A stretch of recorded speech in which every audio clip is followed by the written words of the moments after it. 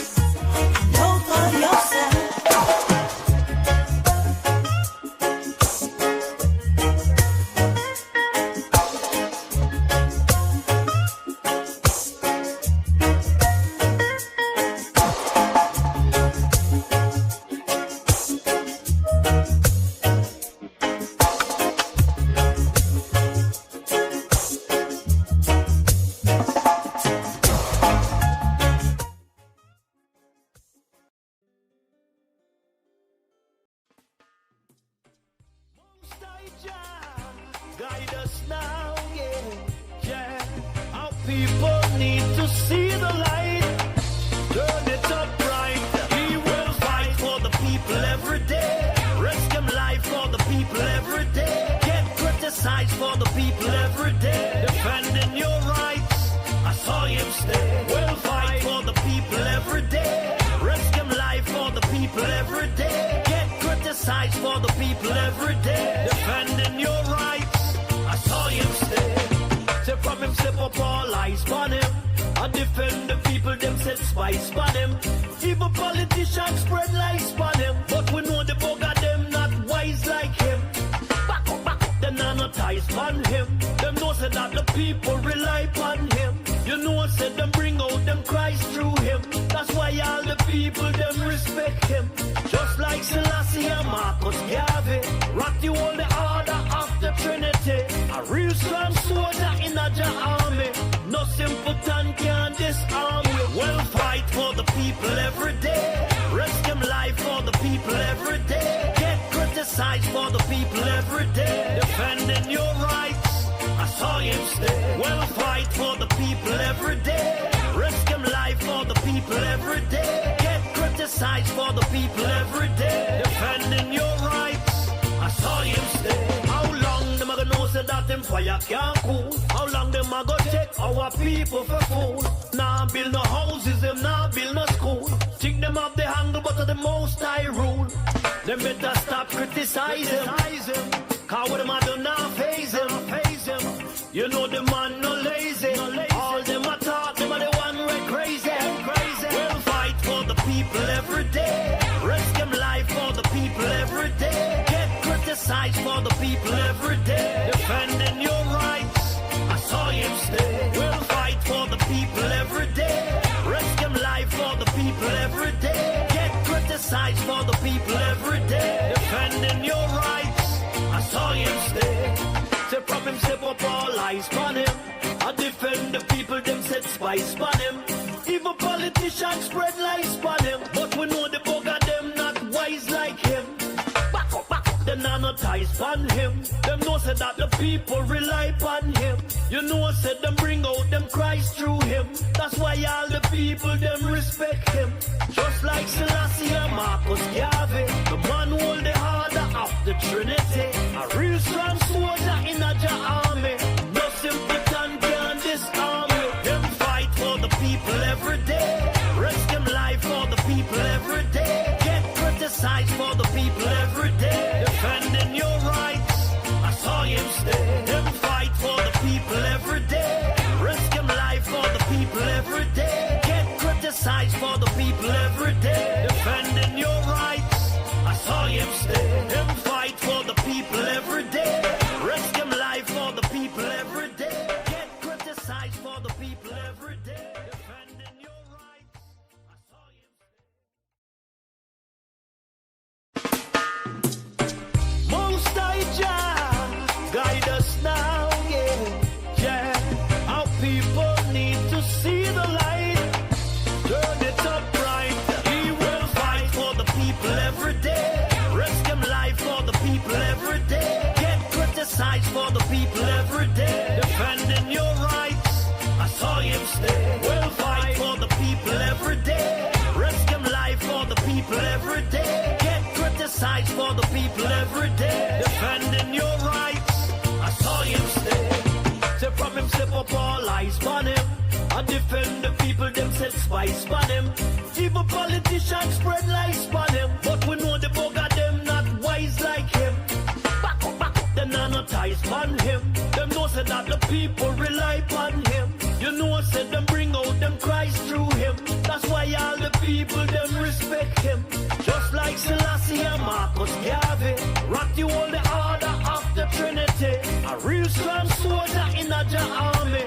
No simpleton can disarm you. Well fight for the people every day. Risk him life for the people every day. Get criticized for the people every day. Defending your rights, I saw him stay. Well fight for the people every day. Risk him life for the people every day. Get criticized for the people every day. Defending your rights, I saw him stay. How long them a gonna know say that them fire can't cool? How long them a gonna take our people for fool? Nah build no houses, them nah build no school. Think them have the handle but of the most high rule. Them better stop criticizing. Cause what them a do now phase him. You know the man no lazy. All them a talk, them are the one red crazy.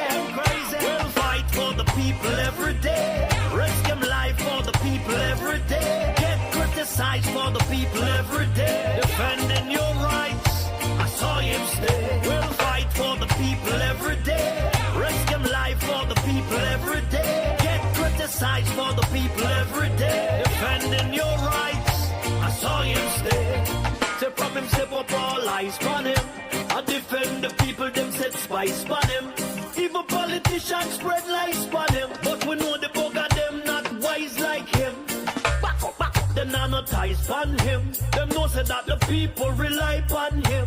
You know said them bring out them cries through him. That's why all the people them respect him.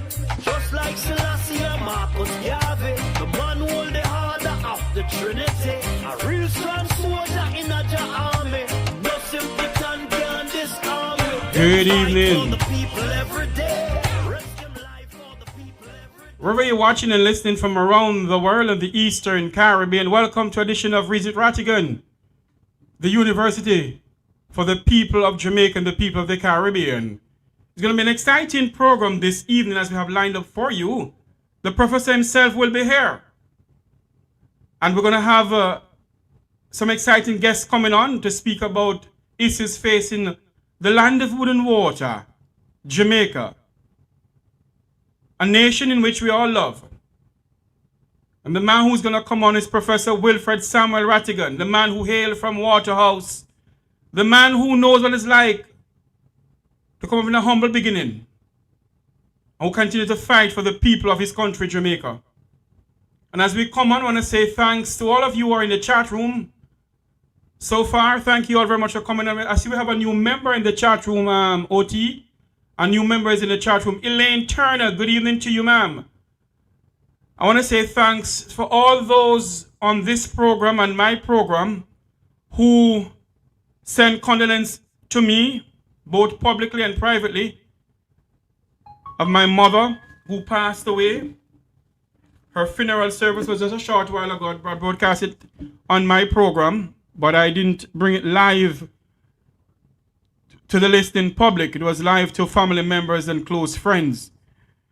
I want to say thank you all very much for standing by me. And to my brother from another mother, Wilfred Samuel Ratigan, thank you so much for standing by me. Tigo and Joan and Oti, thank you all very much. But as we come on air this evening to speak about fundamental issues facing our country, the same way they can call in Mocha on Mr. MP from the People's National Party about something is going on up by the University of the West Indies. Happy Easter to everyone in the chat room. Happy Easter to all those who celebrate Easter. Happy Easter. And tomorrow morning will be Easter Sunday. Were you there when they crucified my Lord? Were you there when they crucified my Lord? Let us go back to something here. Mr. Dennis Gordon is being ridiculed for him to step aside. And many of us in this country are hypocritical, you know. And when I say hypocritical, I mean that if you're calling on Dennis Gordon to resign, I think you should call on Donovan Williams to step aside and the Prime Minister to step aside. I think you should call on them to step aside. Jamaica is riddled with corruption from top to bottom. And whether we believe it, yes or no, I want to acknowledge it, yes or no. Our nation, from 1962 until now,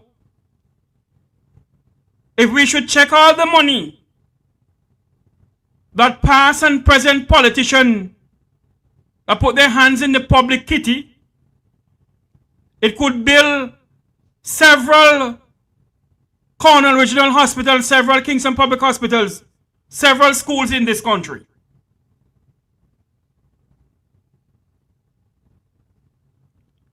And the problem we face in this country is that we are too die-hearted. We are too die-hearted because we believe that these two political gangs or two political tribes can heal this country or heal this nation. But what we must understand, that the change that we seek in this country will never come from the two political parties in Jamaica. The change that we seek in this country has to come from us as Jamaicans.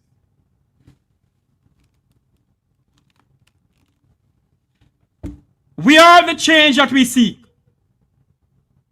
And we must demand the government of the people, by the people, and for the people. And if we can't demand that government, then may God help this nation of ours. We must ask ourselves the question, what sort of Jamaica are we leaving behind for our children? What sort of Jamaica are we leaving behind for the children of tomorrow? A Jamaica where a man can spend $1.4 billion of taxpayers' money on some old dilapidated buses and demanding the next $2 billion to buy new school buses? Yet we sit down in this country and accept it. University of the West Indies, riddled with corruption. The hospital riddled with corruption. When I listen to the PSA, the Public Accounts Committee meeting of Parliament, And they're talking about where do they store their files for the patients who come at University of West Indies Hospital. And they said, put it in some room they put it in. And the room flooded out. Let me say something to you. My dear departed mother have been going to University of West Indies Hospital for many years. And every time she go up there, they can't find her file. I took up my phone one day and I called up there. And I was lucky enough when I called up, there was somebody who know me. I don't remember the person doing it. I said, oh yes, I remember, but I don't remember the person anyway. And I said to the person, my mother had been coming up there. She did an EKG because she had a heart problem. She did an EKG, she did that. Now she's back up there and I still can't find her file. So what sort of nonsense is going on? I can't call the person name. The person to me said, Mr. Tavares, let me tell you something. They throw the files down all over the place so they can't find the files. That is what is going on in our country, Jamaica. My take on the whole thing with the University of West Indies Hospital scandal is that they must find back the old CEO. You see? And lock up every single one. From CEO to BBO to Nino. To secretary to no secretary. Lock up everybody. It cannot be that we must live in a nation where corruption is the order of the day. And we in this country hug up corruption because it's the norm. We must not be that way. And don't depend on we overseas to lead protest, to alleviate the problem that Jamaica have. The man from Waterhouse, our fearless leader, Wilfred Samuel Ratigan, and others, including myself, has led many protests in the United States against the corrupt regime of Andrew Holness. And all we can hear that we're bringing down Jamaica. That we're spreading Jamaica dirty laundry in the public.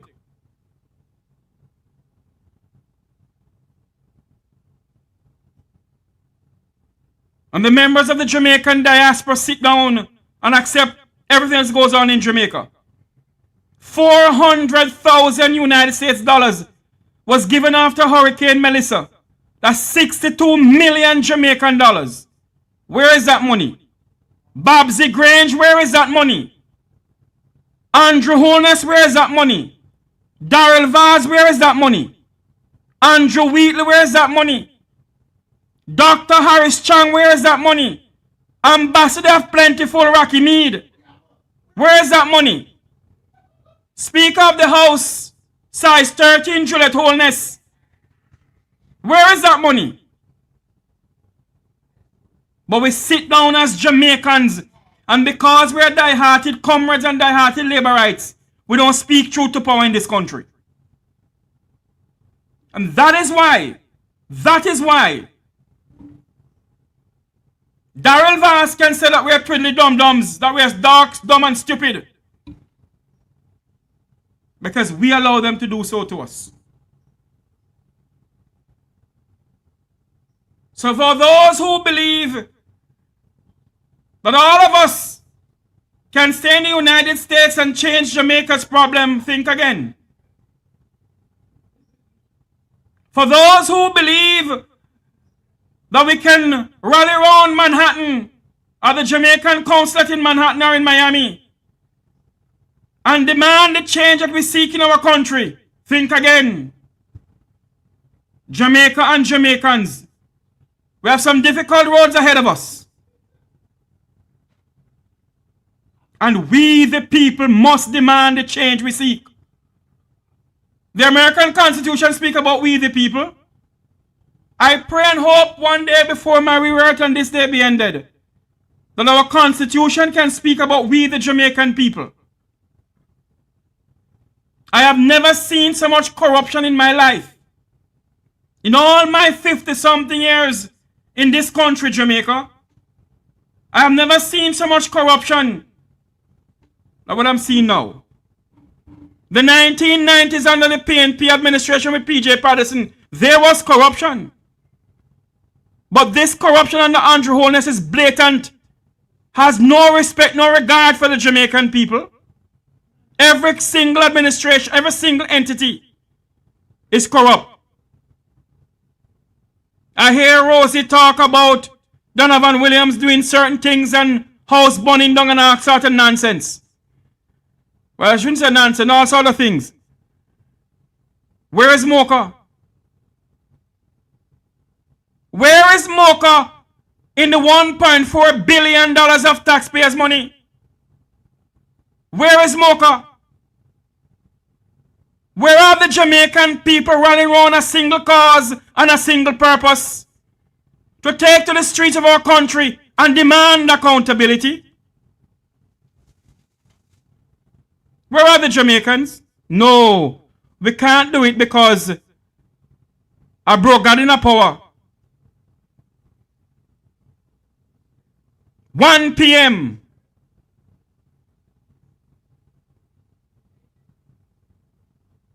So we can't do it. We can't do it because we can call and beg our food money and we get it.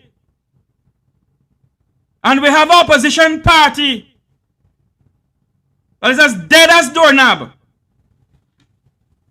Many of you don't like when I talk, but quite frankly, I don't care, you know. I know I'm not on I'm not on the Make We Talk program, I'm Mr. Ratigan program. But we have an opposition party dead as a doorknob. The Jamaica Labour Party has Marlon Morgan out there every day, spewing his utter rubbish and lies and nonsense. You hear nothing from the People's National Party. Where are the young peoples of the People's National Party speaking against what is going on in this country and counteracting Marlon Morgan? Give Marlon Morgan an uppercut. Draw back and give him a punch out and a knockout. Where is them? Talk what you want to talk about Marlon Morgan, you know. Marlon Morgan is out there campaigning same way. Many of you may say Jeffrey election. No. I grew up in a political home. And when election is over, you're still campaigning. The People's National Party must be a party that oppose and send people out there to speak about the issues of the country. You have enough young people, Mr. Golden, Leader Golden, to do so.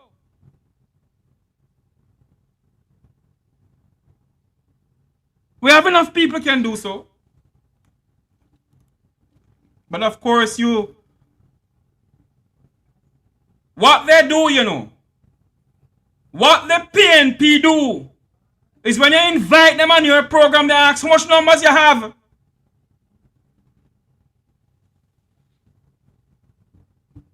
And then tell us, no, the leader can't come by your program. There are some communication people up at Belmont Road. And there's the office there with Hope Road rather. Sorry, up at Hope Road. And when you call up there at the opposition leader office and ask for him to come on your program or anybody, if you don't know their numbers directly to invite them, the communication people at the opposition leader headquarters then telling you no, are asking how much numbers you have by your program.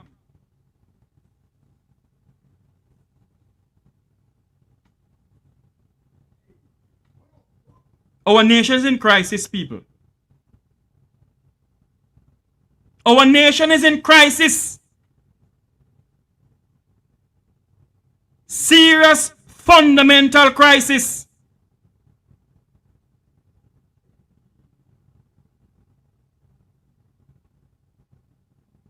If Dennis Garden must step down from any committees on, then I believe that Darrell Vaughan should step down as Minister of Transportation.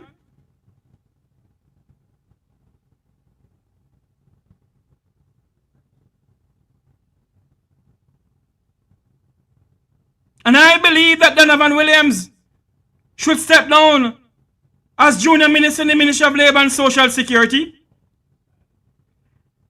I have been saying it on my program on Roots FM from Wapi Kill Phillip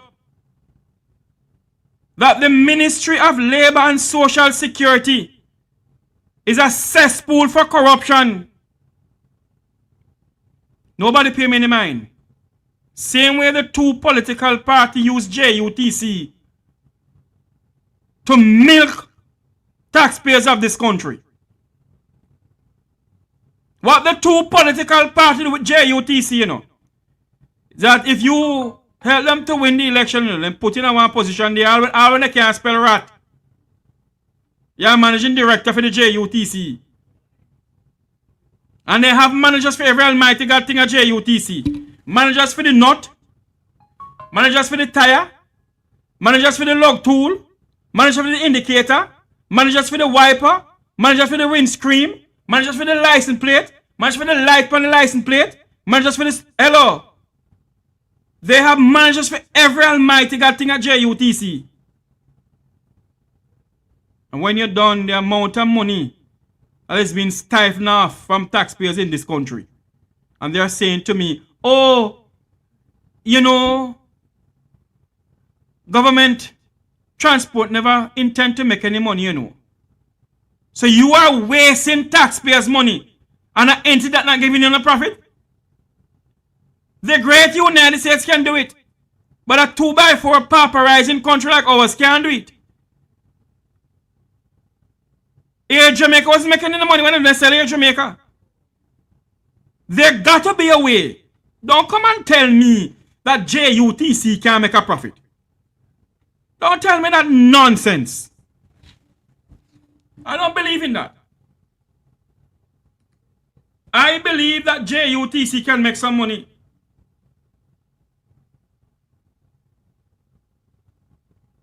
I believe that JUTC can make money.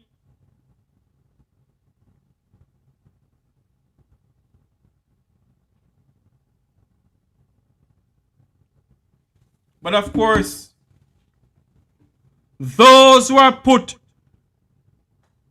to govern this nation, they have bankrupt how many car dealer companies they have.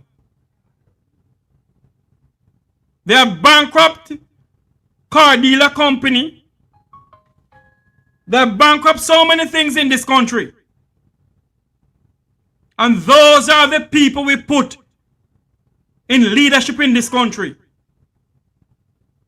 We have a notorious criminal in the parliament who's making laws for the people of this country.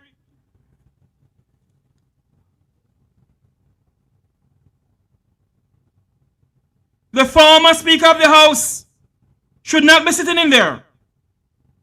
So is Darrell Vaz. In which other modern democracy can we have these notorious criminals sitting in the parliaments of this country, of any other country?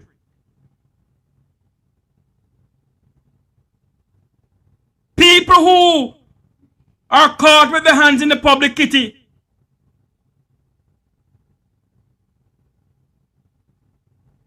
Is sitting in there. No more can I call in. The Prime Minister can't call upon them to step aside because they have secret for the Prime Minister.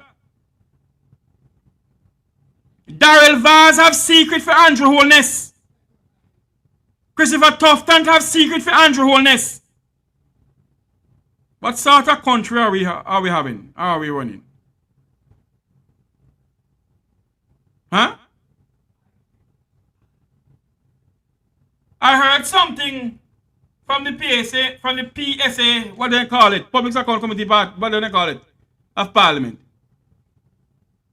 They spend $1.4 billion to buy some cup and plate.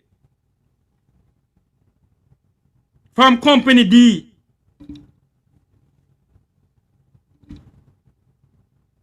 And then Company D. No. Company D sell it to University of West Hospital for 6 point something million. When the cup and plate value 1.4 million. And not one single soul is held accountable. Yes, PAAC, thank you very much. Not one single soul. As what the late Wilmot Mutty Perkins would have said, the CEO is free like a bird in the sky. The center cannot hold mere anarchy upon the land. I broke that time now. 1 p.m. time now. And now when people sit down, all I can hear people talking. Jeffrey, they're afraid, you know. They're so afraid of Andrew, you know. But when, and I said before, I have nothing against Adidja Palmer, aka Vive Cartel. Because I bring down my program here, so he must be freed. But when you see Jamaicans take to the streets of Kingston, Jamaica, and say, free world boss, why don't I get to the streets and said, enough is enough. This nation is in crisis. They can't do that. Anyway, I can tap my chatting now. I have the professors here. Professor Wilfred Rattigan, the man who hailed from Waterhouse. Good evening to you, sir. Now here you at all, Waterhouse, now here then he is deaf. Not a thing, sir. Mike. Up, turn it up now, turn it up, make Andrew can hear, turn it up. Mike. It low. Something wrong. Mike. A little bit lower, put it more to your mouth. Mike. No man, it low. Look like Andrew in a try sabotage you. Yes, we will continue talking, yes. Until we get Mr. Ratigan to come. We must stand up for this country, you know, people. All of us is running away from the country to the great United States or the great Canada. You know where they're going? We must stand up against the nepotism and the cronyism. We must stand up against what is going on in this country. And we, the people, must be the one who fight for this piece of rock. They spend how much billions of dollars, millions of dollars on constitutional reform. You don't hear nothing more about it? Because that was a milking tree. They find some money when they can't get their friends and cronies. It was a milking tree.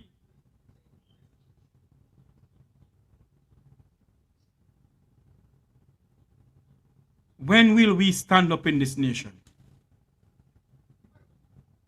When will the people of our country stop and look within themselves? Where is the nanny of the maroon? Where is the Paul Bogle? I'm live on here. I can't talk right now.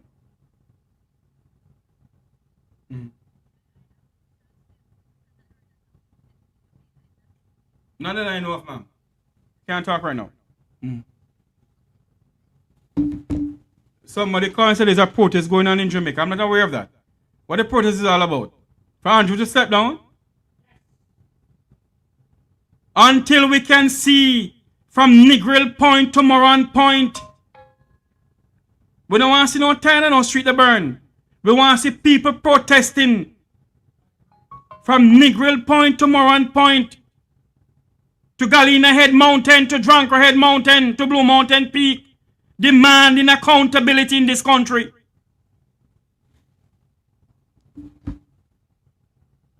What is the protest all about? Nobody can tell me. Because I'm looking all over the place here to see where, if there's a protest, because I don't see nothing on my media group here. Oh, free the beach. That's Dr. Devon Taylor and Jamaics. Yes, man, they must have it. How many of them out there? Little bit of them. While Jamaicans sit down at home. 1 p.m., one bro God. God not shown who is the bro God. I'm going to continue worshiping, man. I came on my program some time ago and I asked God to shake the Parliament of Jamaica, you know. The Monday morning I came on and I asked God to shake the Parliament of Jamaica. You know what he did? He shook the entire Jamaica. You shall have no other God but me. So make Jamaicans still talk about them one broker and then 1 p.m. The day gonna come when Almighty God shall shake our nation.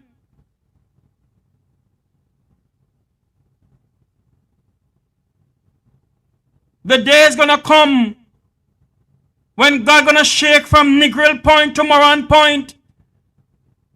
Innocent blood has been shed in this country.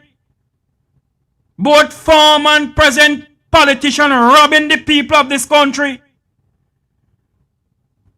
And mark my word, God is wrath and he's gonna shake Jamaica.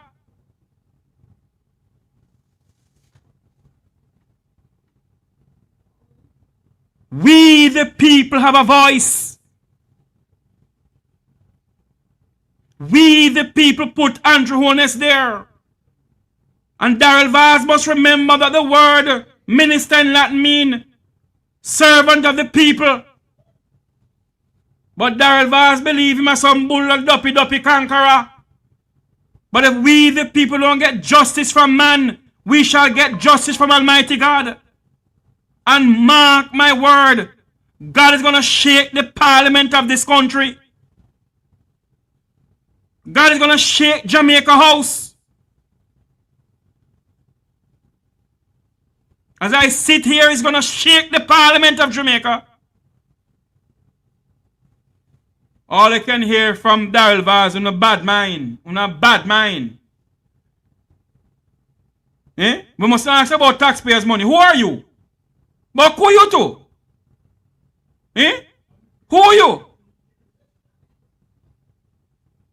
Who are you? That we can ask about our money? You think it's your money? If it was some other country, I like you to sit in a parliament. Jail no miss you.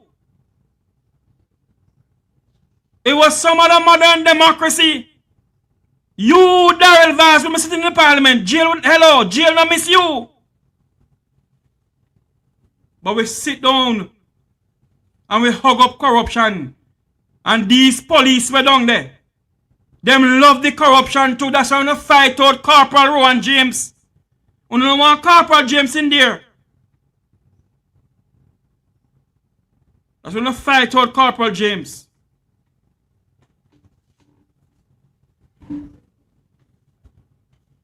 If we do not get up off our, what they call it, behind,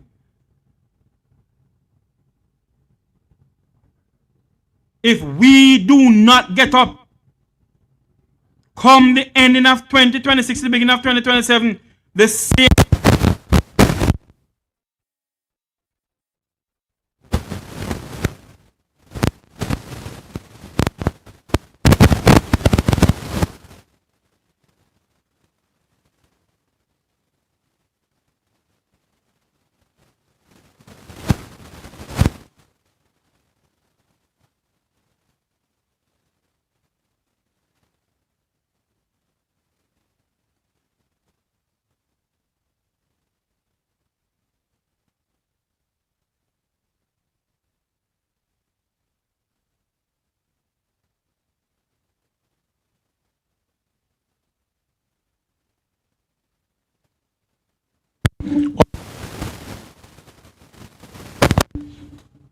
Audio. No, I'm not muted at all. I don't know what's going on here. Audio testing, mic 1, I'm not muted. What on earth is going on? Check 1, 2, 3. Audio testing 1.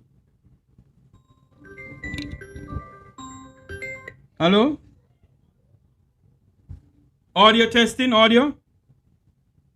Hello?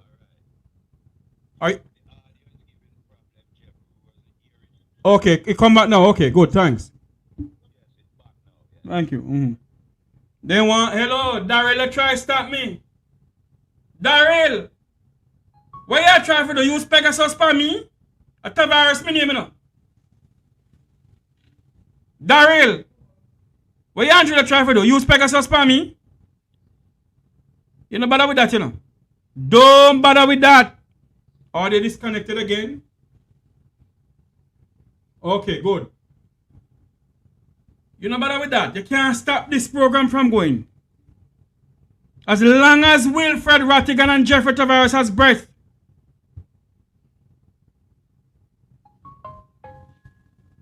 We'll speak truth to power.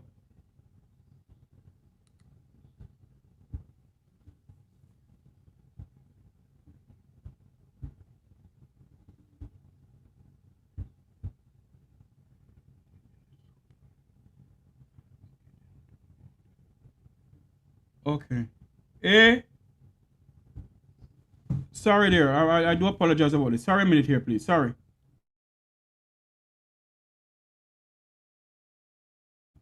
Yes.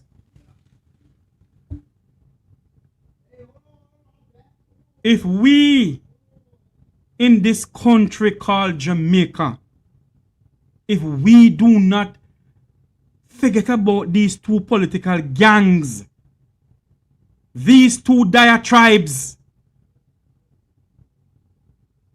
my good friend Jerry Small said that there are two political gangs in the parliament.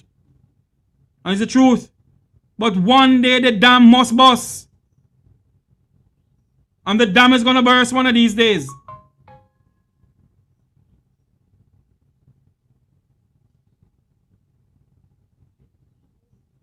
The dam is going to burst.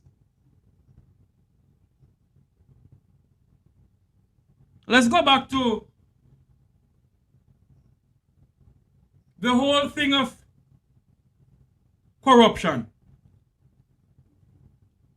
I keep on saying on this program and my program too, that it's not only politicians robbing the coffers of this country, you know.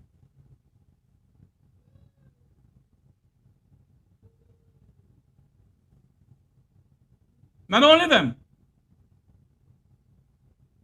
You have the permanent secretary, Jeffrey behave yourself, the permanent secretaries, not secretaries, who are robbing the ministries blind. Now you have teachers who are not getting their proper salary. You don't hear Marlon Morgan come out and speak about the $180-something million in overpayment in salaries at the Ministry of Education. You know anybody talk about that? Whatever suit them, that's what they speak about.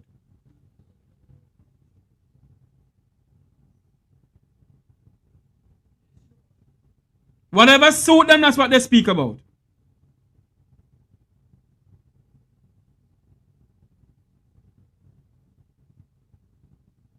And we, every 5 years we jump up in our green and our orange. And we shower this like we don't bathe for a morning. And we come this. And we come red. And we come this and we come that. And the next, after the election, everything got back to square one. On the ball again.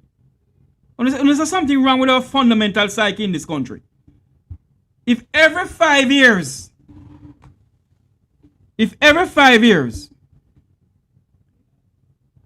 you go to the polls in this country, and it's the same thing happening over and over. Only blaming politician, don't blame politician.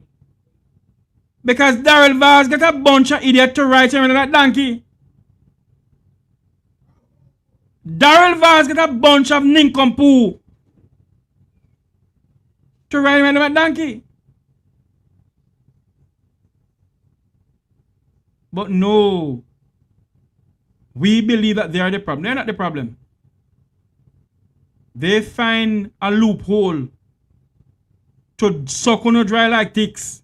And so that's what they're doing.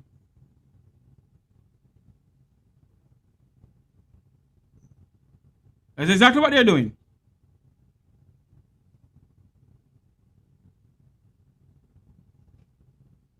They're milking everybody. They're making the coffers dry. We're standing by to join Mr. Wilfred Rattigan. The fearless leader, Professor Rattigan, is going to come on soon. There's a little technical difficulties going on there, but in the meanwhile, you have me to encounter with. Ranting and raving. You have me to encounter with. And we speak about the level of nepotism and cronyism in this country. Couple of days ago, you hear about $1.5 billion of cocaine found in St. Elizabeth. A quiet parish of St. Elizabeth become a drugs haven now. Welcome to everybody in the chat room. Remember to like, share, and subscribe. Like up the live feed, people. Come on, man. Like up the live feed. We're listening and watching from around the world and the Eastern Caribbean. This is Come Visit Ratigan, the Professor program. We're standing by to join him. He's going to come on soon. And we have some exciting program ahead of us. Some exciting guests coming on to speak truth to power in this country. So stand by for that. It is now 3:54, 2:54 in the land of wood and water. From Negril Point to Moran Point to Galena Head Mountain to Drunkard Head Mountain to Blue Mountain Peak. Come and listen to our fearless leader, the man who's hailed from Waterhouse, who came up from humble beginning. And some people in Jamaica don't like that. Then go on the most when they hear the name. But you see, if Ratigan was in Jamaica, overseeing the security apparatus of our country, I like Darrell Vaz gone to prison. Darrell, I like you down there prison. Because you know what I've been doing all along.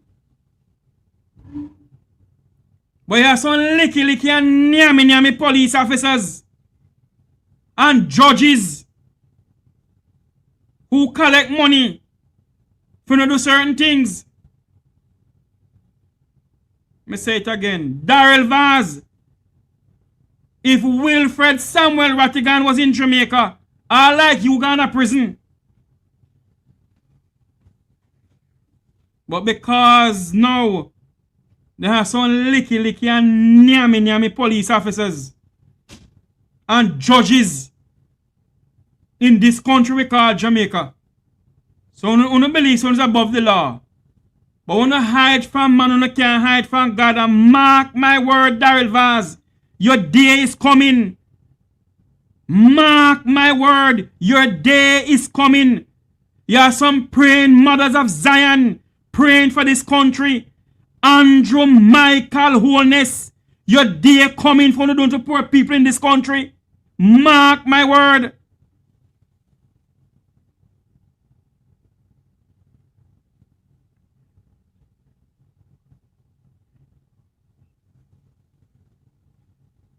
We come over such a we highlight this one behind bars because licky and nyami people down there.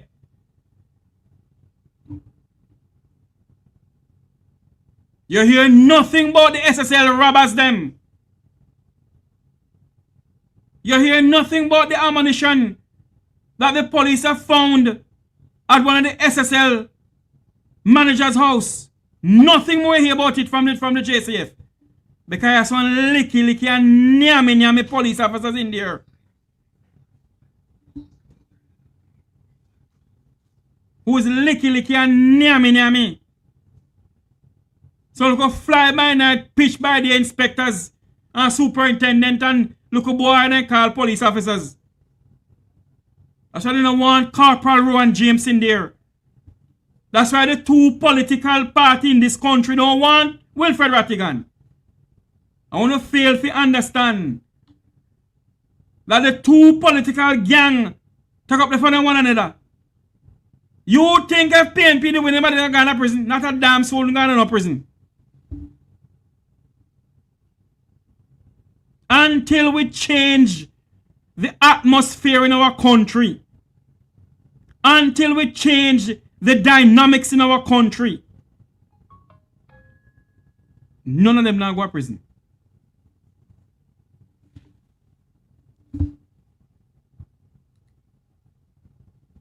Not one single going to prison.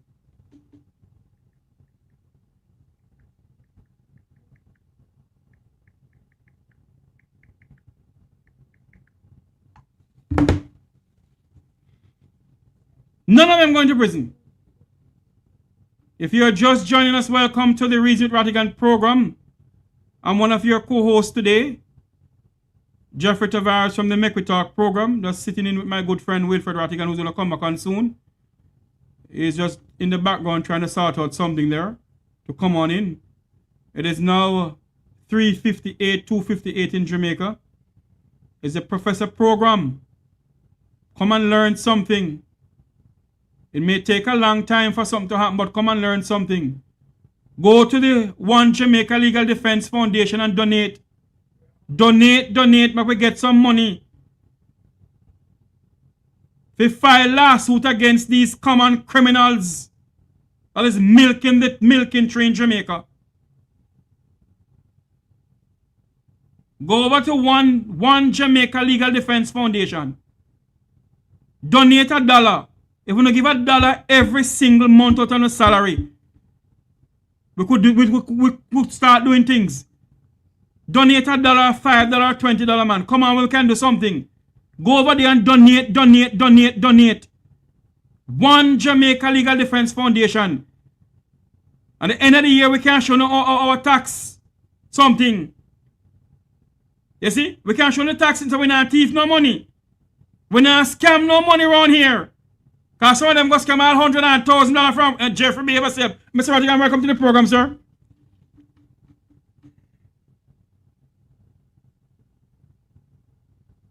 What is going on here? Not hearing you at all, Ratty. You're not hearing me? Not, man. Use the other mic where you have. Mike. Yes, we're hearing you now. Mike. It gone again. Turn up it some more. Mike. Up some more that dial vast kind of Portland. Mike. Up. Mike. Yes, Daryl can hear you now. Go ahead. Welcome. Let us welcome our fearless leader, the man who hailed from Waterhouse, Professor Wilfred Samuel Ratigan. Ratty, over to you. Mic check. All right. Good evening, ladies and gentlemen, brothers and sisters, students. I'd like to thank all of you for being patient. Every now and again, we go through these technological challenges, and it's unavoidable. These things are going to happen. It's just that it happens, and some people would say, too frequently for our program. But that's life. We just have to deal with what we have to deal with. I want to thank Mr. Tavares for sitting in and talking up the issues. And I see where some of you is actually getting you to respond to the things that are happening in Jamaica. And that's good, because discourse is always good, you know what I mean? We don't want to have people just sit there and accept things. We want people to challenge things. And if I say something that you disagree with, challenge. This morning I had a long conversation with support of the program who felt that we should be going in a different direction. And it was a meaningful exchange, and we welcome that. And Jeffrey's in the same mold, where he says things and you agree or disagree.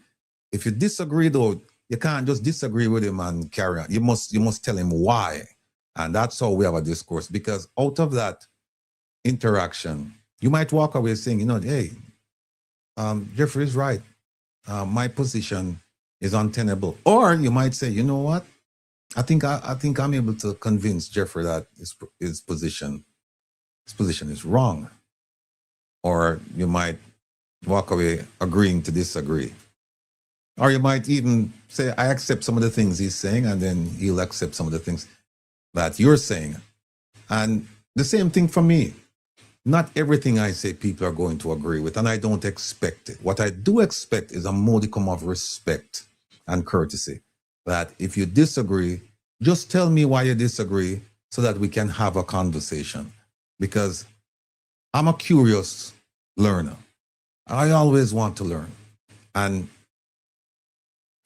I may have the experience, but certainly I don't have a monopoly on knowledge. And I look forward to you to correct me when I'm wrong. In as much as you should look forward to being corrected when you're wrong. And we can't, one of the worst things is to stake out a position. And even after it has been proven to you, legally, socially, morally, religiously, and otherwise, that your position is untenable, that people still hold on to the position. It's like somebody would say they're a diehard supporter of a political party. There's nothing wrong with that. But when you're presented with facts, at the very least, be honest. Be honest and say, look, my party is not perfect and we make mistakes. And this is one mistake that we've made. And even if you want to pivot and say, but the other party make a ton, that's fine. But at least you accept. You accept when your position is untenable. It doesn't mean that you have to change your mind about your party, It doesn't mean that. But it just means that on that particular issue, you say, yes, okay, all right, I understand. And that's how we're going to get through this. Now, let me just say that Professor DJ Kevin Stew is unavailable today. Hopefully he'll join us later, I think tonight. I'm not sure if he's going to do his program, but I'm sure that he and I will have a conversation before I go on at 10. But he will not join us for today's edition of Reason with Ratigan. But believe it or not, people, he's in the background. He's paying close attention to what I'm doing, what Jeffrey is doing, because he knows that he can't leave us alone. He can't trust us alone, especially me. He knows we're going to mash up everything. And so he will come off and start all over. So DJ Kevin, Stu, Kevin, were you there? Professor, thank you. And we look forward to talking to you later. Now, tonight's program, Relax with the Rebel. Tonight, we played reggae for quite some time now, so tonight we're going to play some smooth jazz. And we want you to join us. It's going to be a very, not just a relax. Mr. Ratigan. Yeah. The way, no, man, come on. Say the smooth jazz better than that, no, man. Smooth jazz. Yes. Yeah, tonight and listen to it. Well, because when I'm trying to relax during the week, sometimes I just go out and just start making all kinds of playlists. So I have a house music playlist, I have a reggae playlist, I have this, I have that. By the way, I think it was last week, Sunday or the Sunday before, Kevin and I played the set of Easy Like Sunday with the Rebel. And to our amazement, it was extremely well received. I mean, Kevin was getting calls. I got calls after the program saying, hey, you don't need to do this more often. And 2 hours too short. But on a Sunday, we are working with time constraints because there's a program before we start and there's a program right at the end of our segment. So we go from 2 to 4. This coming Saturday, we decided that we're not going to go to the Sunday program. We're going to bring Relax with the Rebel along with Kevin's program. We're going to combine them. So a week from today, we're going to play 4 hours of music. Kevin's 2 hours plus my 2 hours. And we have quite a show for you. Believe me. Next week, you cannot afford to miss it. As soon as, and we're going to end this program a little bit early so we can set up. But you need, as soon as we say go, you need to come off of this program and just go straight over to Reggae Global Radio.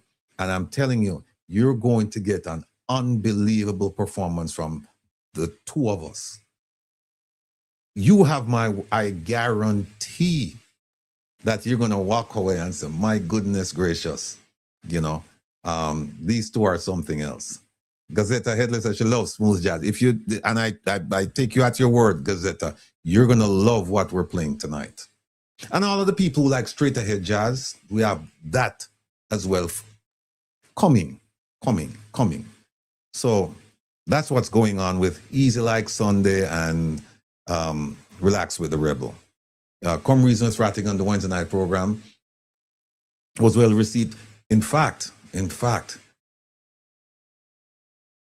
it was so engaging that I did not, and I apologize, I did not open the phone line. And I didn't realize it until right as we're closing the program that I didn't. And of course, I got a few phone calls afterwards saying, why didn't you open the phone line?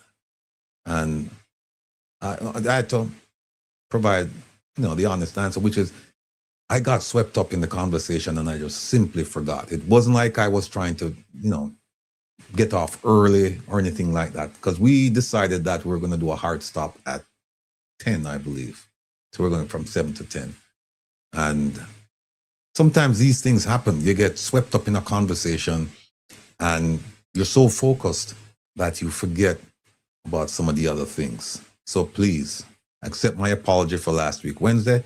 I promise I'm going to make it up to you next week, Saturday night. You cannot afford to mix next week, Saturday night, from 8 to midnight. DJ Kevin Steele and I are going to have the place running. And for those of you who watched it a couple Sundays ago, this is going to be a continuation of that. So when I talk to people like, Merle, my girl, and Elaine, and I shouldn't start calling names. And Miss Philly. And Miss Philly. I shouldn't start calling names because I know I'm going to forget some of the names and people are going to be upset. And Vivian and Missy Bram and please forgive me if I'm not calling him. It's like everything just go haywire right now. So we're just kind of like level out because we have a program to do. So big up everybody. Jeffrey Love said sickly and lazy, but I just said sick. And by the way, people, we have to extend our condolences to Mr. Tavares and his family. Please keep them in your prayers as they go through this period of mourning and sorrow. May the Almighty continue to provide comfort to the family. Jeffrey, you have our deepest condolences on the passing of your beloved mom. I watched some of the stream today, and it was very, very touching. I always like when them call, Jamaican women, when they're utilizing them, when them say Mama PR, Mama Yes. PR, something like that. And your brother was referring to her as Mama, what is it? G called her? No, Auntie Jean. G, right. Yes. Yeah. And him talk about our Gizada and all of them. Yes. Yeah. I mean, You know something, right? As you touch on that, as you touch on the Gizada part, our grandmother, that's my mother's mother, and my godmother, because my mother used to go down to my godmother at one point to live or something of the sort. So my godmother used to make Gizada and all those things. But my grandmother, my mother's mother, she make a lovely banana bread and grate a cake and Gizada and puff and all those things. So when my brother talking about it, I know what he's talking about because it's the truth. So hold on a second. Those culinary skills, particularly the baking skills, they didn't pass any of that on to you? No. My wife tell me say I can't bake. Bake products from you then? No. All right. No. I can't bake and I can't hardly cook. my stepson here tell. Confession is good for the soul, sir. Yeah, my stepson tell me that. They said, no, mommy, he can't cook. My goodness gracious. So they hear that people can't eat from their free. Today we have a wonderful program set up for you, but I don't think we're going to be able to complete. Oh, but wait a minute. You know what? We might be able to complete it because Kevin is off. So we might be able to complete it. Yeah, so people just sit back, relax. We're going to do a few segments. Well, we're going to do a lot of segments. It just occurred to me Just now, although I was told by Joan and OT that Kevin is not going to be around, so we can go ahead and take our time. And I mean, this is so convenient that, you know, we lost about a half hour, so well, actually an hour, but we'll make it up. It's like, you know, you're flying up, you know, you leave, you know, the pilot take off late, but make up the time. So that's what we're going to be doing. Let me just run to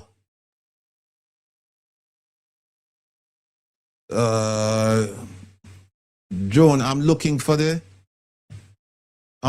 thing, but I don't see the slideshow. I don't see it.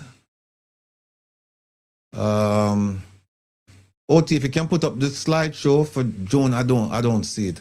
And while you're doing that, I can just put up some things here. Here's one.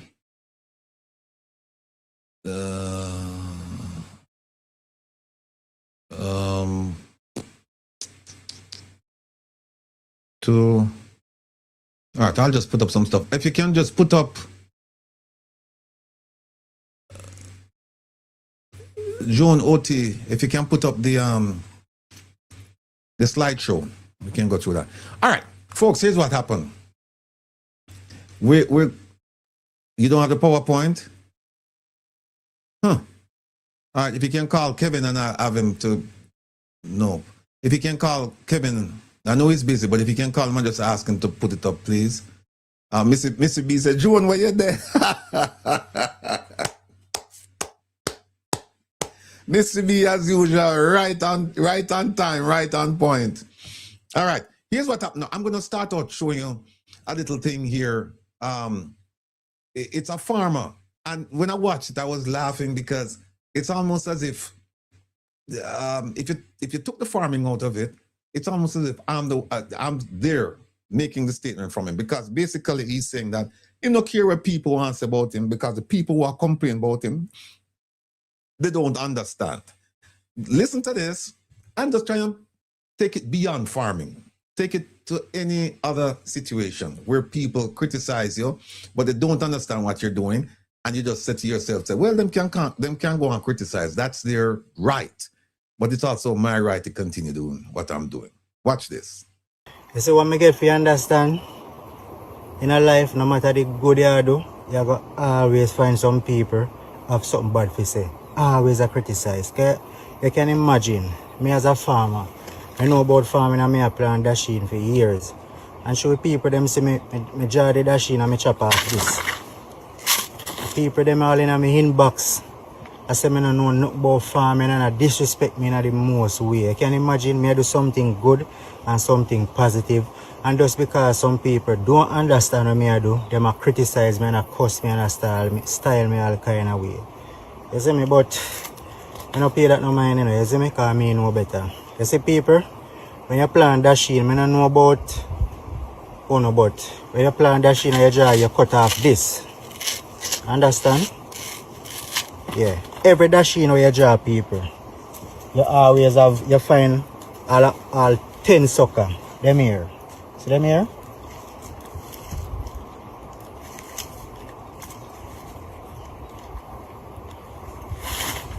Every time you draw one dasheen, them will come up behind it. So them are your plan back. When you draw the dasheen, you cut off them part here and dash it away. It seems like say people them back in the days used to plant them, but we not plant them here people, a modern time now. So every dasheen a draw, all 10 of them here in the hole, the sucker them. So them here, we plant back. You see me? And we get back the dasheen them. So when I see some people disrespect me and I say me don't know nothing about farming, I just laugh and shake me because me know say me know about farming. You understand? Yeah. So when I really pay them no mind, them I see them are going in way there. See me? Yeah, me just go and do the right thing and the positive thing. You see me? Yeah.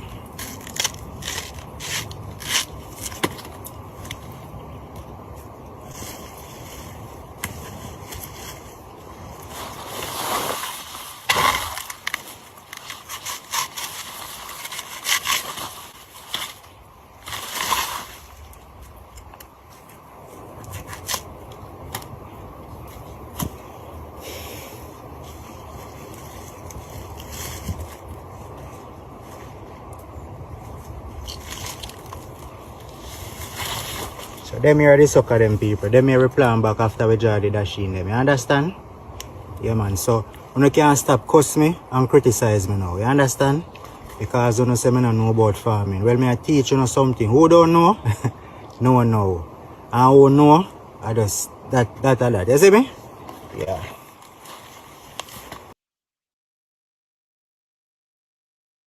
So I saw that and I just took it and applied it to my situation. And when people criticize you and they don't know, and a couple of things. One is they don't know, and you have to kind of like inform their ignorance. You have to kind of straighten them out. Some of these people you will never be able to straighten them out. So you need to quickly realize that who those people are, identify them, and then move on and leave them behind. But there are some that they truly don't know, and they're open to learning, and they're just regurgitating something they heard. So what you have to do is you have to produce your evidence and convince them, and you find that in a lot of instances people will listen, and like a gentleman I spoke to this morning. He came with a certain perspective, and after listening to me and after I gave him the facts, him start percolating in my head, and him get the drift. But I found that very funny where they might cuss out the farmer, Jeffrey, and say, no way, man, do. And the man take it out to make a video and show them about dashing, suck, and all of this. But you know, to be honest, Ratty, I never know said that's how dashing plant do, you know. Like you hear him said, if you never know, you know now. Yeah. So... Because honestly, my godmother, not my grandmother, my godmother, right next to her house, she used to have a nice farm, banana, whatever. But I've never seen how she planted dasheen. Well, So it's very interesting. No, you know. Yeah. People, that's how we do things around here, you know. We're multidimensional. We can talk to you about just about anything, even though people might say, well, they don't have the training. Well, keep in mind that being formally trained is only one way of understanding what's going on. It is not the only way. Because if you think about it, the first man who got a PhD, very first person who got a PhD, who did he get it from? Who did he get it? He got it from somebody who didn't have a PhD. Yep. But had the knowledge. Yep. So we won't belabor the point. Just keep that in mind. All right, here we go. Ratigan University. SSB, we will always keep this up and we will always give you your credit. Welcome to the Rattigan University, where lies are dispelled and truth is upheld. Thank you for that. Producer Joan, big up yourself, shaping civic minds for a better tomorrow. And people, today, I am so excited, Jeffrey. A young professor, I am so excited because I have something to show today. Two things to show. One in Jamaica, one in South Africa. I have to show them, to show how you engage youngsters in the process and how, out of the engagement, there is something positive. One of them, you're going to hear the conversation, and those of you who watched us on Wednesday, you saw a part of it. We're going to play it again because after listening to it again, I realized that we must emphasize this message. But something happened in the Jamaican Parliament this week, and it has not been covered to the best of my knowledge. It has not been covered. But people, I have to show you this. I am so proud of what happened in the Jamaican Parliament this week. And guess what? Guess what, Jeffrey? What? It had nothing to do with politicians. Indeed. It had nothing to do with politicians or public servants. When you see people, believe me, you're going to understand why we do what we do around here. So there we go. Today we're going to discuss Pamela Monroe-Ellis, the taxpayers' savior. Is she really? Is she really? I think she is. I say yes. We're going to show the videos as well, and then we're going to look into some things. If she had the power of a DPP, meaning that if she had the power to prosecute, my goodness gracious, this woman is amazing. Now, has she made mistakes? Of course. Of course. We all do. And I'll show you one of the mistakes. I'll show you. But keep in mind that she's restrained by the laws of Jamaica. There's certain things that she cannot do. And there's certain things we'd love for her to do, but she cannot. She cannot. We're going to show you some of that. Government prosperity at the expense of the poor. We're going to talk about that. Remember, they promised you prosperity back in 2016, 2015. And here it is. And then they put up this thing about 100 or so achievements. And I'd like all of you to tell me, did you see an achievement in there that you can count as prosperity for you, not for the political party, for you? Think about that. Political options and possible constitutional crisis. We're looking at, you know, one of the things that, Jeffrey, that nobody, I haven't heard people mention it too much. Dr. Andre Horton. Yes, that's true. He exited the Political arena. Yeah. So there are some issues going on over there. And then I watched one of the PAAC meetings where Damian Crawford was asking someone a question.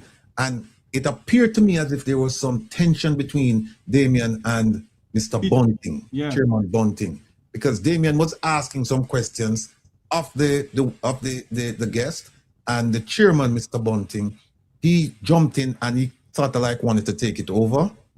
And then Damian said to him, essentially, let me ask my questions. You can ask your questions. I'm questioning the witness. Don't interrupt me. And right after that, he was replaced by Dr. Dawes. I don't know what happened there. There is some political tension going on in the PNP, you know, Daryl. There is something going on in there. And now the JLP, that is a house on fire. Yes. With Rosie and Donovan. Yeah, that is a house on fire. I wanted to call her Miss Hamilton. You know, with people in respect around here, but sometimes the words don't come out exactly the way you want to say them. But anyway, yeah, Miss Hamilton and Mr. Williams, that house is on fire. We talked about it last week, and we may touch a little bit. This week, yes. I think we should touch a little bit this week. So, in light of the fact with those two parties, one of the things that we started it several weeks now, we said to people, because people call me and say, hey, what do you think about a third party? And I've been thinking about it. And I've been talking to politicians in Jamaica. I've been talking to lawyers in Jamaica, because it could end up in a constitutional crisis that Jamaica has never seen. And it depends on the strength of a third party, not only the strength, but the message of a third party. Now, let me be absolutely clear. I'm not advocating for a third party. I'm discussing a political option. And just say, people, what do you think about this? Because I know some men are going to say, yeah, Ratigan a form third party. Him and Jeffrey up that. And we're not forming a third party. We're just discussing so that people can understand. We want people to think for themselves. And to that extent, we invited the JPP, or we reached out to them, they didn't respond. We reached out to... They have not responded to none of my calls. Okay. And by the way, the JPP people, that's the party that says that the founder is a trillionaire in US dollars, and that they're going to wipe out Jamaica. They're going to put the money in trust, wipe out Jamaica's debt, and they're also going to buy fighter jets. Like fighter jets and submarines. Over Iraq. They said they're going to buy fighter jets like that. And also they're going to buy submarines to protect Jamaica. I don't know why. And for the police, some Harley Davidson. Yes. So Raymond White, some need for run. But so what happened is that party, Mr. Tavares reached out to them and they did not respond. We reached out to Up Jamaica and they accepted. We had to reach out to Marvin Edgar and he accepted. We reached out to Kojo, Haile Mikhail Kojo. The gentleman who has written a constitution and continues to make his voice be heard in the political sphere. He's coming on. And who else do we have, Jeffrey, coming on? Apart, we have Michael Williams from NDM, right? From the National. He and I, we have engaged on Jeffrey's program already, and it was a memorable one. And just last week we had a conversation with him again, and he gave us some intriguing information about third-party politics in Jamaica. So, people, this is all about having a discussion to say, okay, how viable is this? How would a good one? How would it start? And since Jeffrey Gray put something in there, because one of the things that they need to look at the fact that about 65% of the people who took the time and the effort to register to vote did not vote. 2/3 didn't vote. 2/3 who registered to vote didn't vote. So they need to find out, who are these people? Where do they live? And they also need to look at some of these communities. And I was sharing this with some statisticians in Jamaica, and they were saying you need to look at some of these communities to see how have they benefited on the PNP, how have they benefited on the JLP, because they're saying that some of these communities, some they have not benefited under the rule of both parties.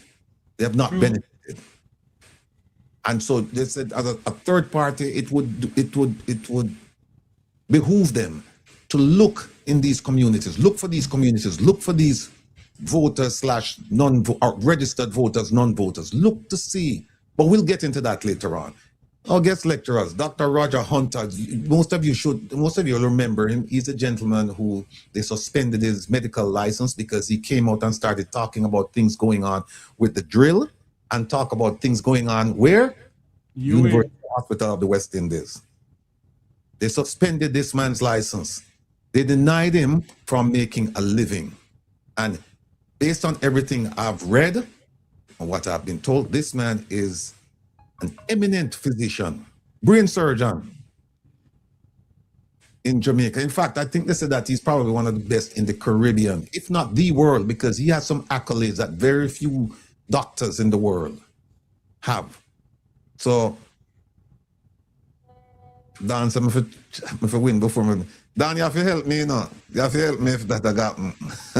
Right. All right, engagement norms, active listener, use your time effectively, and we're gonna have some extra time tonight. So, take your time, think through what we're saying. We're not going anywhere for a while, and let's have a discussion. Enjoy the experience. Look at this. This is a very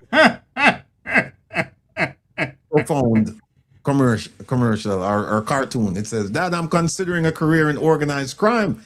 And what does his father? His father doesn't say, is it the 5 families? Is it, in New York? Is it Colombian drug cartel? Is it drug gang in Jamaica? No, he said government or private sector.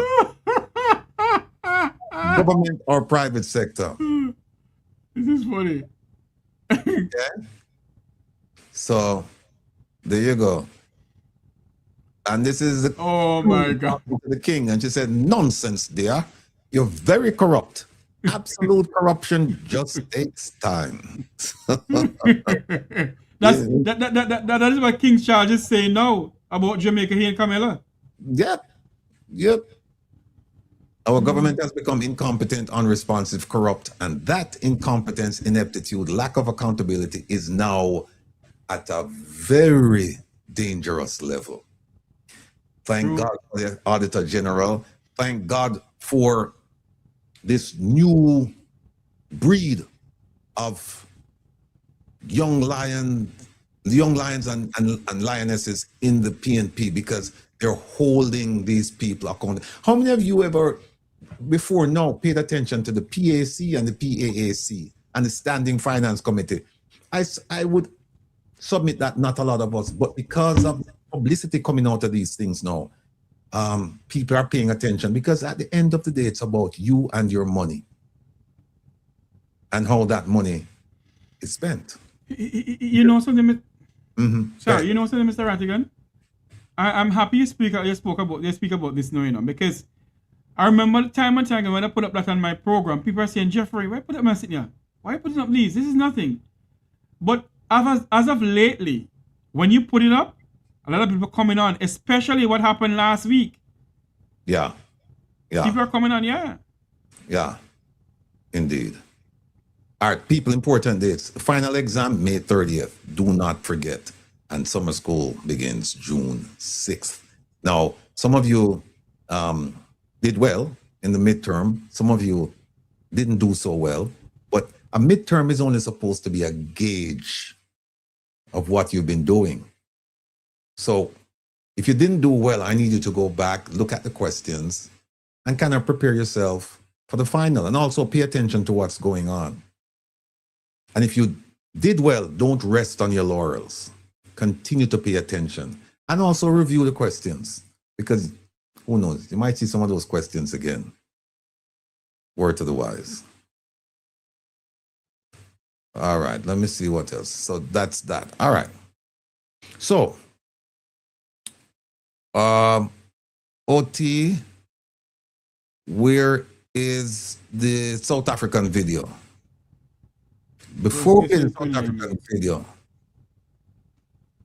I want to well, I heard you talking earlier, Jeffrey, about the protest that's going on. Jabem, Yes. they have a protest going on today. And let me just put this up while OT put up the South African video. Didn't know Jamaican beaches are under attack. The local residents of Jamaica are not able to visit their local beach just the way that we would in the United States. You can't just drive up to a beach and expect to sit there with your family and enjoy the sun, sea, and sand. It doesn't work like that for the Jamaicans in Jamaica. That being said, we need to stand up for their rights. We need to stand up for the local residents of Jamaica, the people on the ground. These people deserve the right to their land. They deserve the right to their sea. They deserve to have their culture preserved and protected. If you are in Jamaica this weekend, please head over to Mommy Bay in St. Anne's. Join us in the protest that goes against the new beach policy. Jamaicans will no longer be silenced. It's time to stand up and it's time to preserve the culture. Stand for something or fall for anything. One Jamaica. Here, here. Yes, indeed. And then here is the poster. Yeah, when, let me see something. There it is. Rally for Beach Rights, Mommy Bay, St. Anne's. That's today. Say no to qualified rights. And they're going down the new beach policy. If you're in the area, please go out there and support the effort. Jabem on the move for beach rights for all Jamaicans. All right. And that's in Mommy Bay, St. Anne. Okay.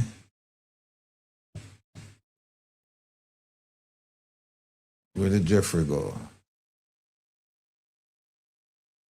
I am right here, but I can't see you either. I know this. Move this for me, please, OT, the poster.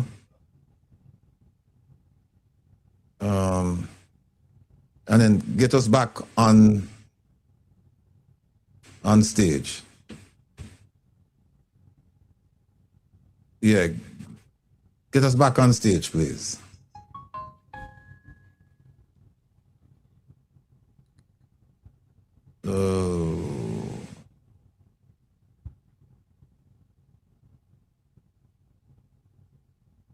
Okay. All right, hold on a second. All right, here we go. All right, cool. All right, folks. The South African video It is a discussion between a young man and an elder or his elder. And they're talking about politics and government. And there are some things there's some things said, very, very profound. And if you watched us on Wednesday, you had no choice but to walk away saying, wow, I just wish that Jamaica would have these kinds of discussions. They're very healthy. But I want to show you something before I do that. I want to show you something before I do that. And then I'm going to talk about this a little bit because I'm very proud. This happened this week in the Jamaican Parliament. Watch. Hold on. OT, just move the mommy base stuff for me, please.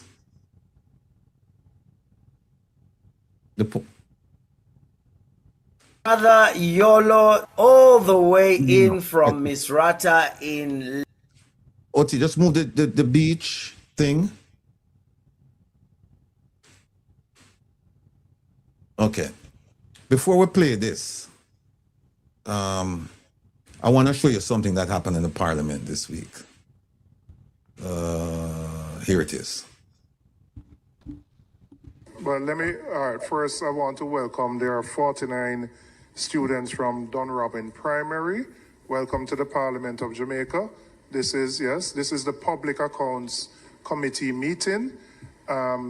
We are not going to have a sitting of the full Parliament, but you're welcome to continue to watch and observe in silence the proceedings of this committee. This committee is set up to deal with reports. Look at that.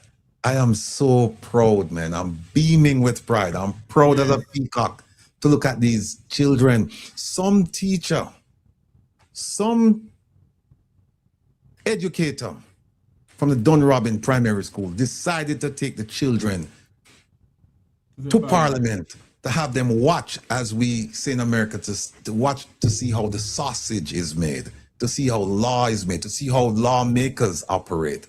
I'm so proud. This is what we're talking about, getting them involved from an early stage. And I hope that this is not a one-off for these children. I hope that they can make it like maybe once a month or once every 2 months or whatever it is, to just take them there to see different committees in action. And I hope that the message is not an instant message, meaning that they go and they see and then it's forgotten.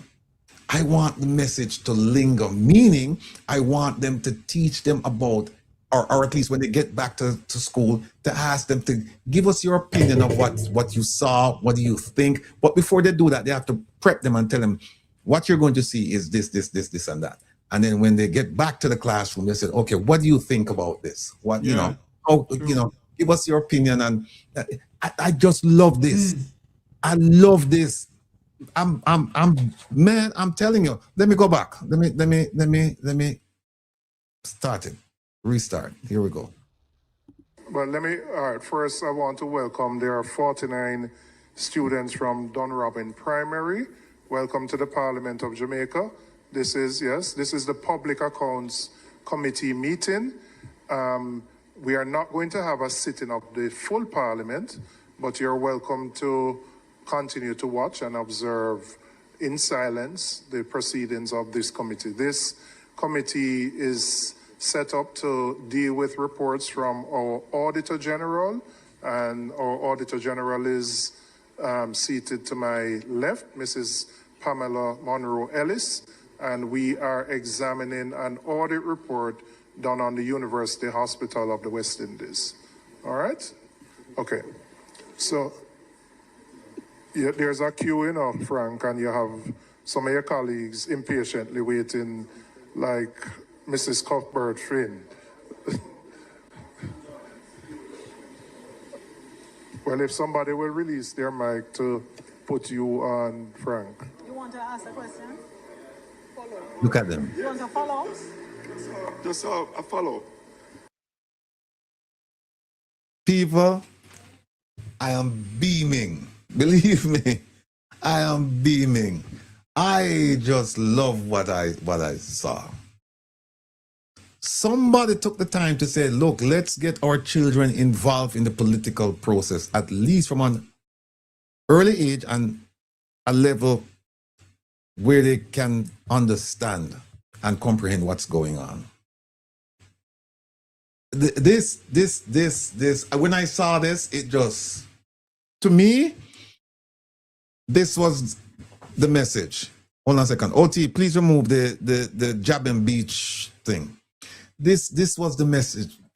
For me, that was it. That to me was, for me, was better than what the politicians did. Just the fact that they acknowledged, somebody thought about it, brought the children, and the politicians acknowledged their presence. This is something that should be done on a regular basis. This is something that should and must be done on a regular basis. And that's why I'm of the opinion that, and I remain open to be convinced otherwise, I'm of the opinion that politicians should live where they serve. You can't tell me that in the inner city communities, they don't have somebody who can process all of this, who can advance the cause of their constituencies, that they need somebody, they need to parachute somebody from, Upper St. Andrew and bring them down, or wherever the rich people live, and bring them. No, every community should have a representative living within that community. And again, I'm open to being convinced otherwise. But I strongly believe that every community, them have bright people living in every community. And one of the reasons why we want these people to come from the community, whenever there are challenges in the community, they too shall suffer. We don't want, when the water cut off, you have somebody who lives cherry gardens and they don't understand the plight of the poor people. Them tell them, talk to the councillor. No, don't want a councillor. We vote for you as our MP. Exactly. And one of the things you need when it comes to an MP, your political representative, is what? Access. You had it just before the election. You could have called any politician before the election and you would have gotten that politician's interest and attention and presence. Try that now. Try that now. Try. No, it's not going to happen. 4 years plus from now, yeah, it will happen 4 years from now. Yes, a group of you from a particular street or neighborhood say, we want to talk to the MP because this, that. You will get an audience with the MP. 4 years from now. Not now. Not now. So, I am so proud of the educator that did that, and I'm so happy for the children, for them to get a chance, and I hope that this thing will continue. All right, we can move on now to the South African piece now, so you can listen to a conversation between a young man and an elder. And then after that, you have 15 minutes to go. All right, let's first guest. All right, there we go. Yeah, thanks for coming through, man. Thank you for having me. Before we talk about why you're in Libya, tell me, how do you feel about South Africa? I think South Africa could be in a much better place than it is now. I think there's a lot of potential that we are not using. I don't think that we have actually sat down, or at least enough of us have actually sat down and thought about what direction we want. Generally, I think there's a learned helplessness that we've got in our thinking as South Africans. We just sit there and we say, government should do this, government should do that. And they should, there's a lot that the government isn't doing that they're supposed to do. But our problem is we just rely on the government very heavily. And then we don't realize that a lot of what needs to happen has to be made with our own hands. I hear you. So instead of us looking up and hoping for a solution to come down to us, we should be looking right where we are and do something that then moves up. Have I got you? Am I hearing you correctly? Yes, definitely, definitely. And I think politicians such as they are take advantage of this, right? And that's why they only feed us with promises. Yeah. Because they know that we don't really have a strategy for ourselves or a plan to lift ourselves up. So they have a hero mentality because they know that we see them that way. Yeah. And we know what the results of that have been. It's been an utter disgrace, to say the least. So you think they've done a bad job? When you say it's I been think an they've utter done disgrace. a horrible job. I thought they were doing a brilliant job. What makes you what makes you think they're doing a horrible job? Whoa, where can I start? I mean, let me put it like this. I was born in the mid-90s. So we were the first generation to grow up without apartheid. To us, when I was a little boy, I remember my father sitting me down and telling me what apartheid was, and that just didn't make sense to me because I was too young to understand what it was. And over the years, as I grew older, I realized that firstly, it was wrong to steal. And whenever we heard about corruption being a thing, whether it's in a business or in any government department or any municipality, that was a huge thing because we knew that that is wrong. What everyone knew, that it was wrong to steal and that there would be consequences for it. Right. At any level. But that disappeared over the years. Now it's just another thing. I mean, 80 billion rand has basically just disappeared from state coffers. Yeah, that's only 2021. No one's accounted for So it. it's probably higher now. I mean, think about that. I think in 2014, I had heard something like 30 billion rand for that financial year. So accumulatively, we might be talking trillions. Yeah. And these are people stealing from other people, I mean, from the public. And these are elected officials stealing from the public, and nothing happens. Yeah. So that's a major failure. The other thing is, growing up, even there were hawkers on the street, right? Now there's so many hawkers that there's no space to walk on the pavement. Now I've got nothing against hawkers. I know that they're making a living. They're trying to feed their families.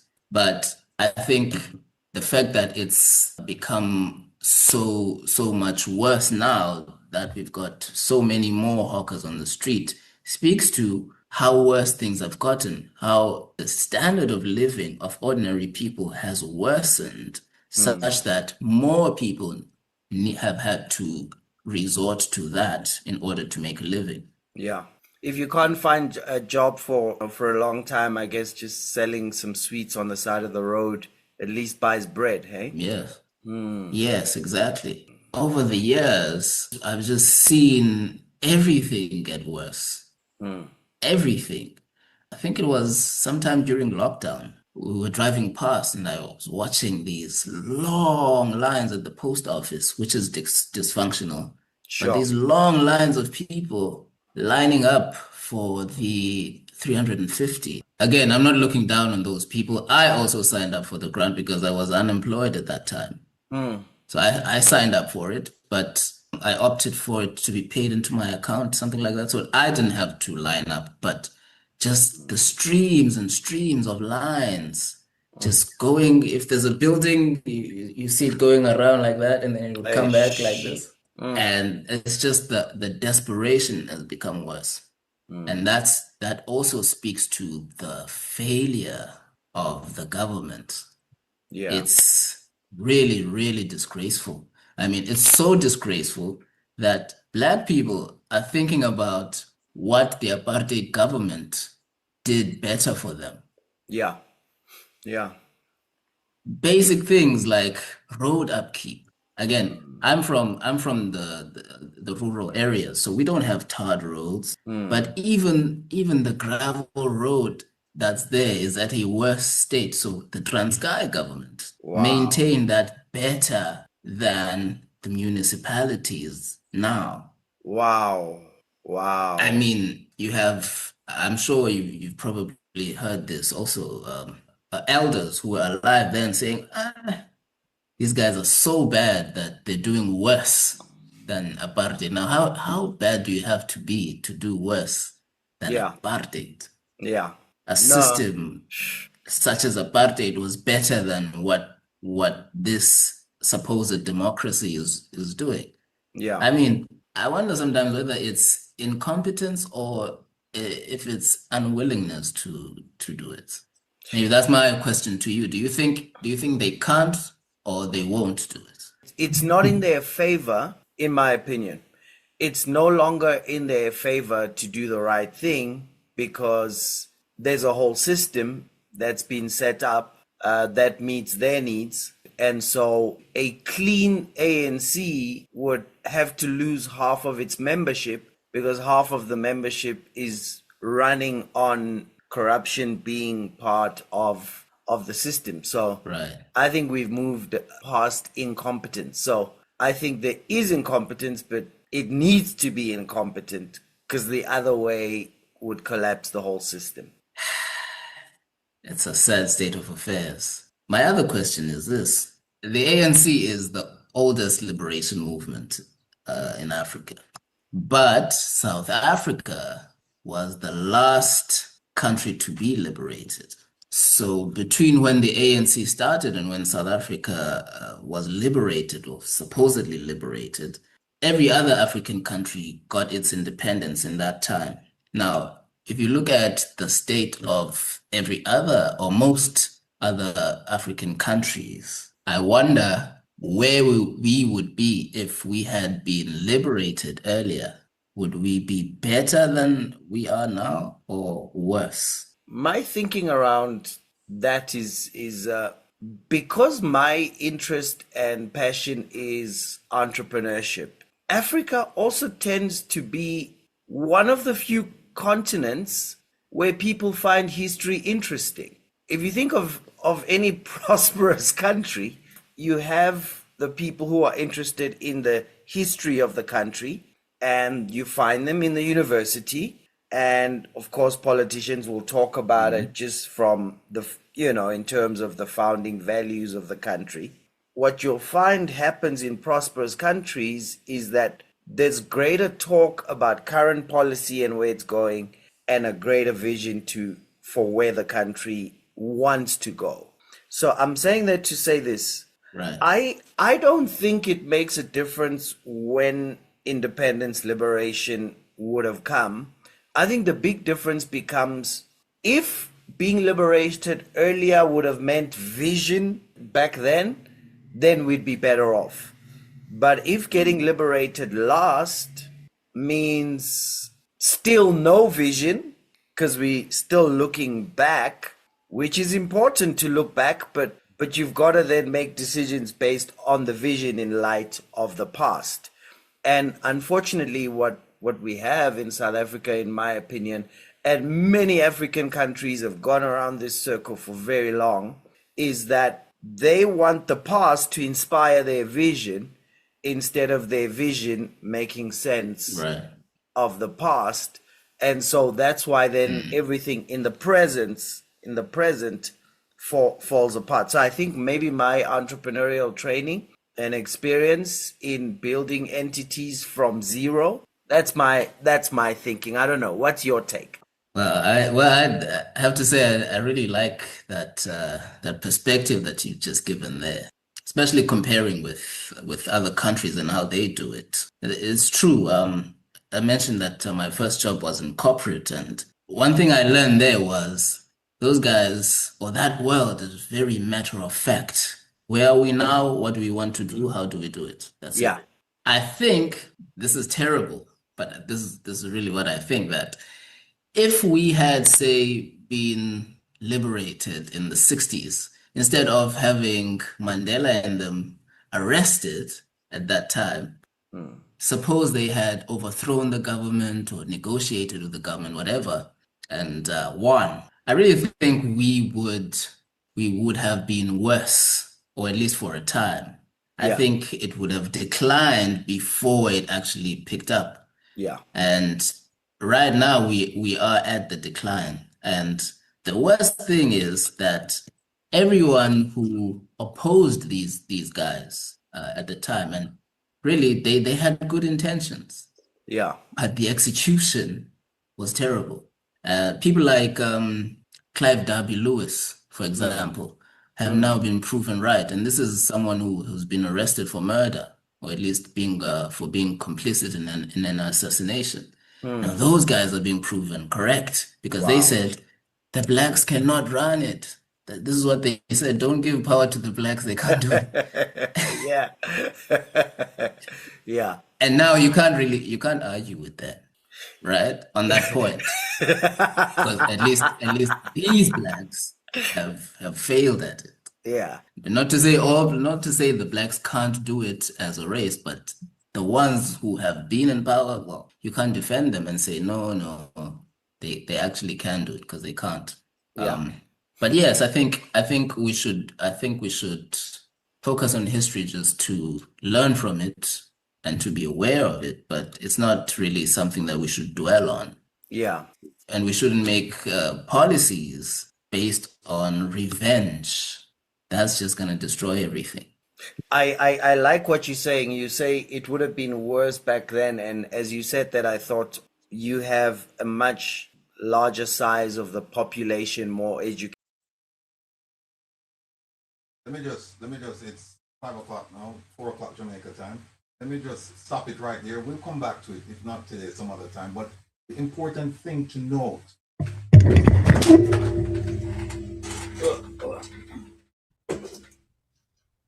We're listening, watching from around the world and the Eastern Caribbean. This is Regis Ratigan, the professor himself. It is now 5 p.m. in the United States, 4 p.m. in Jamaica. Over to you, sir. Yes, thanks.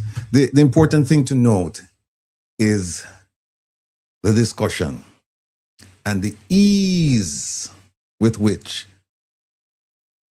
people from different generations can discuss issues from different perspectives. I welcome it, I admire it, I cherish it, and I'm hoping that at some point in Jamaica, we'll be able to get to this level of maturity where you can have people sitting down and talking about things that are in the best interest of Jamaica. Not necessarily in the best interest of a political party, but in the best interest of Jamaica. Remember this phrase, people. A rising tide lifts all ships. A rising tide lifts all ships. That's what we want to do. We want to lift up everybody in Jamaica. At least we're going to try. Right? Right now we're joined by, or we will be joined by, I can look at them right now. We have Dr. Hunter and we have Haile Michael Kojo. I'm thinking, Kojo, that somebody came on early, but it doesn't matter. I'm not quite sure if it's you or Dr. Hunter, but somebody is on early. Joan, can you tell me who? Let me just bring on both of them because here's what happened. Here's what's going to happen. Haile Michael Kojo, highly accomplished gentleman in Jamaica. He has, by himself, he has created a constitution. Now he sent it out to people, various iterations of it for review and correction, but he has taken this upon himself. He's not doing it with a committee or with an organization. He's done this by himself, and he's no stranger to political elections, general elections in Jamaica. And I can tell you, I'm encouraged, heartened. I'm inspired by this man because he's doing it one person, one vote at a time. He knows what he's up against. But he said, listen, I don't see the challenge. I see the destination. And we have to give him big, big, big kudos. Then we have Dr. Hunter. Dr. Hunter is the gentleman who, if you may recall, the Jamaica Medical Association or Medical Board, whatever they call the licensing authority, they took away this man's license. This man, if you recall, he was out there before a lot of people, or with a lot of people, talking about the drill. And who better to talk about the drill than a medical doctor who had a wealth of experience with and around this drill.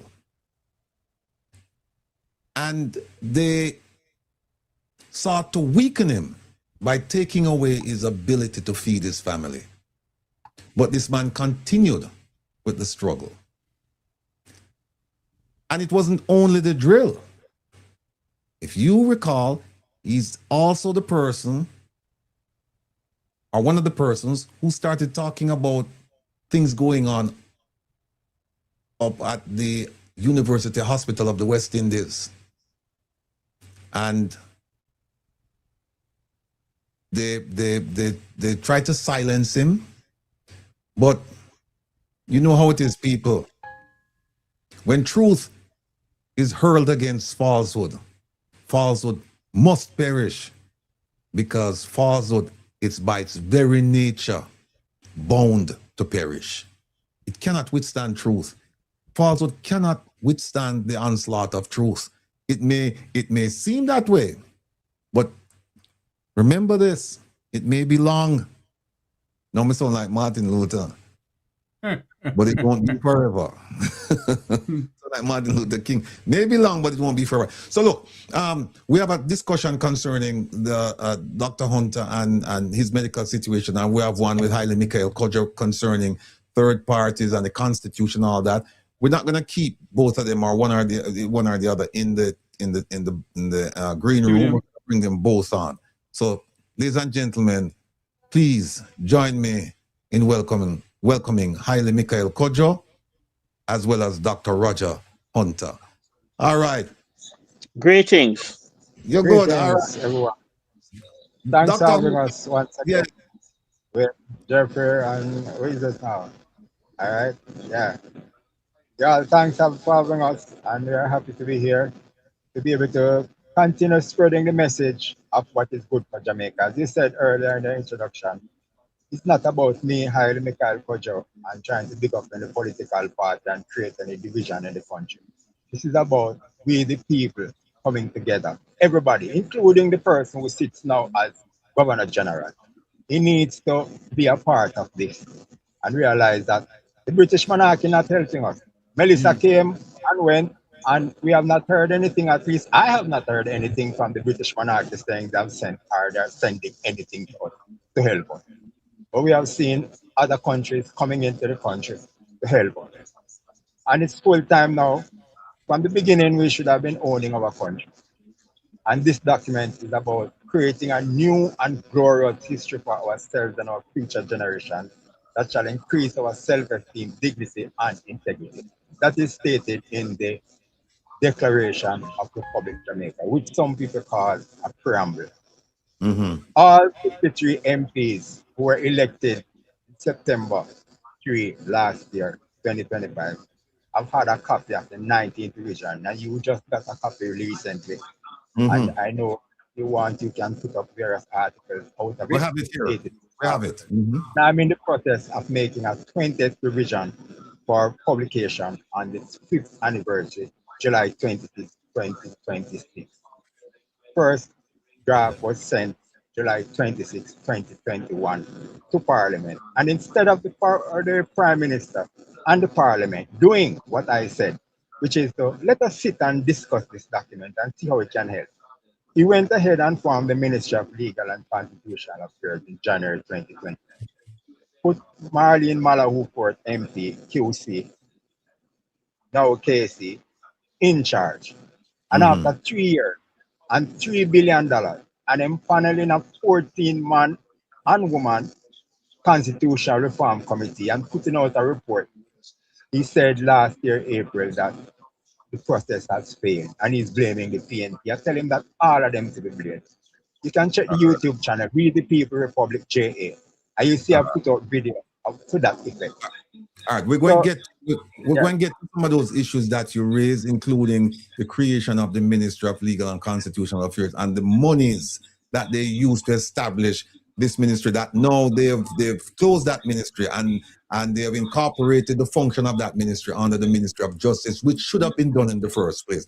But I need you to just hold on a little bit because Dr. Hunter is pressed for time, and we need to get and you should stick around. I don't want you to go anywhere. I want you to listen to what Dr. Hunter has to say, because this man is a voice like yours, is a voice speaking from a position, a challenging position. He's actually rowing upstream, and that's a difficult thing to do because it's going against the tide. So, Dr. Hunter, welcome. Welcome to your other guests as well and your listeners. Yes. Listen, we have here. I would like to go ahead. Yeah, I would like to say that what I am going to say right now synchronizes with what Hailey just said. Mm-hmm. When I was in England, there was something called the Patient's Bill of Rights. I don't know if he's written it in his constitution, but every patient has a Bill of Rights. You have the right to be seen within 6 weeks if you have a cancer diagnosis. You have the right to be seen with it. There are certain enshrined rights. Within 4 hours of A&E, you have that right. It had many rights for the patients. The Patient's Bill of Rights. And I would think, I hope that I can influence him to put that into his constitution as well. The Patient's Bill of Rights regarding health. You cannot have people sleeping on wheelchairs for 3 days and then die when you get to bed on the 4th day. You can't have it. There are rumors that politicians are invested in funeral homes. No, you can't have that either. No, I have been opening Jamaicans' eyes to the reality that the majority of Jamaicans who die are not killed by the road on car accidents or killed by a gunman. 16,000 Jamaicans are killed by avoidable illnesses. Let me just stop you right there. Let me stop you right there and put up, now that you touched that, let me put up the disclaimer and just say that the views you hear today on this program, ladies and gentlemen, they are expressly the views of the hosts and not necessarily those of the guests, and not necessarily those of the host and Reggae Global Radio. I'm sure both of you understand that we have to do that piece for liability protection, all right? So that nothing that you say them can come say, well, we endorse it, all right? Having said that, the floor is yours. Again, Dr. Hunter, go ahead. Very well. So, gunman killed usually about 1,400 a year. Last year was an exceptional year, but then the police killed more. And you wonder about the police killing, but the police are doing their job. It's not an easy job, but I'll give them the benefit of the doubt that they are actually, it's not extrajudicial killing. It's killing within the context of the law. And the crime has gone down. So if only 673 died last year by the gun, it makes it even worse, the number of people who have died in the hospital, who have died at home. 16, 17, and in fact, it is now up to 20,000. And nobody is talking. Nobody.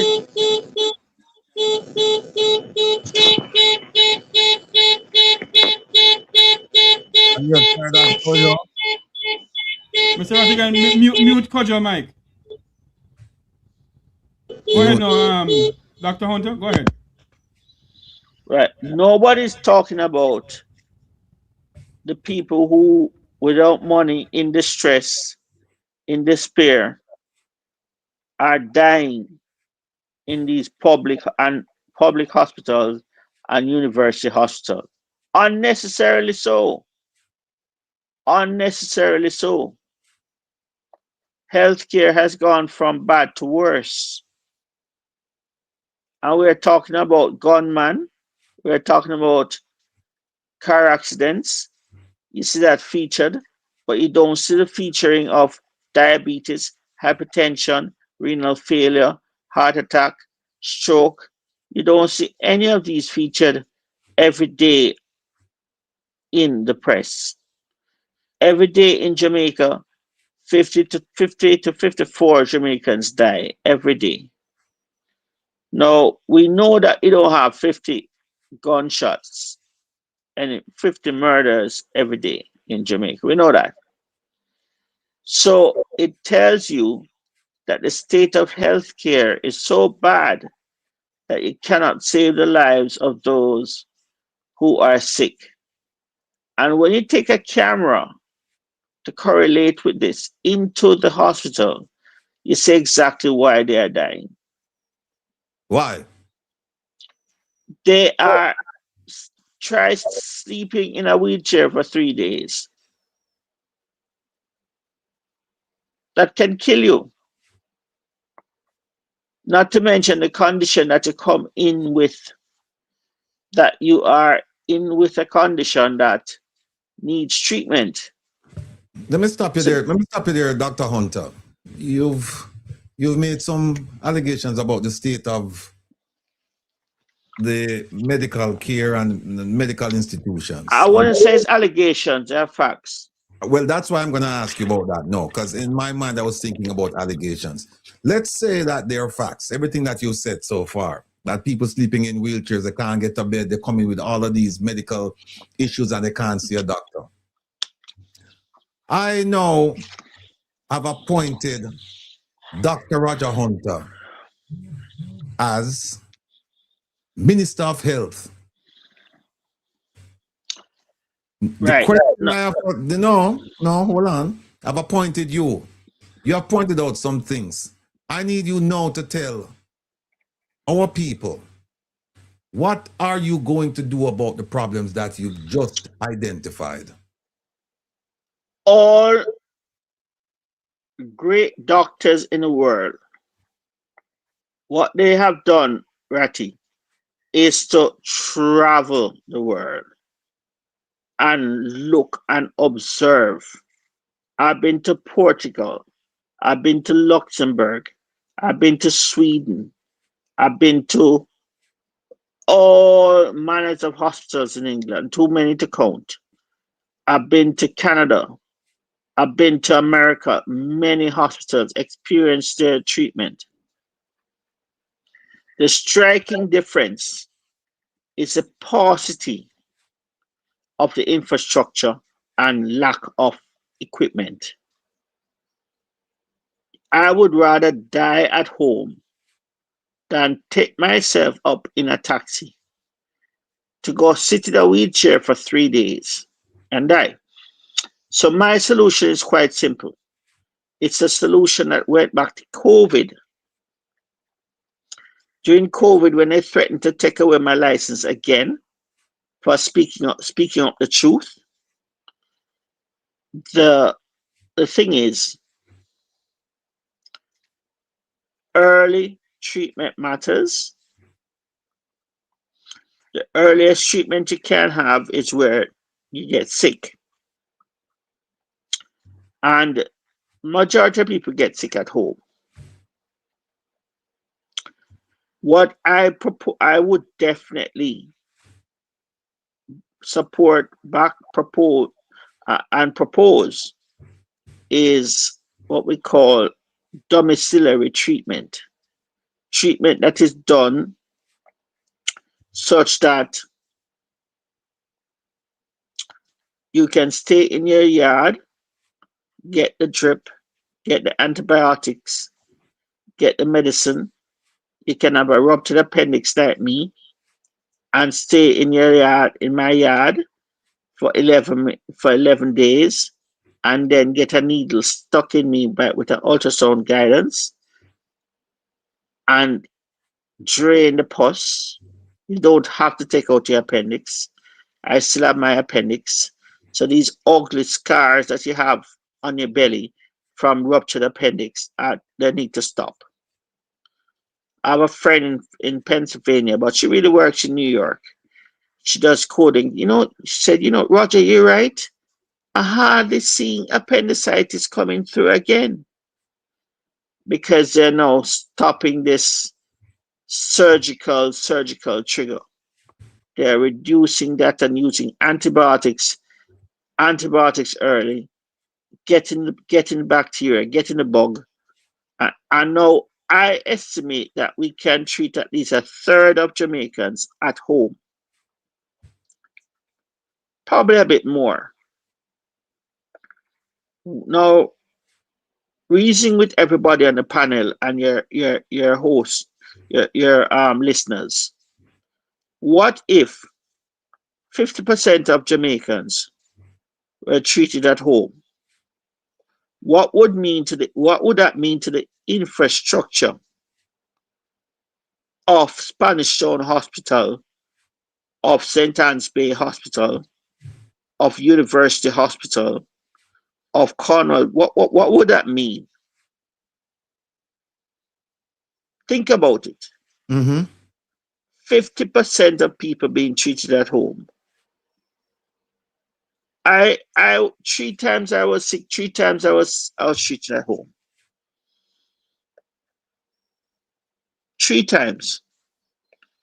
Right? But I bought up my medication from Facey and Facey Commodity and all of them things because I realized that, boy, this COVID thing, it doesn't make any sense. All right, tell you what, let's do some quick question and answer. Why was your license suspended? Well, it was threatened to be suspended because I was talking about COVID and not defending the vaccine. 1. 2, in the first instance, I don't know what got into them, but they met behind my back. Behind my back. People like William Aiken, the head of surgery. People, I'd imagine Minerva Thame possibly was there. Possibly, I stand corrected. You have Gene Williams Johnson was there. Hold on, here. Because you call up people name and things like that, and some of them may know. Let me just say the disclaimer again: the views or comments of the platform guests are theirs and only theirs. It is not necessarily that of the platform host. Continue, sir. They met in camera behind my back. They had more than enough opportunity to invite me to speak and to defend myself. In fact, I go as far as saying a month before that, when we had a meeting and the lawyers did not turn up, I told them about the Magna Carta, which is what established the law in this hemisphere and England and everything. The right to face the accuser, the right to defense. Before the Magna Carta, all I have to say, well, Ratigan, it's Ratigan do it, I saw him with that goat walking down the street.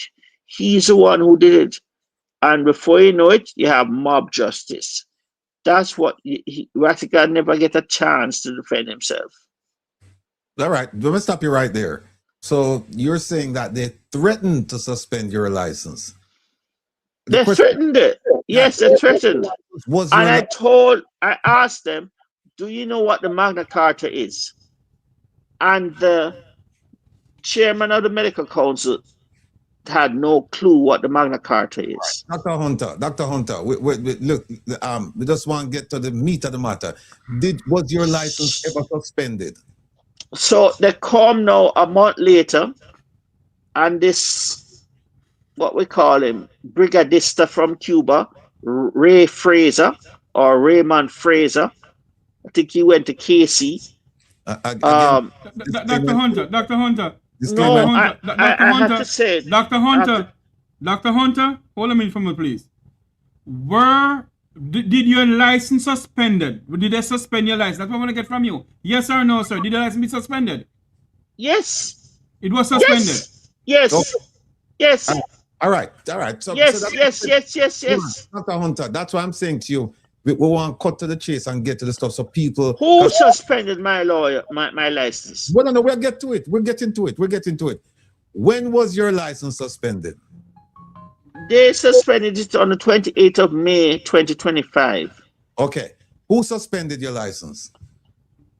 These sets of doctors. Earl Wright, a psychiatrist. Was it a board? Was it a board? It's Medical Council of Jamaica. Okay. Did they give you in writing the justification for the suspension? I know you mentioned the Magna Carta to them and you said that they did it something behind your back, but did there ever come a point where they had a discussion with you or your attorney and say, here is the reason why we are suspending his license? Yes or no? Later on, I think there was some discussion in the public domain where they printed on the section, this section, that section, this section, that.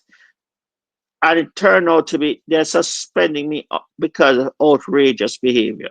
Okay, fine. All right, let's stop it right there. So they suspended the license back in May, was it 2022, you said? Something like that? 25. Okay. They thought of doing it during COVID. Hold on. Did they reinstate your license? Last week, Monday, when I went to the Medical Appeal Tribunal, they conceded. All right. Did they give you a reason why they were reinstating your license?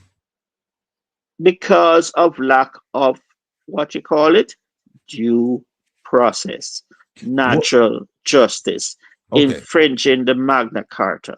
Okay. Was this something that was done through judicial interference, through the court system, or was this an administrative proceeding?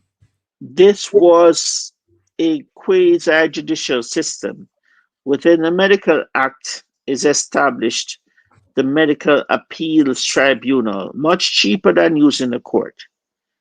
And Master, I walk up and down, and God bless Miss Miller, right? And things got moving fast, and immediately they realized they had to back off. All right, hold it right there. Mr. Tavares has a question for you.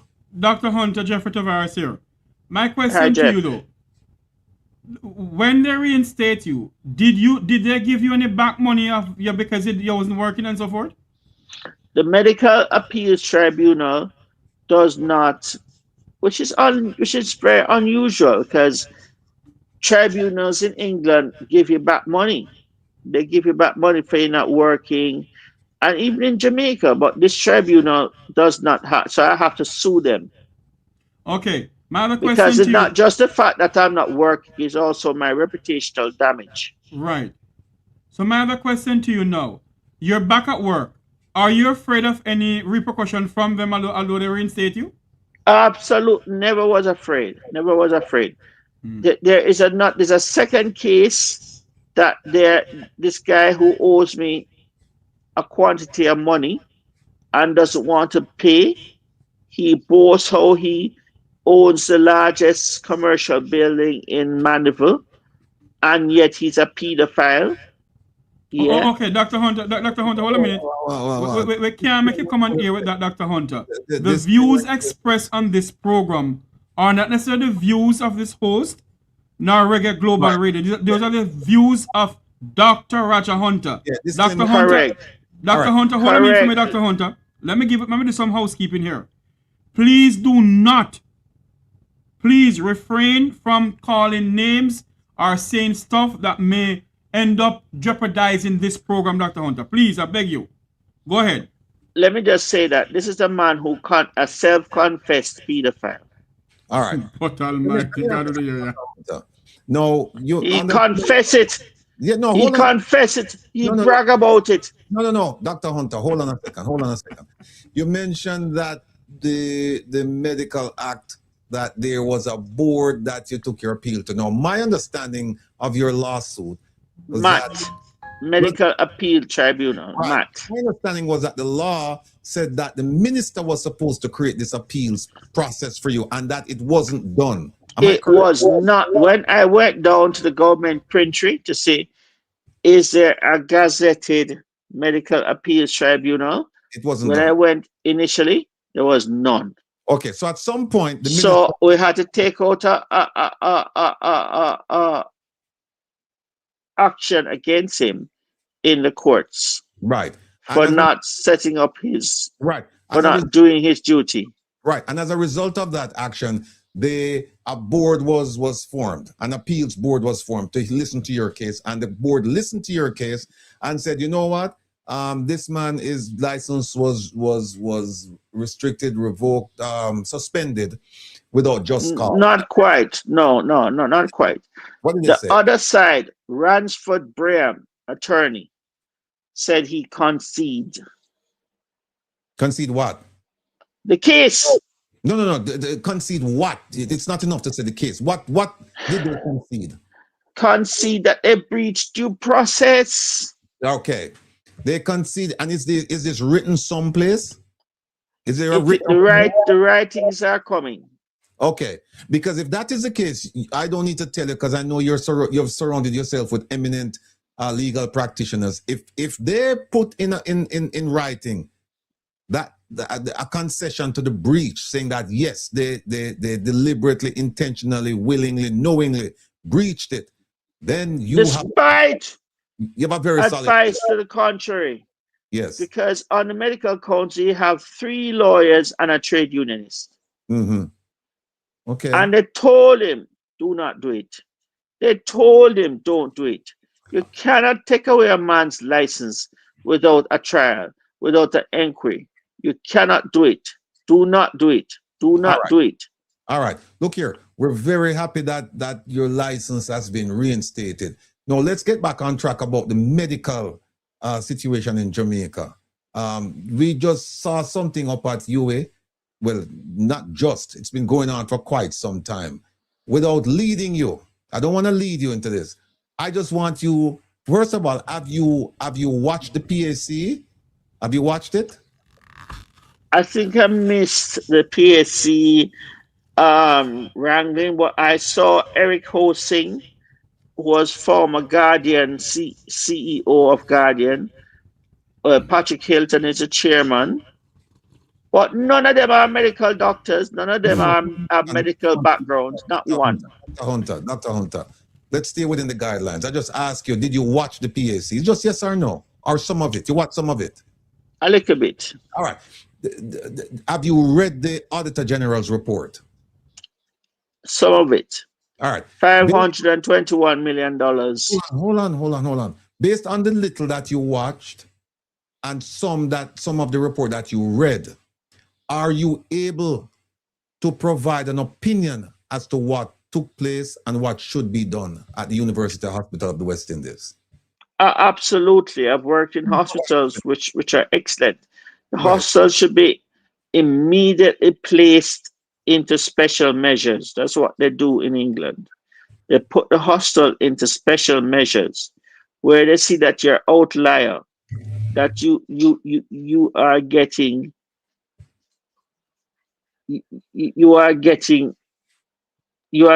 debts more than you should get. Then they say that no, you should be closed down, and you should be examined further. If there are any criminal activities, then those should be investigated. Just like Lucie Letby in England, who killed a bag of children. You should be investigated. And disclaimer in full effect. Go ahead. Yes, Now, with respect to the procurement part of it, my understanding is that the procurement was also breached because they did a lot of single procurement. You know what single procurement means? Mm-hmm. Only one person. Only one person applied. One person was given the contract. All right. So as if it was rushed. All There right. were 51 cases of single procurement, and according to the Auditor General, that is not good practice. All right. You should have multiple people who are a part of that Here's, tendering process. here's what we're gonna do, because time is at a premium and we have our guests waiting in the wings. What I'm going to do is we need to have you back because you are such an interesting person with an interesting story, and it's a continuing story. But what we don't want you to do is, and again, you have surrounded yourself with eminent lawyers. We don't want you to say anything that might jeopardize your upcoming case. But at the same time, you want to speak your mind and free your conscience. So we want to have you back. But before you go right now, because we have our two guests, or two of our three guests waiting in the wings, I'd like you to say something. No, I want you to say something that you may find reassuring to the public as far as the medical space is concerned in Jamaica. Because we have heard so many bad things. Give us something that we can hang on to and say, well, there is hope. There is hope because I have treated so many people at home with conditions that other people would be afraid of to treat at home. And that's because I've been armed with tools that can treat you at home. That therefore means that the overcrowding at KPH Spanish Town can be reduced. We need about probably 50 ambulances equipped with treatment that can treat you at home and save you from coming into the hospitals. So I want to say there is hope if they should adopt my policy of bringing in ambulances and treating people at home, treating people where they are. And so you get a better understanding why they became sick, how they are going to be sick, and why they will continue to be sick if after you have cured them, you don't fix up their house. So this ties in perfectly with Peter Phillips's venture to ensure that Jamaicans have titles and a house, and ties in perfectly with the leader of the opposition that Jamaicans have titles and house, and ties in perfectly with the Prime Minister who is building Jamaica. But they must remember that you need to give us a little space to treat you at home. Okay. The matchbox thing can't work. All right. Look, I want to thank you for coming on. But I have one quick question. Are you allowed on the with your medical license, any doctor, to treat people for anything at home, or just certain things? Anything. You can treat anybody for anything. Anything. Residents. Remember, ruptured appendix used to be treated at a hospital. Right. You can treat it at home because you have laptop ultrasounds. No, the reason why I'm asking, I'm asking, bear with me. The reason why I'm asking is the issue of liability. It's still on the liability. Okay. All right, sir. You either have, for doctors who are independent, they have their own liability, and the doctors who work with the government are covered by the Attorney General. Okay. So, and when I went to America 2 years ago with my ruptured appendix as well, they said they see it all the time, doctors presenting late with ruptured appendix, treating themselves at home. All right. Look, I never had to go to America. I could have stayed here and got a good friend of mine come up from Mandeville and draw the pus out of me. All right. Listen, Dr. Roger Hunter, Well, it's a pleasure having you on. Next week, we want to have you because I want to go over your background so people know that people in the chat, they're putting that you're a brilliant man. And I think some people don't understand the accolades that you've received. They don't understand the level of your experience, so that when you speak, you're not speaking as a regular medical doctor. You're speaking as a specialist with a tremendous amount of experience, and not just local experience, international experience. We need to get that out. And unfortunately, we don't have the time today. So I'm going to have my producer, hear me, I big up myself now, I'm a producer now, I'm going to have my producer reach out to you, producer Joan. I'm going to have her reach out to you, and we're going to schedule you to return, because we need to get the full background on Dr. Roger Hunter so that people can understand exactly who he is, and also the trials and tribulations that you've been through, and also realize that if they can put you through that, then just imagine what they will do. Just allow me to say one. That's correct. That's correct, Ratty. Let me just say one more thing. Sure. For the past over 20 years, I've held the record, or 20 years, of being the only neurosurgeon in the world to have the West Indian final qualification, the British final qualification in record time, 18 months, and the European final boards of neurosurgery with the prize.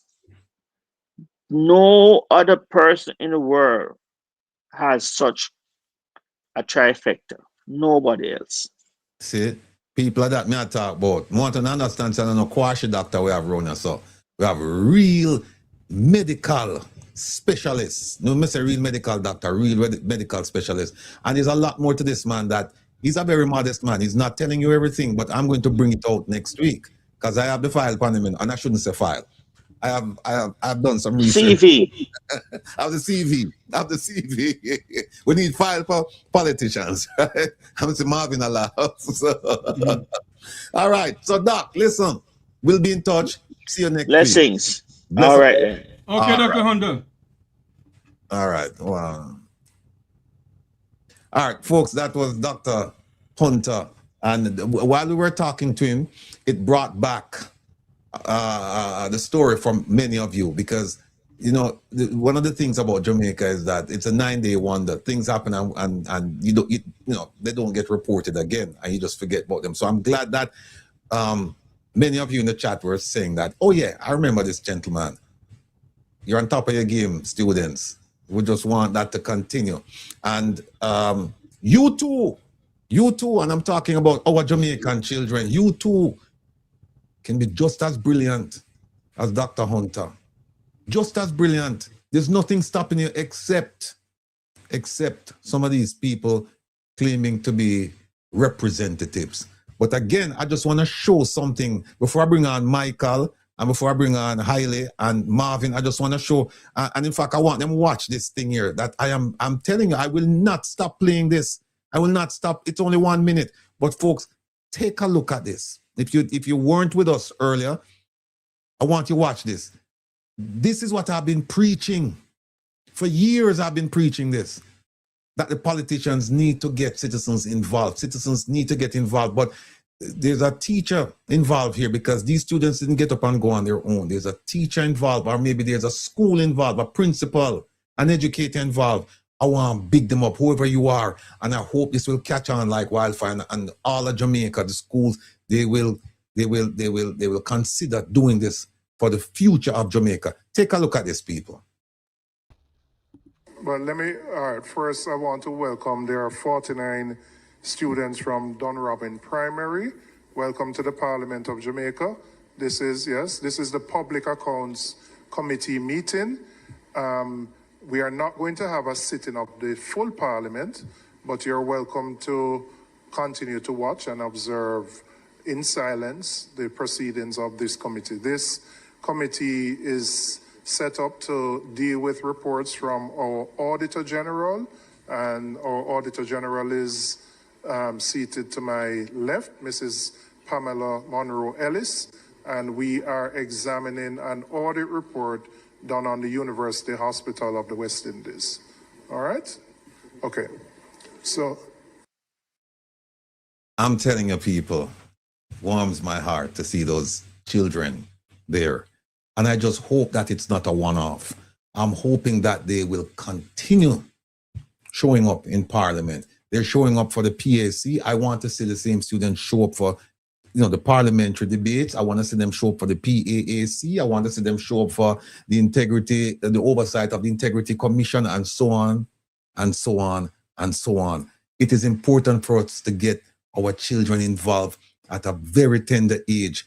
And one of the reasons why I particularly like this initiative, because it's not done. Look and see what's happening. The politicians, who do they groom? They don't groom people in the community that they serve.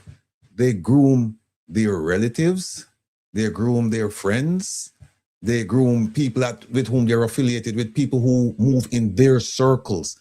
They don't think highly of the people that they represent, that we can bring some of these people, expose them to the process in the hope that one day they will be able to represent their community. And that's why I'm saying, people, we need to have representation by representatives in the community where they reside. If you want to represent a community, go live there. Go live there and experience the life of those people.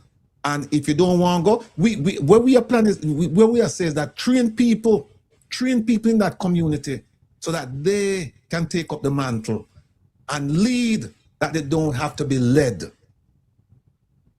That they don't have to be led. Look at how many relatives and this and friends you see in Parliament. Look at how many of them. This is not the way to go. All right, I'll use that to segue now to bring in our 3 guests. And this is going to be an interesting topic, and I'm sure it's going to garner a lot of interest because we know the government is watching. We see some of the government proxies and representatives in the chat, and that's fine. We welcome them as long as they, behave themselves and conduct themselves with the proper decorum.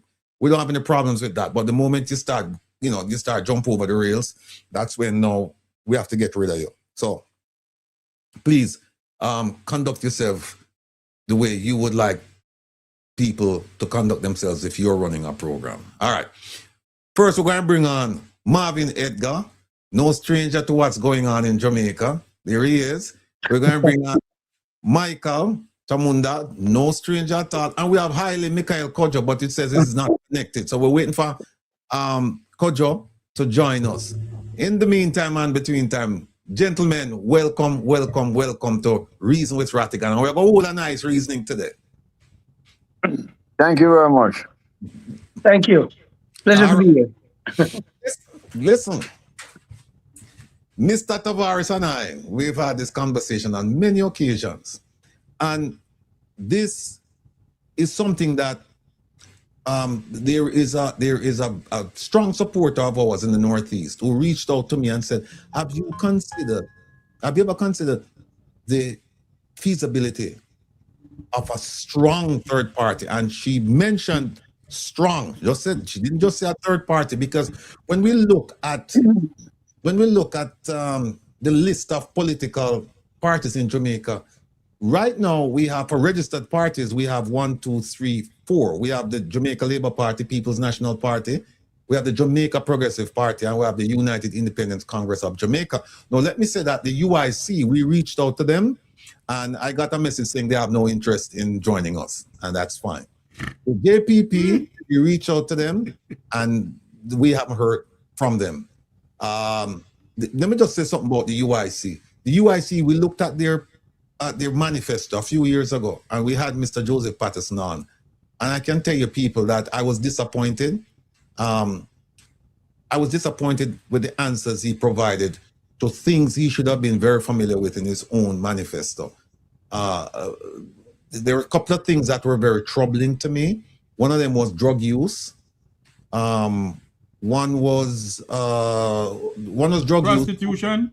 One was prostitution. They have no problems with that. They said that's a private thing between an abortion, adults. Gambling. Yeah, it was gambling. They said government shouldn't be involved in gambling. Government shouldn't be involved in drug use, particularly people that use drugs in the privacy of their house. And the government shouldn't get involved in a transaction for sex between consenting adults. That's private affairs. I have a problem with that. Then the Jamaica Progressive Party, they're the ones where the gentleman who heads the party, I believe, says that he's a trillionaire, US dollars. He has some bonds that he's trying to offload, and he also said that he's going to use the money to set up a trust for Jamaica, and he's going to pay off Jamaica's debt with that money, and he's going to buy fighter jets for Jamaica. You know, the F-15 fighter jets. He said the best in the world he's going to buy. So I suspect it's F-15. And then he's going to buy submarines for Jamaica to protect Jamaica's borders. And Harley Davidson for the police. Police will have Harley Davidson and Davidson and a whole range of things. We haven't heard back from them. And people know the PNP and people know the JLP. But there are some unregistered parties in Jamaica. One of them is called the Revolutionary Conservative Movement. There's another one called the New Nation Coalition. Another one called the Left Alliance for National Democracy and Socialism. And there's also the PPP, the Marcus Garvey People's Political Party. And last, certainly not least, the National Democratic Movement, NDM. And we have an NDM member here with us. It says it's unregistered, but the party, I guess, is still functional. It's just that it's not registered. Am I correct in saying that, Mr. Williams? Well, we were registered in the beginning, but we were deregistered by the Electoral Office of Jamaica. Okay. Now, when we look at defunct parties, I count here about 30 parties, and I'm sure a lot of our viewers didn't know that they had so many third parties registered at one point in Jamaica. We have Agricultural Industrial Party, Christian Conscience Movement, Christian Democratic Party, Colored Party, Communist Party, Convention Independent Party, Farmers Federation, Farmers Party, Federation of Citizens Association, Imperial Ethiopian World Federation Incorporated Political Party, Independent Labour Party, Jamaica Alliance for National Unity, Jamaica Democratic Party, Jamaica Independent Movement, Jamaica Liberal Party, Jamaica Radical, and the list goes on and on and on and on.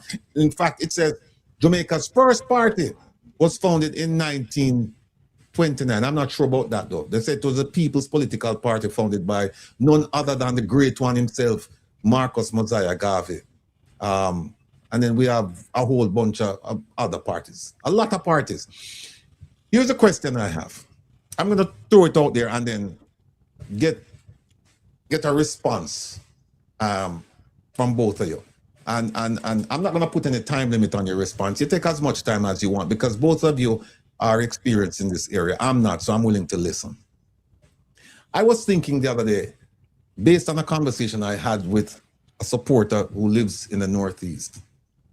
And we're talking, and she said, look, if you have, she said, first of all, almost 7 out of 10 people who took the time to register did not vote. 1. 2, where are these people? Why did they register to vote and didn't vote? That's 3. 3rd, there are communities in Jamaica, there are constituencies that have been let down by both political parties. She said there are communities that on the last 18 years of the PNP party and the 10 years from 2016 till now under the JLP, there are communities that have not benefited. And she said, look, what if you have what if you have a strong third party that's focused and said, look, we're only going to look at maybe 8 communities. 8 communities where we have these problems. And we're going to concentrate our efforts there. And of the 8, if we win 5 in a general election, 5 seats, and if the general election is close, where you have one party with 31 seats and another party with 27, and you have a third party, an independent party with 5. She said, them 5, them are going to dictate the direction of the country now because you can't form a party with 31 votes, right? You're going to need a coalition government.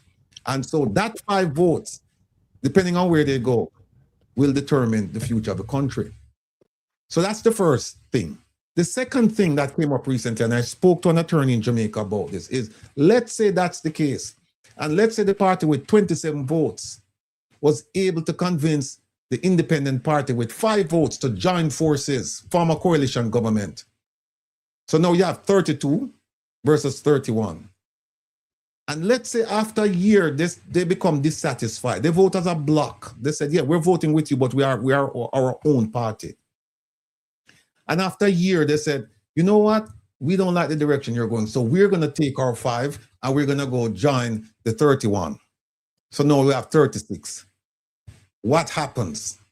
They said, well, first thing is that you really don't have a prime minister at that point, because the prime minister has to come from a majority party. And if they take the 5 votes and go somewhere else, what will happen now is that the real brogard will have to step in. The governor general, and I was doing some research last night, and under section 70, it says in a situation like that, they would have to dissolve parliament. However, is it section 70 of the Constitution, Mr. Rattigan? Section 70, yeah. Okay, sorry, go ahead. It says basically that the prime minister within 3 days could go to tell the governor general that I want you, because they could remove the prime minister. If that is the case, they can say, okay, we're now a majority party. The minority party is now the majority party. And what the governor general will do is said, I will appoint the person I think command the greatest votes in the majority party to become the prime minister. Governor general can do that, you know. Governor, not the people, the governor general. However, the prime minister, the one who just lost his job, he could say to the governor general, listen, don't remove me. I need you to dissolve parliament, and then we could just do an election. A lawyer explained this to me, and I read it. It's in section 70. So having set that scenario now, I want to bring both of you in now and ask you. And I'll start with the elder. Michael, I'll start with you. You know, okay. About age, and you know, I didn't say anything about beauty. I just said we're going to deal with experience. We are dealing with. All right. Nothing wrong with that.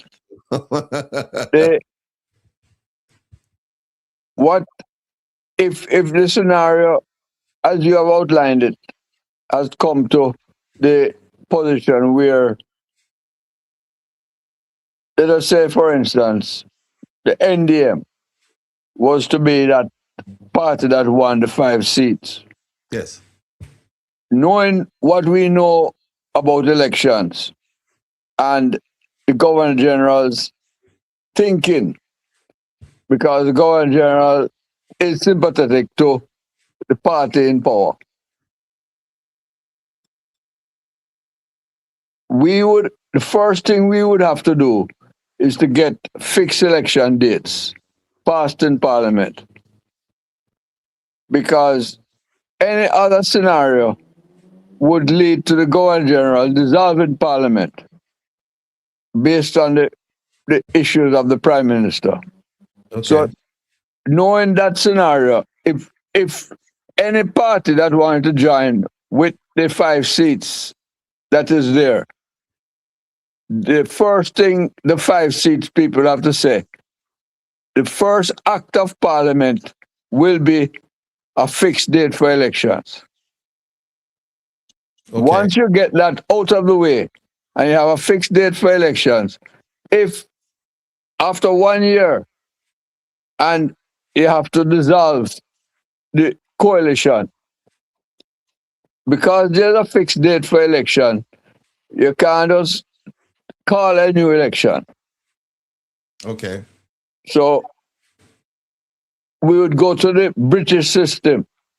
The British system, they have fixed date for elections. But in the British system, if both the majority in the House, let us say it is the official opposition or the other opposition, agree that they want to have an election early, if the majority in the House agree to have an early election, then you can have an early election. But you can't have that unless the Parliament agree. Okay. So that would be the safest route to take.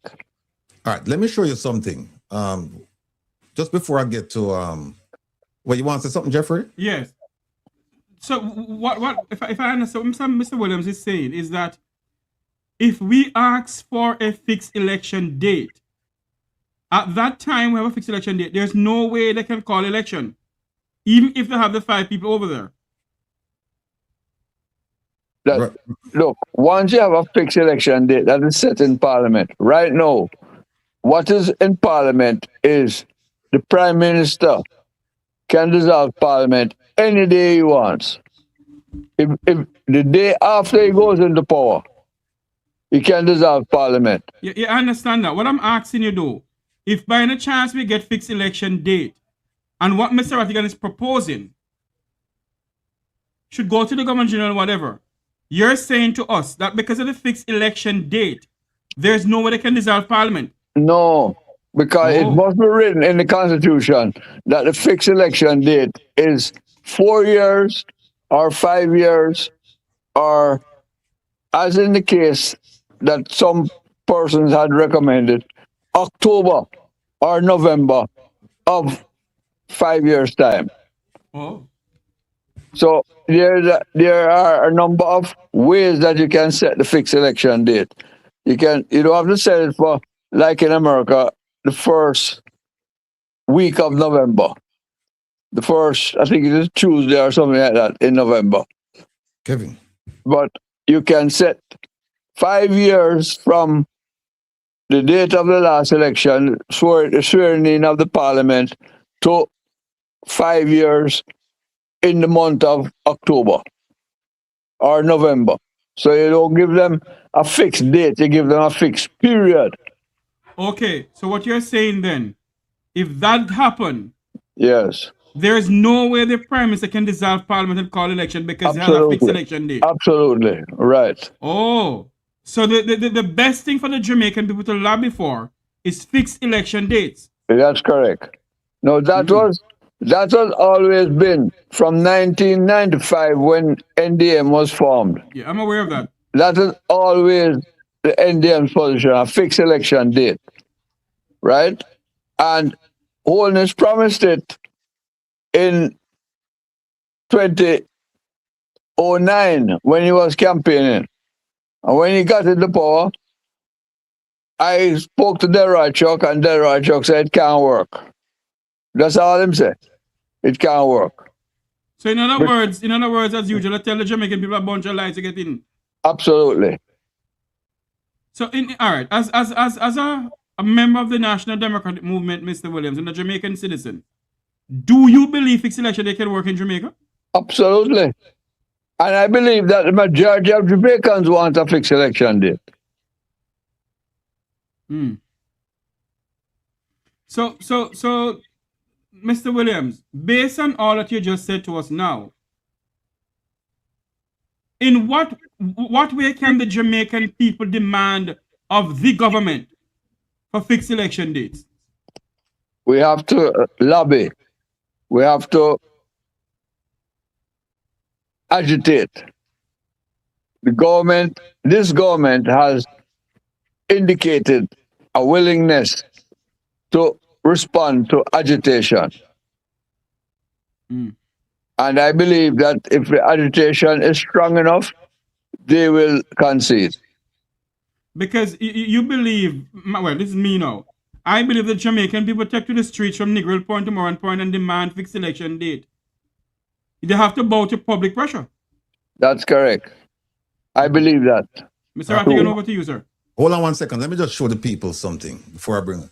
All right, Kevin Adea. All right, I'll read it to you. It starts from 70, section 70 of the Constitution, and 71 and 72. And they talk 72 talks about the performance of the Prime Minister's function in certain events, talks about the tenure of office of ministers, talks about the appointment of ministers. Here's the key part, and this is 71. So I mentioned 70, you should actually read 70, 71, 72. It says, the office of the Prime Minister shall become vacant, and it lists 5 things, right? It says, then we go to 2. It said, if the House of Representatives, by a resolution which has received the affirmative vote of a majority of all the members. That's when the 5 go over to the other party. Thereof has resolved that the appointment of the Prime Minister ought to be revoked. The Governor General shall, subject to the provisions of subsection 3 of this section, by instrument under the broad seal, revoke his appointment. So what we have to do, we have to go to subsection 3. Subsection 3 says, if the House of Representatives has passed a resolution as provided by subsection 2, the one I just read of this section, that the appointment of the Prime Minister ought to be revoked, the Governor General shall consult with the Prime Minister, and if the Prime Minister within 3 days so requests, the Governor General shall dissolve Parliament instead of revoking the appointment. So the Governor General is the man who run the show. So if the 5 votes go over and join another and say, we know in this majority party with Uno do what we need to do, we're going to switch and go over here, and them say, under resolution, we want to get rid of the Prime Minister because we are now the majority party. So the Prime Minister should come from our party. Them say within 3 days, the Prime Minister can say to the Governor General, don't revoke my appointment, dissolve Parliament. And when you dissolve Parliament, what you do? You have to have an election. So Mr. Ratigan. Yes. So Mr. Ratigan, sorry about it, but this is a bit confusing to me with this constitution here. So that means that this constitution that we have is a bogus constitution. Because the fact of the matter is, if you go to the governor and say, look here, we don't want Andrew Holness in there. Under the constitution, Andrew can say, look here, don't revoke me. Right. Call election. Yeah, dissolve Parliament. I make we call an election. Yeah. God help us in our life, Lord. It's right there, people. Read 70, 71, 72. That's why you come around here on a Saturday, you know, so you can get this kind of thing. Because I want to hear from Marvin Edgar now. Because what we are talking about is the idea of a third party, because Jamaica has a history of failure for third parties. And I was going to get to Michael about his party, because his party at one point garnered a tremendous amount of support. And today we see where that support has left that party and gone back to the 2 major parties. So Marvin, join us in the conversation. Give us your take on a third party type situation. What should a third party do in order to appeal to Jamaicans at this point in our history? Good afternoon, everybody. Michael, big up yourself. Yes, brother. Yeah, man. Mr. Williams and myself, we have shared platforms before when we try to unite all the little independent parties. And somehow that effort thrived for a little bit and then dissolved because, of course, the disunity. And as Black people, it is so difficult for us to be unified, you know, and I mean, some of it has to be blamed on our upbringing, things that we brainwash. And this is what we're trying to get away from. Personally, I know that a third party right now has the best shot at literally happening for Jamaica. And my reason for saying that, Marcus Garvey has a quote where he says that when all else fails to unite the people, conditions will. We could not have had unity prior to now, because before what we had were 2 gangs, the Jamaica Labour Party and the People's National Party. The segregation in this country allowed everybody, adults and children, to grow up in an environment where we believe it is only these 2. Because oftentimes it's not the people that really choose anybody. It's politicians who send their operatives to us, and we're not left with a choice. We have to vote for one or the other, right? So people grew in Jamaica with the mentality that it has to be orange or green. Yeah, NDM came on the scene in 1995 and gave us a third option. There were many other little parties. Antoinette Arden, was it Antoinette Arden who started? She had her own party, yeah? Yeah, she had her own party. She was after NDM, yes? Yes. But the NDM move in 1995 struck a chord for a lot of Jamaicans to say, listen, it's time we move away from the 2 gangs, these 2 political parties. We have seen them. We have seen both sides of the coin, and we keep going back and forth. And sadly enough, we're here in 2026, decades later, and people are just realizing that, are finally realizing that it's time to put away these parties. And we have all these little groups come, but we don't have serious people who will ensure that these things go forward. I mean, the National Democratic Movement, as I said before, I sat in the room, we all sat together, and I'm a little bit disappointed that NDM have not yet gone farther, given that they were pretty much the first move in terms of a third party. Jamaica wanted to have seen more of NDM, but when you go into little groups, people used to say, boy, it is still, because Bruce Golding was a part of it, it make it feels as if it's not authentic. So it's an authentic independent party because it had persons from the two political parties that we're trying to get rid of. And I guess because of that, they did not get the respect that they were pretty much searching for.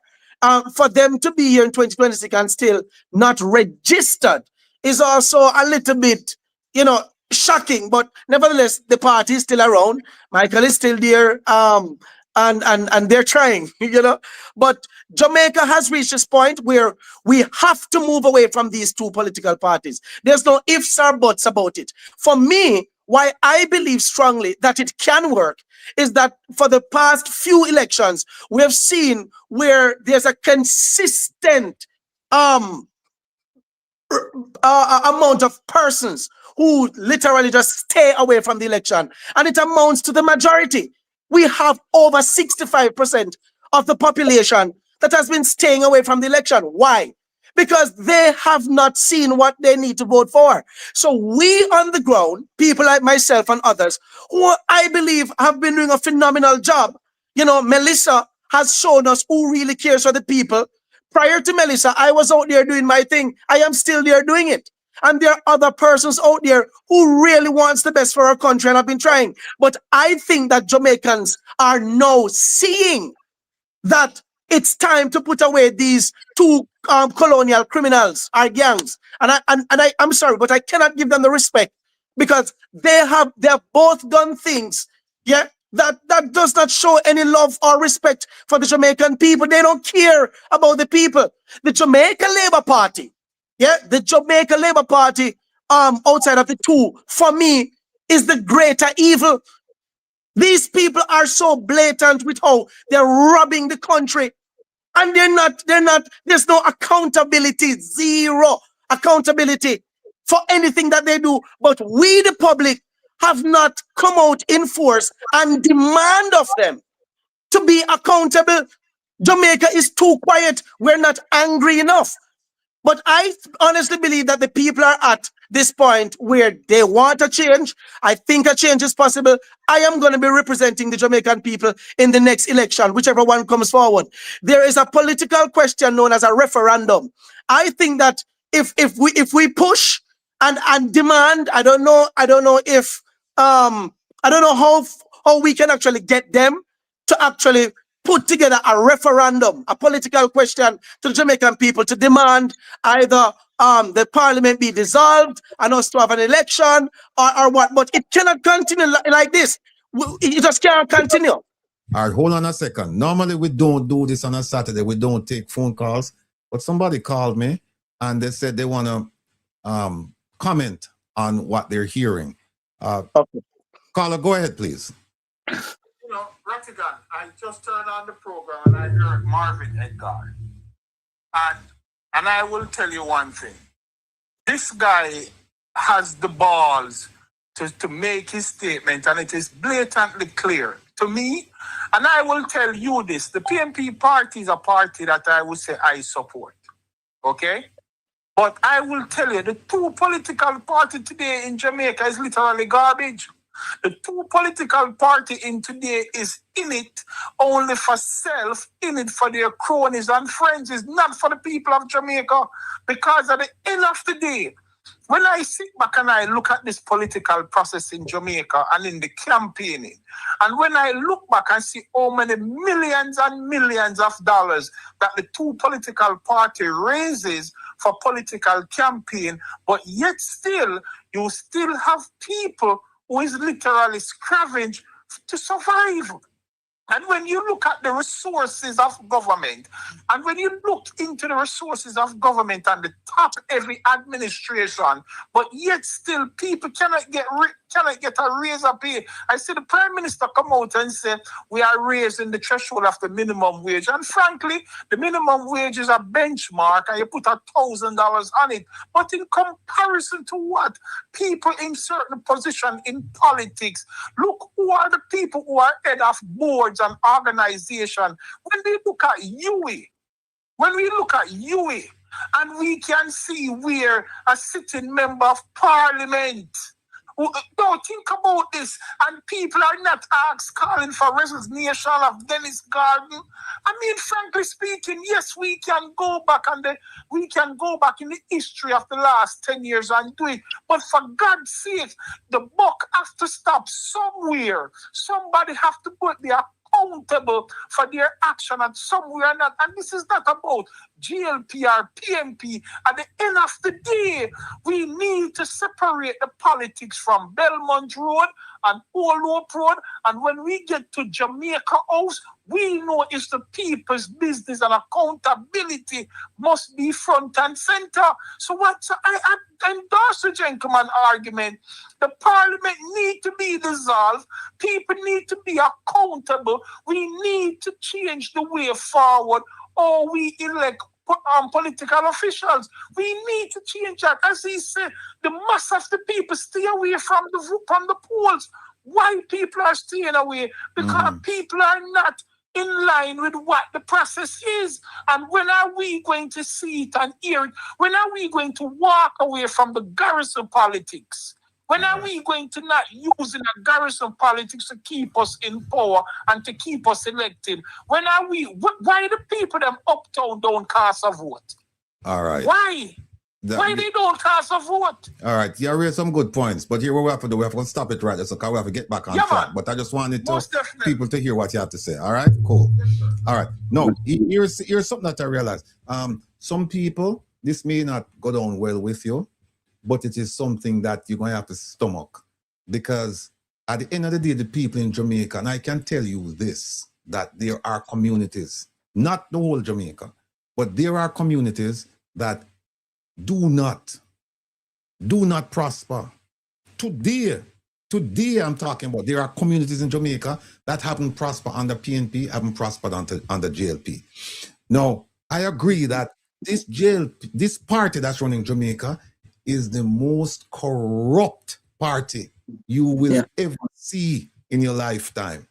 This party, and nobody's saying that PNP at some point didn't have corruption. Nobody's saying that, because parties are made up of what? People. And people are fallible. People are going to make mistakes, right? Some people are going to steal. Not even mistakes. Some people are intentionally going to do that. But when you look at this government since 2016 till now, and you look at how much money has been misappropriated, unaccounted for, stolen, whatever term you want to use, the bottom line is the money did not get to the people. The way they have done it, broad daylight, they must take it right in front of your eyes. This party, this government that we have in Jamaica, I repeat, based on my studies, is the most reprehensible party when it comes to corruption. Is the most, them have no scruples at all. Them just take it in front of you and say, what you going to do about it? Go tell Integrity Commission. What am I going to do? Go tell FID. Go tell MOCA. What happened? Nothing. When you have, somebody asked me this today, somebody from South Africa asked me, so is it possible to have a criminal sitting in your midst in Parliament? And I said, in Jamaica, yes. Yes, we have a convicted criminal, Marissa Dalrymple Philibert, sitting there right now. And I can say that without fear of anything. Any repercussions, legal or otherwise. This lady pled guilty. She pled guilty to violating the Integrity Commission Act. And she was fine. And she's sitting right there now. She's back there. I remember what she did. She got a car, she got concessions, all this stuff. And then she lied. She said, I don't know nothing about the car. It's not my car, blah, blah, blah. Eventually she had to say, yeah, and she pled guilty. She pled guilty to some of the charges, not all of the charges. But nevertheless, she has a conviction record. You see, if she go now and she have to renew her visa at the US Embassy, there's a question. Have you ever been arrested? And it goes on to ask about charges filed against you. She have to put that on now. And where is she? She's in Parliament. She's in Parliament. So the people who upset because them say, well then, you know, and you're going to get it on both sides of the divide. You're going to get people from JLP who upset about the conversation, and you're going to have people about it. But remember, it is only a conversation. It's only a conversation. And the journey of 1,000,000 miles starts with the first step. This is just a step. How many of you knew about section 70, 71, and 72 of the Constitution that says that a majority party can tell the governor general, we want to get rid of the prime minister? A majority, because this is what happened. This Constitution, you know, to some degree, it never envisioned a third party or coalition government, you know. Never envisioned that. It's we are come up now. And I said, well, what if you have a third party with 5 votes and you have a close election? And these 5 votes now can determine who will run the country. And then they join forces with one of the parties. And then later on, a year later, they said, no, we don't like what's going on here. We're going to switch and go over. No, you have a constitutional crisis. Now the governor general has to step in and decide what he's going to do. And then you may have another election. You may have another election. So people, calm down. Think about this thing intellectually, not emotionally. Because some of us, we have invested so much emotion in our political parties and our political choices that when reason come to you, you avoid it, you ignore it, you don't see it. Because why? You're thinking with your emotions. You're not thinking with this, and you're not thinking with this, or you feed your family. You're not thinking about that. So let's continue the conversation. Go ahead, Marvin. I kind of just wanted to add to what you were saying. And then there was a pinned comment just now that you had up. When you can't condemn wrong, then pretty much you are a part of it or you support it. And I'm going to use a historical evidence as the basis to this point that I'm going to make. Boris Johnson from the UK. In COVID, he was seen at a party when the rest of the country was on lockdown. And it wasn't the people who got rid of Boris Johnson. It was parliamentarians. It was the opposition, the MPs who decided that they're going to boycott the damn parliament until he resigns. Go back and check it. And these MPs didn't show up that day. Next day, Parliament could not keep because nobody not did it. And then he had to just do the honorable thing and resign. For me to sit and watch the Mark Golding administration just constantly sit there and allow the Andrew Holness administration to constantly rob the Jamaican people in plain sight. There's so much evidence from the Auditor General, the whole country of it. You have a prime minister that has put a gag order on the whole flipping country, where 12 politicians, 12 are seen or considered for illicit enrichment, and the country can't know who the thieves are. And then we allowed an election to take place with those 12, where the country can't know, were still eligible to be elected. And the country don't know, and we think that we have a government with accountability, a government that cares for the Jamaican people, and we, the Jamaicans, like an idiot, sit down. So if you have 12 persons who the Integrity Commission, right, have for illicit enrichment, but the country can't know who they are. So are you surprised that after election, monies are still going missing? Are you surprised if 12 thieves did not know about? Hold on a second, hold on there. Hold on a second, Marvin. Here's something I want to add, right? Here's something I want before I bring in Kojo. You mentioned 12 people on the investigation by the Integrity Commission, and that they were eligible as a result of ignorance meaning the public don't know the names them. The Integrity Commissioner released the names. And that they're probably sitting in Parliament. No, that's bad. But let me go back to Dalrymple. We knew about she. We knew about she. She pled guilty and she's there. So what does that say? It speaks to our people that we are willing to put criminals back in positions of authority. That speaks to the psyche of our people. Who are we as a people? Now look at this. Somebody in the chat said, no third party in Jamaica, only a come for full on a cross. Let me just quickly dismiss that. First of all, I'm not coming to fill no crowd. My crowd full right so. We're not coming to fill no crowd. We're just having a discussion. And if you are not intelligent enough to realize that this is a discussion, then you need to exit and we won't miss you. Whether it's a man or a woman. And when I say, and another thing is that no third party in Jamaica, only a come for full on the cross. I want you to realize that I am probably the only person on this platform who's in America.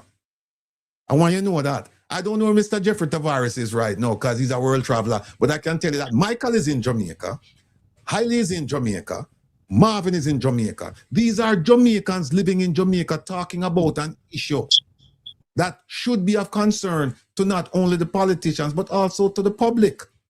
So if you're so stubborn in with your ideas that you can't understand that it's a conversation and that you should just broaden your perspective and say, let me listen to what they have to say, then frankly speaking, you have no place around here, and we would welcome you. We would welcome your departure. If I could just comment on the young lady that the person that made that comment. Go ahead. One of the first policies of the NDM is that every member who is going to be running for parliament under the present system, because we want to change the system as soon as we have the opportunity. But to get into parliament now, you have to run under the present Alibaba system. I call it the Alibaba system, right? But one of the things that we decided as a party is that every person who is going to be running for parliament or going to go into the Senate must declare their assets to the public. Not only to the Integrity Commission, but they must declare their assets to the public. So the public can know what they earn before they go into parliament and what they earn after they go into parliament. And that we believe that only transparency can show the difference between what our party, the NDM, wants to do and the other two parties, because the other two parties went to parliament and they presented the Integrity Commission with only the Prime Minister and the leader of the opposition must declare their assets to the public. Actually, Michael, let me interrupt you. It's not them declaring it, it's the Integrity Commission putting out a summary. Yes. It's not a summary they put out. Yes. Well, we want to go much further than that. Okay. We are saying that anything that is declared to the Integrity Commission must be made public by every person who is going into parliament. Okay. That's what that's our policy. To show that we are totally different from the Alibaba parties. All right. I'm gonna come back to you about NDM, I'm gonna let you off the hook with that. But let me bring in Haile Mikhail Kojo. I don't know if you've been listening to the conversation, Kojo, but it has to do with a third party. Now I know that you don't consider yourself a third party. You are basically running on an initiative to change the constitution, change the system. Tell us then, if you're not with a party, how do you factor in this conversation? This document, you hear me? Yes. Okay. This document is to be signed into operation by 63 elected representatives of the people of Jamaica. It is a bloodless revolution. That's what it is being promoted as. Because we don't need to kill anybody. We have had enough bloody revolutions in Jamaica that don't go anywhere. And we're still killing one another for corner shop rights. Foolishness. So what we need are 63 people in Parliament to sign this document. Happily, one MP, the Keisha Burchell, St. James Southern, on March 1, 2026, that's last month, I was at a place they call Flagstaff, formerly Trelawney Town, but the Maroons there tell me that its proper name is Hodger Town. She declared herself to be a Maroon, and after I spoke, she said publicly, I am going to sign that document. You have one of the 63. So I'm looking forward to her fulfilling her word. That is one of the reasons why I have been a candidate in the elections since 2012. So that we can have people in Parliament with integrity to sign the document and we can own the country. Now we are talking about integrity commission and all that. It is the law. So why the police don't go lock up the people them who not doing them work? Meaning showing the people of Jamaica what their assets are, declaring their assets. It is the law. So why is the police and the judge and the DPP not doing all of their jobs to make sure that these people are brought to book and declare their assets? So it's not a matter that we don't have laws, it's a matter that the laws are not being upheld. Because of why? Well, under this document, such things wouldn't happen because the people would be the sovereign. That's what this document says. The sovereignty of the country is vested in the citizens of the country. And it is upheld by the duly elected Prime Minister, he being the head of state. He's the Prime Minister because there's a council of ministers, which are 10 fixed. I have compared this document with the 17 ministries that Prime Minister Andrew Holness has. And there's a space in these 10 ministries, including the office of the Prime Minister, for all of those ministries that he now has. Minister of Gender comes under Ministry of Youth, Culture, Sports. Simple. Because youth means male and female. So everything gender comes there. Why you need a Minister of Gender?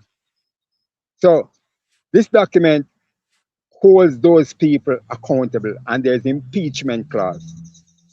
It also says that everybody has a right to appeal to the Prime Minister. And they have adjusted it for the 20th revision, which is June 2026, July 26 this year, 2026, to say that he must respond to such application within 90 days. I have applied to the Prime Minister's office recently for audience to see him about constitution change because he has spent $3 billion of our taxes and come to nothing over 3 years. And I'm showing him that this is still here. And it's either he will accept it and let us discuss it and properly, or I'm going to stick for himself, or the people going to vote him out. We're going to check it out. What was the highest percentage of votes that any candidate in this election got? Not more than 50. None of them got as much as 30 or 35% of the eligible voters. We're not talking about who vote. Okay? So there's no real mandate there. So these people in Jamaica, you need to stand up for your right. Don't make sense to talk about, oh, everything can go and thief But and you're in thief Jamaica. that. I live in Westmoreland. One more point. I live in Westmoreland. And JPS got a whole heap of money from us. And they Would you raise the believe me? light bill so that they can He read put up the it, you know, electricity but system. Hold on a second, Jeffrey. Just a moment. And already I see people thieving light, are preparing to thief light. So what that makes sense? How can that make sense to us? All right? We're talking about Cuba. Everybody in Cuba is informer because they're defending the revolution to make sure that the country run like how them want it to run. Not care who's saying what about them country. That's why they can be standing so strong against all opposition with no assistance at times. Okay? Jamaican people need to stand up talking about music and Bob Marley and Marcus Garvey and all of these things, wasting time. We're not doing anything yet. This is a document. Any revolution, any change to make something better, we need a document. And there's no document I see that compares with this, that is better than this. Not because I write it. I don't write it off of my own head. The Almighty God Himself give me the permission and give me all the resources to do it. And here it is. You can check the YouTube channel We the People Republic JA. Check the document itself on Facebook We the People Republic JA. Check call for it on WhatsApp 1-876-225-1163 or email We the People Republic JA at gmail.com. And you will see this document is based upon the 1955 revised Constitution of Ethiopia, written by Emperor Haile Selassie I. Let me ask you a Plus question. United Nations and the Maroons documents and many, many things to make it proper to fit us. Yes, All right. Ratty, go ahead. Let me ask you a question. It's a twofold question. The question I was going to ask you was, you sound good. You sound good. You sound really good.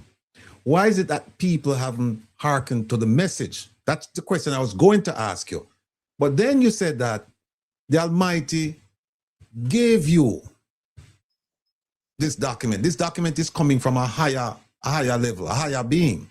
So the question I want to ask you is that if it's coming from that source, then why is it that we don't hear more about it? Why is it that the Almighty has not encouraged, inspired, opened the eyes and the ears of the people so that they can hearken to His message? Because this message, based on what you're saying, is not your message. You're just a vessel.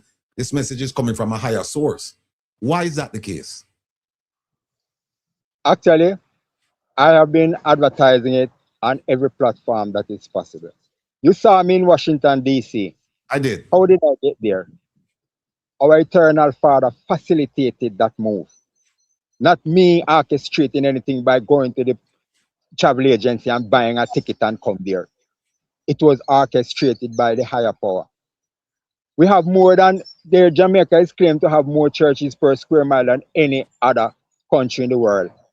And yet still the church people are hiding from politics. The first political statement that was made that we read in the Bible said, let there be light, and there was light. And light continued, the moon, the stars, and the sun, they don't move out of the position that God put them. And religion is this: thou shalt have no other God before me. That don't mean I must have any gods, you know. But when Him, the Almighty, get ready, you will left all of those gods behind and come to Him. Okay? So religion and politics is important, and we need to keep two of them together. Okay. There's no way the spirit can live without the body. There's a dead man that, and if the body don't have no spirit, it is still a walking dead. So we have to work these two things. And the council of churches, as a matter of fact, it seemed to me like every civil society group in Jamaica has been bought and stamped and packaged by the people who are supporting them and financing them. This program that I'm on is financed by the people. The people finance this. People just call me highly. We see you do it. I like what you're doing. What you want? You want this to make this happen? And they give me something and it makes something happen. All right? Just like how you call me and say, highly, I want you on the program today. And here I am. Mm-hmm. I plan to get a copy of this from put it on our YouTube channel as well. Mm-hmm. All right? This is how it works. Nobody can buy this thing. This thing is not for sale. All right? And we're not afraid of anything. We are doing what we have to do. Man tell me, oh, highly, mind and killer. He says, so what? I'm going dead one day if anything, so I can't to the rule of life. I never have no gray beard 10 years ago, 20 years ago. I didn't have no beard 50 years ago. I'm 66 years now. So what am I to do? Hide under my bed after God give me all his angels and all the money and everything to do what I need to do to make this country run better. What we have to hide under our bed and afraid? Then when we're dead and go to judgment day, what we tell God say? I'm not fret and worry about nothing. If a death come, we're dead as a serious man. And if it's life, we live as a serious man. Simple argument. All right. Yes. Listen, I wish we had more people with your courage and conviction, because, you know, and come out and can have a discussion like this, because this is only going to help us better ourselves and by extension the country. Because an idea with one person is exactly that. It's just an idea. An idea shared with many people is something completely different. Before I have a caller come in, hold on a second, B. Before you do that, can I ask him if he could send a copy of the document to michaelchamunda@yahoo.com? We're going to get that to you, Michael. We're going to get that to you. But let me take this caller. This is a Okay. very important call. Caller, go. We don't normally do this, but you know it because you're special in my book. So go ahead. I know you want to say something. Yes, Brother Ratigan. Yes, sir. Blessings. Bless up. Right? You watch your program because All we right. have Marvin Edgar, we have Michael Williams, we have Michael Kojo, and we have Jeffrey Tavares. So go ahead, make a statement and ask the question. Yeah, man. And the world know that it is mystic sensation. Indeed. I heard Marvin Edgar, right, made a pronouncement on the People's National Party in terms of that the People's National Party, equally with the Jamaica Labour Party, are corrupted just the same. Now, we deal with evidence. We deal with a court system in terms of cases that goes through the judiciary. Right. And I am asking Marvin a straight question today, and I want Marvin to identify to me, right, cases that put through the judiciary that found People's National Party convicted as it relates to any members of parliament, as it relates to the judiciary, not propaganda. So I am asking Marvin Edgar to list those corruption. Okay. Fair enough. All right. You want to hang up or you want to hold on while Marvin answer?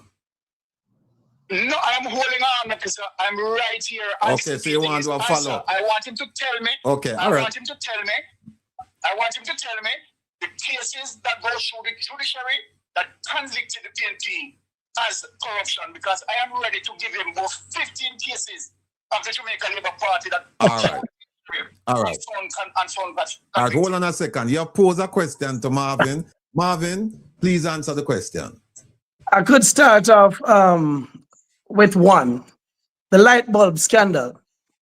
I think all of us know how that went down. Hold on. No, man. The court found him not guilty. Don't go there. All right, hold on, Mystic. Hold on. Make him answer. All right, all right. All right. And can respond. All right, hold on. I answer the question. Yeah, I kind of understand where he's coming from, and I'm gonna say this: everybody have various experiences, and I'm not gonna be like some people who dance around a question.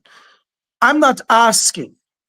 It is on record that there are members of the People's National Party over the years who have been complicit for a number of things. It might not be to the tune as to what we're getting from the Jamaica Labour Party, as I have said before, right?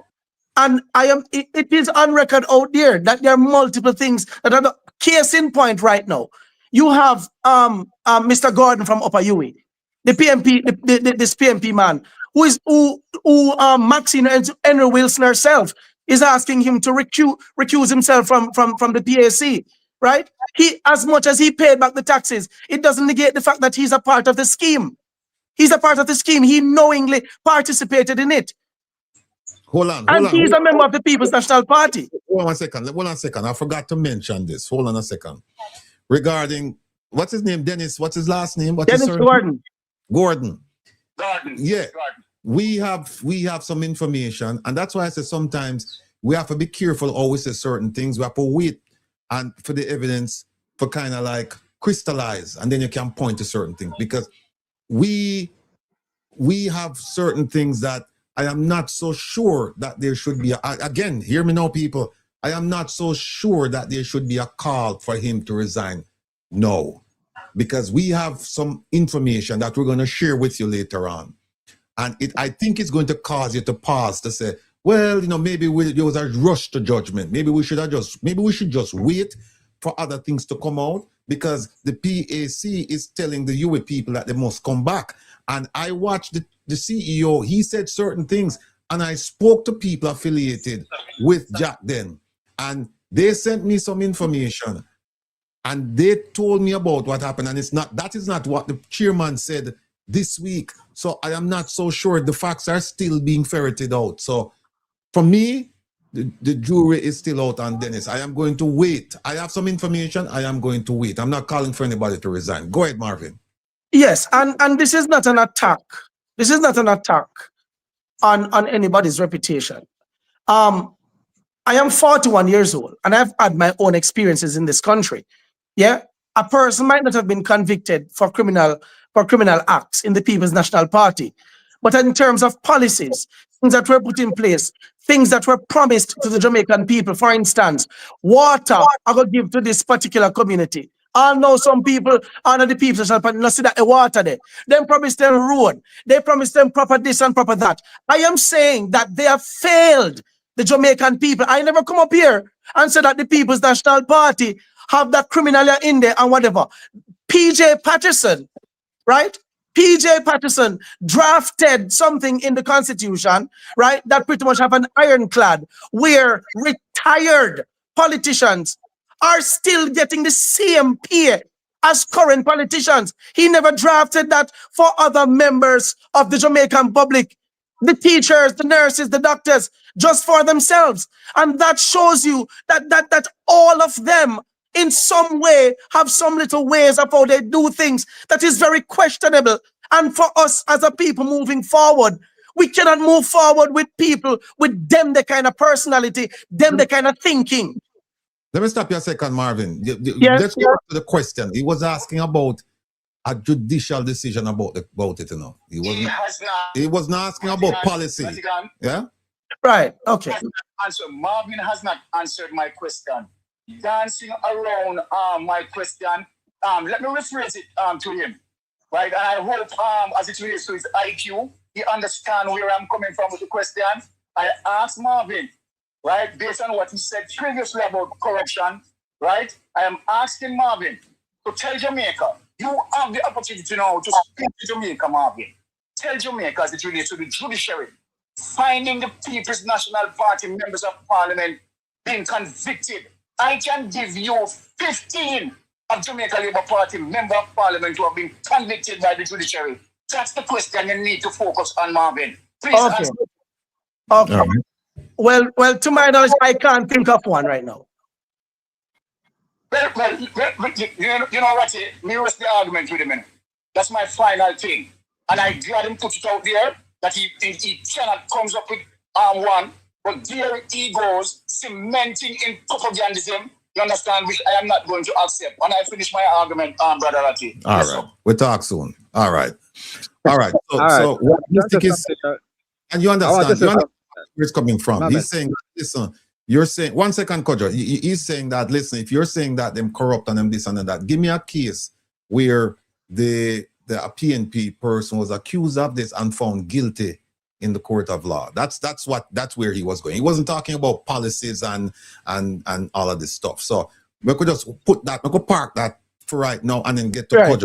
What you want, and then Michael, I don't forget to, I want to come to you about the NDM. Go ahead, Kojo. Yes, I just say that I have an event that I have to attend to. I'm apologizing for that short, that long intermission where I got cut off.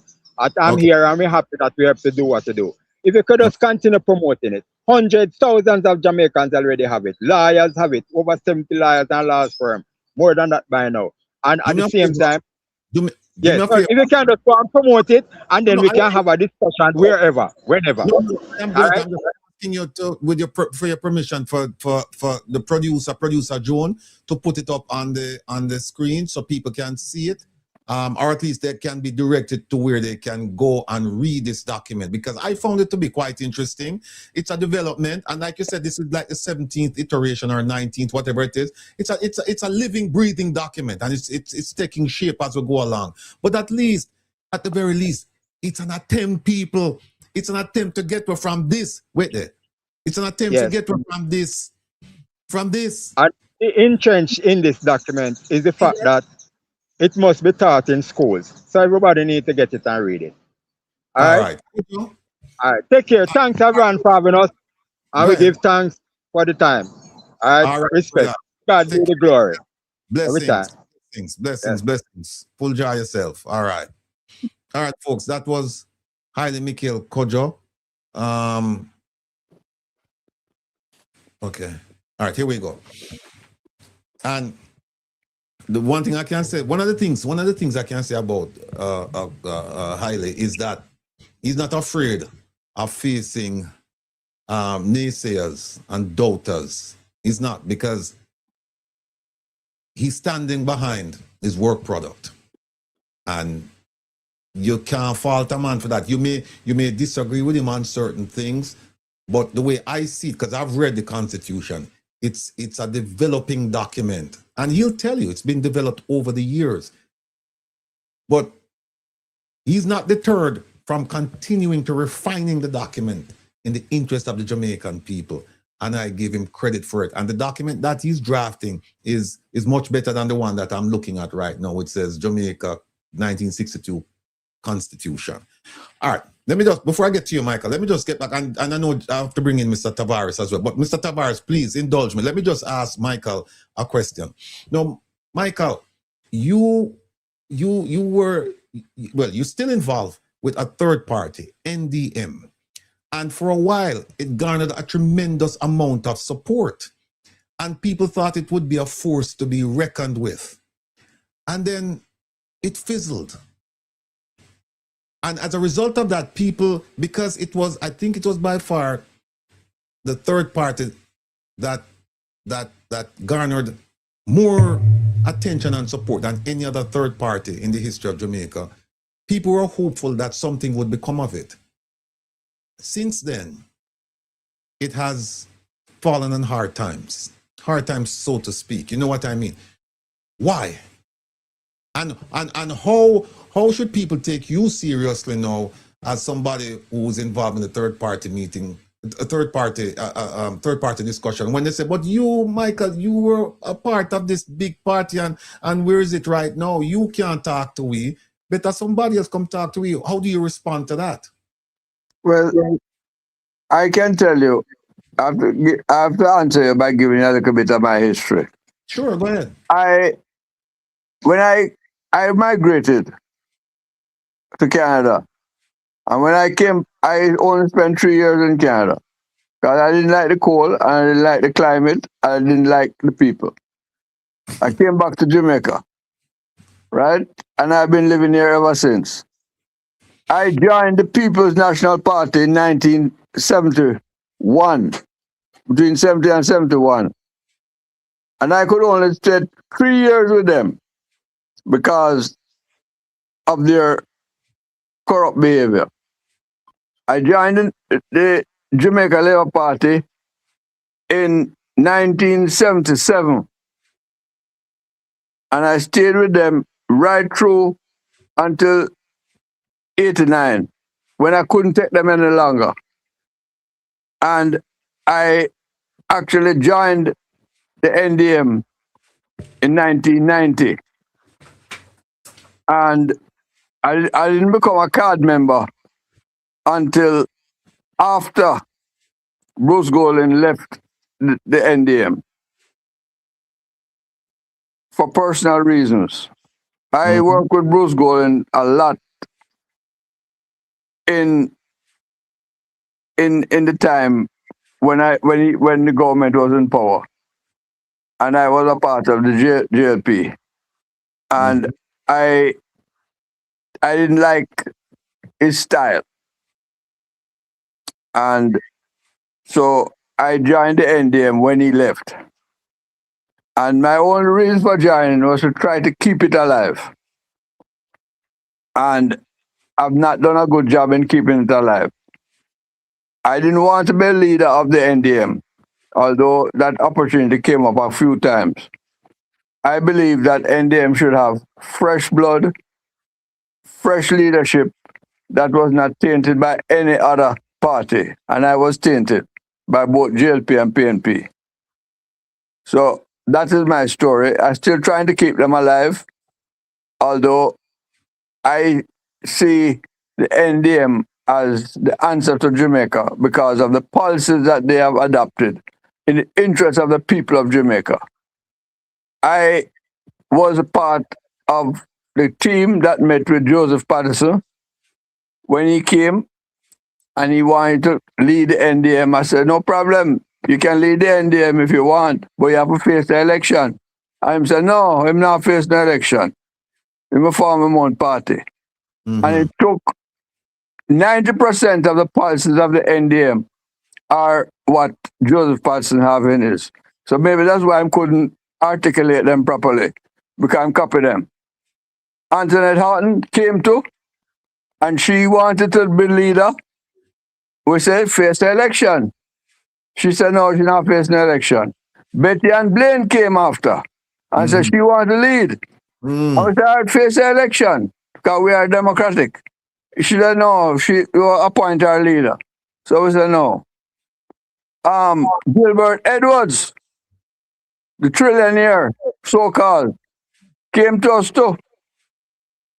And I visited his house and everything, said bond them and everything that him had. And I thought that he was serious about changing them. I said to him say him get 10 cents to the dollar for change. I said, see, change them for 5. He said, no, I'm have to wait 10. And don't change them up to now. So him give everybody promise. And him don't come true. Right? So I still stick with the NDM. I believe that the NDM policies is the best policies that this country need, and I still need refining some more. But until something else come up, I will still stick with the NDM. But Michael, before I bring in Marvin, you understand why people disenchanted with the whole thing, because there it is that you've laid out a litany of individuals who wanted to participate in a third-party initiative, and they didn't want to face an election. And then you also came across somebody who claims to be a trillionaire, and the money is not there.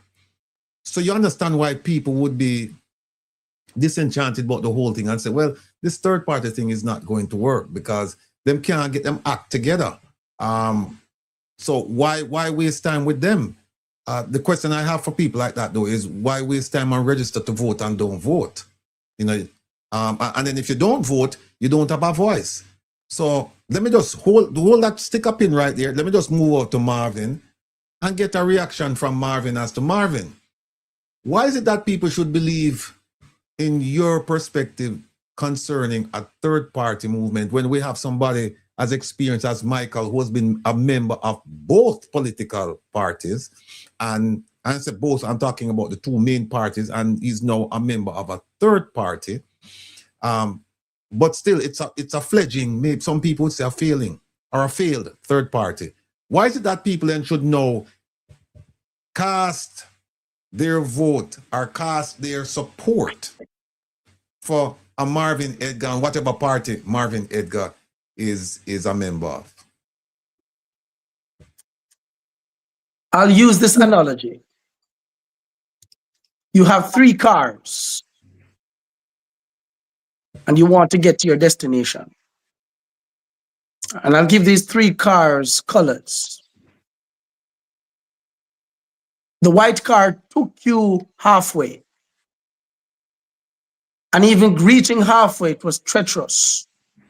You still did not make it to your destination. We tried the black car. The black car took you quarter way. Almost the same result. Still don't reach the destination. And there are people at the destination that is waiting on this ride to just get home. Yeah. And we keep trying to fix the white car and the black car. But every time you try to fix it, you put in a different speaker, maybe a new engine. It doesn't change the fact that the car still don't get you to the destination. And along the way, the driver keeps making up stories as to why we can't reach there. You cannot blame the peach car that you have not driven and say that this one will not take you to the destination because you did not give it a try. The peach car is brand new. Never touched the road. Engine good. Well oiled. Full of gas. Knows a different route. We're not taking the same route as the two previous cars because obviously something is wrong with that particular route. And that's the best layman analogy I can give to say that we have never tried a third political party in Jamaica. The statement made earlier by whoever that person was, to say that a third party person just a come to fool them crap. Well, maybe it is time for Jamaica to welcome some brand new thieves, because we have seen the same ones for 40 years, for 50 years, robbing the Jamaican people. So maybe we should give a brand new set of people a chance to go in there and maybe show one brand new way of stealing. Because at the end of the day, you can't say that this person cannot do the job unless you put the person there. We have tried the persons with their doctorates, it failed. We tried them with all kinds of degrees, it failed. We tried the young one, we tried the senior, it failed. Give another group a chance. 65 to 70% of the population is saying, we have seen those two cars, we're not taking those rides because they not carry our destination. 65 to 70%. Let me throw something at you. The two cars. You haven't looked at the engine. You just look at the car. And here's why I mention it to you. The same argument, you just made a good argument for Mark Golding and the PNP, because Mark has never tasted that kind of power, that kind of leadership. And the people, the 28 people with him right now in Parliament, most of them are new people. So you don't know the engine. So why wouldn't you then say, you know what? This PNP party is different from the PNP party of years gone by. So let's give them a chance then to lead and see what they can do. What's your opposition to that? Listen to me, Ratigan. I know why you ramp with the analogy, you know. I know why you come play with my and a female one.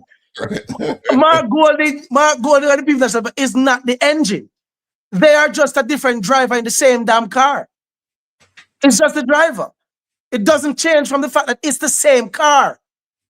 It doesn't matter how you paint the car. It's the same car. And I have found serious issues with, just like what I use with Boris Johnson.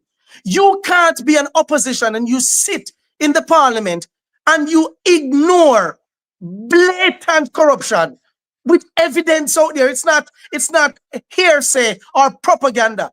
You have the evidence from the Auditor General. You as the opposition have to convince the Jamaican people that we mean business in taking the country out of the hands of these corrupt criminals by refusing to go to the parliament in the Bahamas. There was an opposition just last year, an opposition member who took the metal thing that they keep in the parliament. The maze.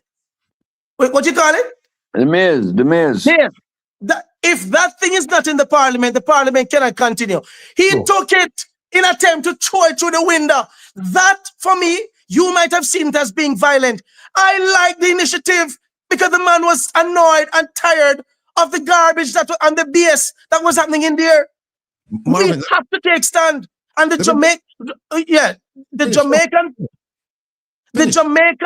Jamaican government, they do not respect anything peaceful. The Jamaican people, if you're not angry and burning down buildings and doing all kind of stuff, which we have not done in a long time, the Jamaican people, if you ask me, have been very peaceful. Here's how I look at it. The way I look at it like we are the ones sitting in the car.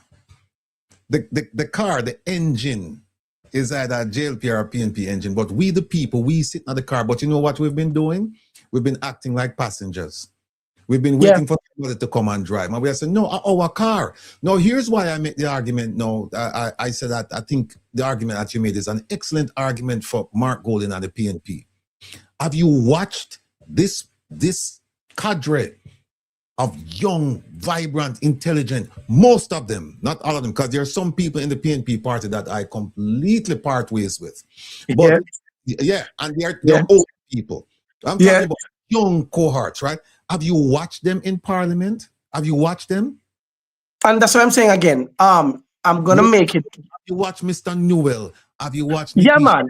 The questions that he's been posing to them, yes. And that's what I'm saying. And these are the very brand new ones. Then just come. So then just come. Wouldn't you want to give them a chance then to say, Of course, but not under the PMP banner. I'm very sorry. I am not under the PMP banner because the PMP still supports a constitution that we need to get rid of. The constitution but Marvin, is a big...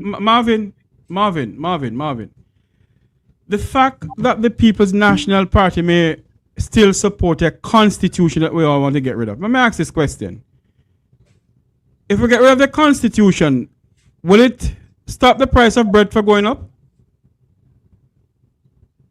It depends on what's going to be in the new constitution. Yes. It depends on the new constitution and what's in that new constitution. If we present a new constitution, is it that it will stop the 1-point-something billion out of cocaine that comes to Elizabeth? Yes. In what way? I am saying yes, because every time you're asking the question, I am thinking about the contents that I would have in my constitution going inside here. The content that I would have to protect the people of Jamaica, to improve the lives of the citizens of Jamaica. So yes. Hold on 1 second. Hold on. Marvin, you're a member of what? Which one of the parties? I'm one of the founding member of Up Jamaica, but most of what I do is completely independent of Up Jamaica. Did Up Jamaica contest the last election? No. All right. Does Up Jamaica have a constitution? Yes. Where is that constitution and how is that constitution different from the current constitution we have and the one that Kojo mentioned, if you have read Kojo's? All right. Beautiful question. And I'm going to say this again. Michael Williams was a part of a coalition of independent groups, independent parties, where we came together. I think it was about 7 or 8 of us, Michael, where we looked at various things from each other's constitution and what we wanted for the Jamaican people. And I believed in that initial movement because we were coming on one accord. So various groups, of course, if you're putting together a group, you're going to have your manifesto, you're going to have what you would like to see for the Jamaican people. Not every constitution might be what you want, but in terms of coming together, we saw where we could pick different things from each constitution and make the perfect constitution that represents the Jamaican people. And Ratigan, that can still happen. I am not saying that because Up Jamaica have a constitution, we should take that one and we should not refine it and add something from what from what NDM has or from what Kojo has and make this is not about Marvin or Up Jamaica, and it should not be about Kojo, it should not be about NDM. We want, just like the word they use, coalition, we want a group of people who are representing the same ideas. The UIC has a good constitution, very good constitution. What UIC has that's stopping them right now is a narcissist. And I can say that because I was with them. I traveled the whole damn country in 7 days when we went around the island promoting UIC. Hold on, Marvin. You're saying that... Okay, go ahead. Okay. Marvin, you're saying that the president of the United Independence Congress, yes. Joseph Patterson, yes. Is a narcissist? That's my adjective of the gentleman, yes. Why would you say that about that gentleman? There are several things I could say, and I do not wish to do that because this is not about Joseph Patterson.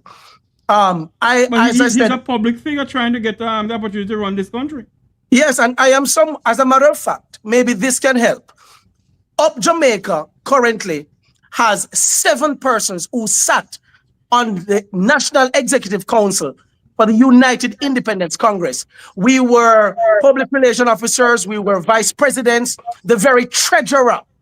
All of us left the same time because of things we found that were just concerning. I do not wish to elaborate on that. Hold on, no, hold on. We're running up a talk show here. You have to answer this question. Are you aware of the meaning of a narcissist? Yeah, man. What you mean if you know? What you mean? That's a very powerful word to use against a person doing a Marlon. Yeah, man. Marlon. And if so be it, and if Joseph Patterson want to file a lawsuit for defamation or whatever, then go ahead. Go ahead. I have several persons who can attest to the fact. I mean, this is my objective of the whole situation. Yeah. Sir Michael Williams. Yes, your sir. take on changing the Jamaican constitution into a constitution that can benefit the people of this country? Well, the first thing is we have to get rid of the Queen or the King. That to me was a very simple thing until Mark Golden made it complicated. The second thing is we have to have fixed date for elections. The third thing is every member of parliament must live in the constituency that he's going to represent. Right? And the fourth thing is those issues that are emotional issues must be put to the people in a referendum. For instance, the abortion issue, the homosexual issue, and there were 6 of them that the NDM had identified that should go to the people in a referendum or in a plebiscite. Hanging was one of them, and a couple others. I can't list them off the bat right now, right?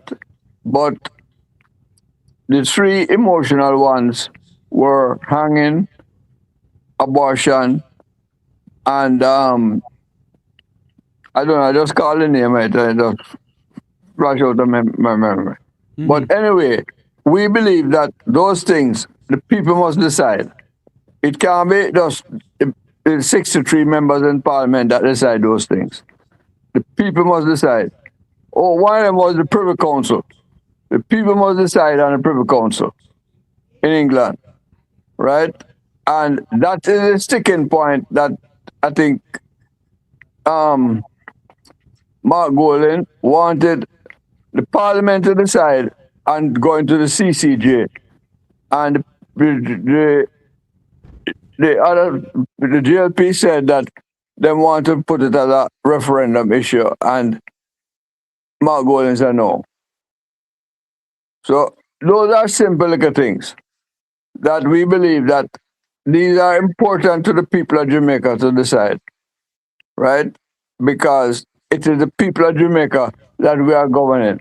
And another thing is that I heard the speaker that with this constitution.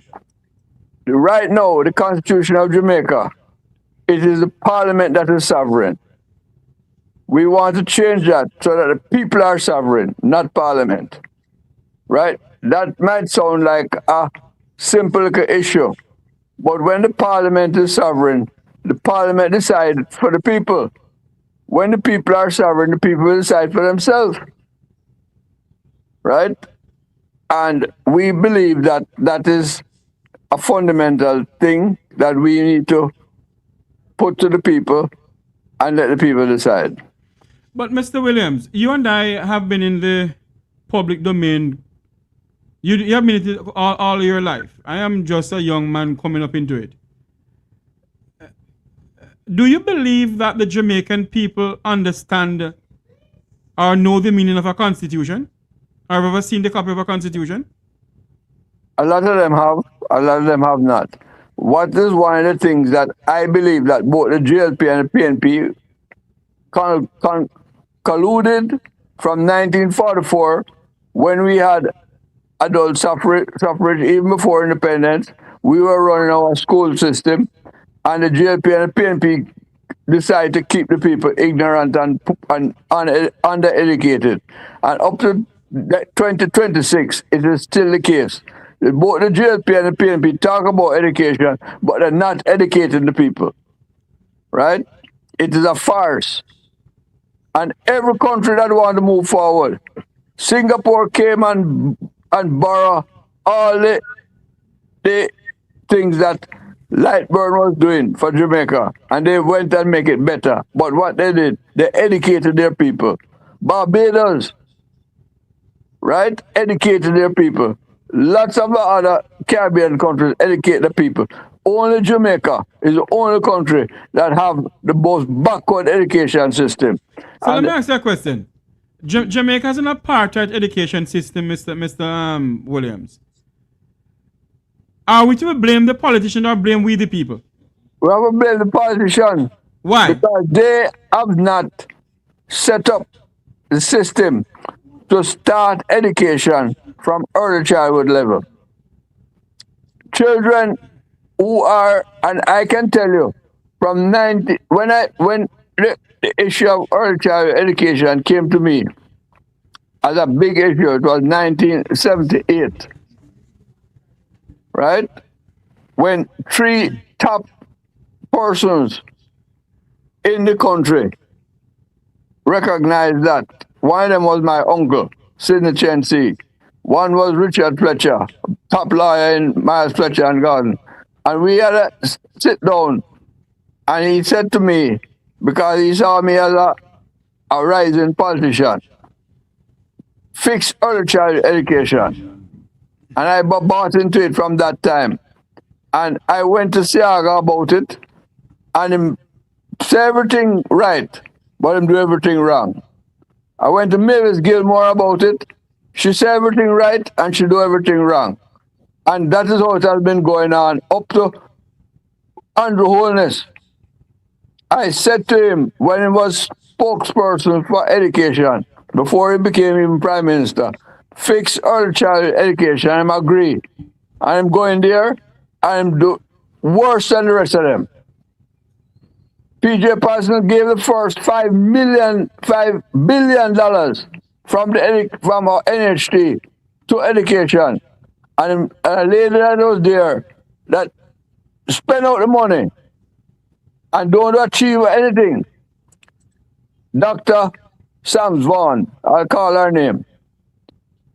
I said to Andrew Holness, move her when you get in as Minister of Education. I'm keep her there same way. And education don't reach nowhere. Or child education don't reach nowhere. Floyd Green is the only person as a junior minister in education. He moved the standard. There are 2,200 basic schools in Jamaica that deal with early childhood education for children between 2.5 to 5.5.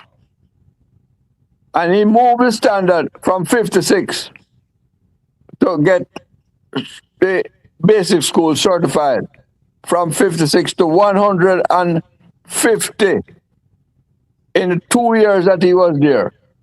And that is why I lift my hat to Floyd Green. In 2 years that he was a junior minister in charge of early child education, he moved from 56 that was there from Sams Vaughan, get the $5 billion, right? And do nothing. He moved it in 2 years from 56 to 150. And I don't think that right now there are more than 200, or not even 300 certified early child education institutions in Jamaica right now in 2026. Out of the 2,000 basic schools and early child education institutions. You think that this government is serious about educating our children? And every study show that children develop language, mannerism, character, everything before them reach 5.5. And that is when you put them into primary school to try to bend them.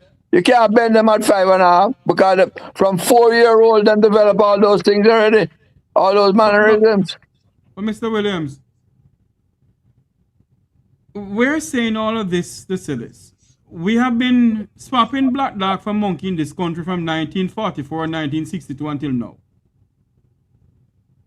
And I personally think, it's my personal opinion, that the Jamaican people is to be blamed for what is going on in our country.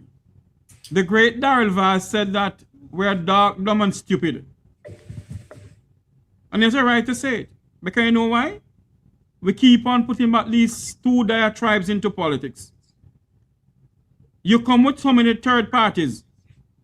And the Jamaican people don't want in the third party. What they want is the two gangs in the parliament. No better barrel, no better herring. Swapping black dog for monkey. I know Mystic Sensation don't like when I talk about it. It was the truth. I was just about to tell you that. We have been swapping black dog for monkey in this country from ever since. Our teachers can't get the right salary. Yet Andrew can go with a couple millions. I know teachers who have to be calculating their salary every month to say they're getting the right salary. Have you ever heard a member of parliament complain that they don't get the salary all now? No. So I don't think these gangs we have in the parliament is to be blamed. It's we the people to be blamed. We. Well, if people don't have education, them can't think properly. And that is my contention. If they are properly educated, they can think properly. Those who can think right now, Marvin said it. Mr. Rattigan said it. They drop out of the system. They enumerate, but then drop out. The last election, less than 40% of the people vote on the list. That is the diehards from both sides voting. Right? That is 20, and you can call it 20 half. 20 and 25%. The other 60% drop out because them don't see what to vote for. And if a third party come up and can prove themselves to the people, the people will vote for them, right? But them have to prove themselves to the people, right? One of the biggest mistakes the NDM made was to make a leader who didn't believe in the NDM policies. So right after the failure of the NDM in the most serious election, him run back to the GLP. And a member of the NDM referred to the man as the only man that him know who vomit and eat and vomit. Right? A very prominent lawyer said that about that man. Which man is that? The first leader of the NDM. What's his name? Go research it. Let me ask you something, Michael. And again, thanks for being patient with me, everybody. How many members at its height? How many members did NDM have? We had 30,000 members on the height of the NDM. How many members do you have now? Well, I would say we have about, still paying dues and still coming to parties, about 20. From what, 20,000 to 20? From 30,000. When we had the petition, we had to have a petition before the electoral office changed the system. We had to have a petition to become a registered member of 40,000, and we got 56,000 signatures. Well, here is something that I find quite interesting. The last time you and I had this conversation on a platform, it was on Mr. Tavares' platform. And when I asked you that question, you said you only had 2 people. You had you and the president. So now you say you have 18 more people to it. So should we look at that as a positive, or should we still look at it as a negative? No, it is neither positive or negative. It is factual. Let me tell you something. What we have to do is galvanize the country again. We need the NDM's name is the most well-known name out there, other than the JLP and the PNP. Yeah, but you only have 20. You have 20 members, though. Well, we have 20 active members now. Yeah. Right? Chris. But we can build that foundation. Jesus started with 12. Yeah. 11. 12 disciples and himself. Yeah, but you started with 30,000. You go the opposite way. Yeah. Well, okay. there are many reasons for it, but one of the best reasons that I can think of why we can succeed again is that the people are totally turned off of the two Alibaba JLP&P, right? The people are totally turned off of them. And because of that turn off, we believe that with the right marketing and with the policies that we have, we can win the people's support again. Okay. But it's not going to be. I Hold don't on, Mr. believe. Rattigan. I don't believe it's going to be a one-term thing.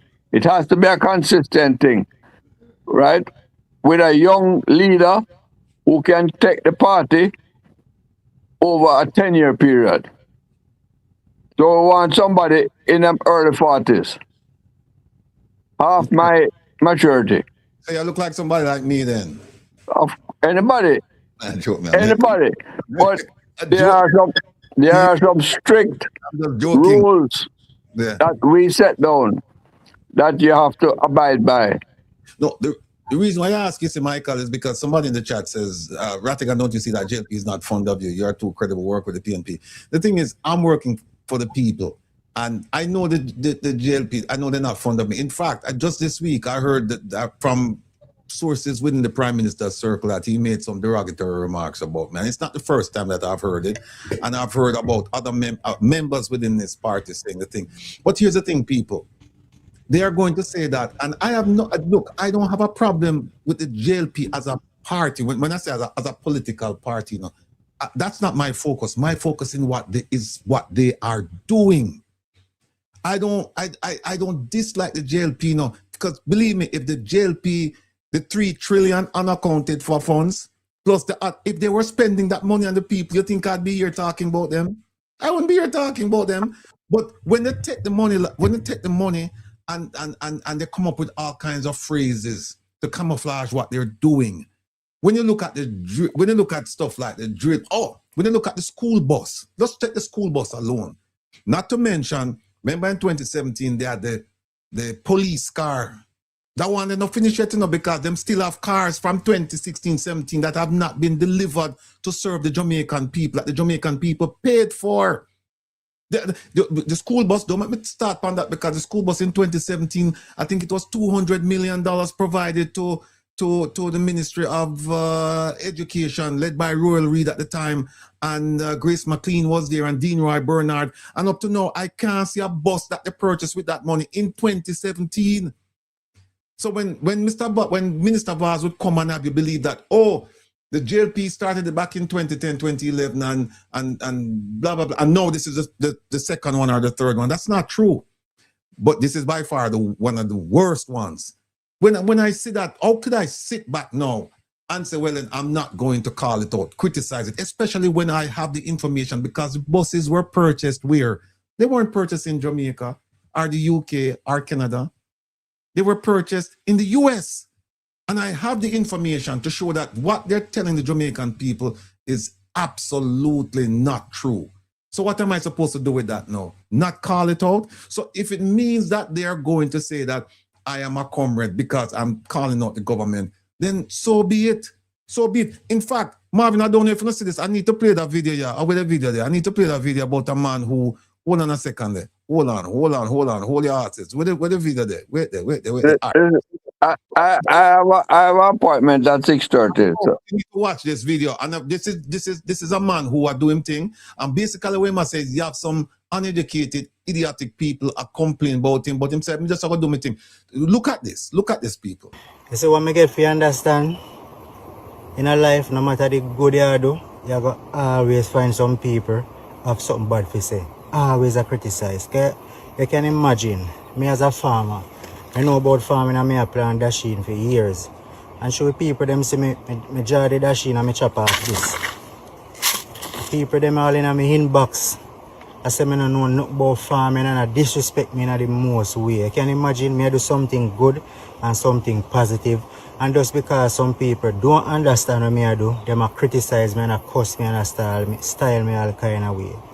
You see me, but I don't pay that no mind, you know, you see me? Because me know better. You see, people, when you plant that sheen, I don't know about, oh no, but when you plant that sheen in your jar, you cut off this. Understand? Yeah. Every dasheen where you draw, people, you always have, you find all 10 sucker. Them here. See them here?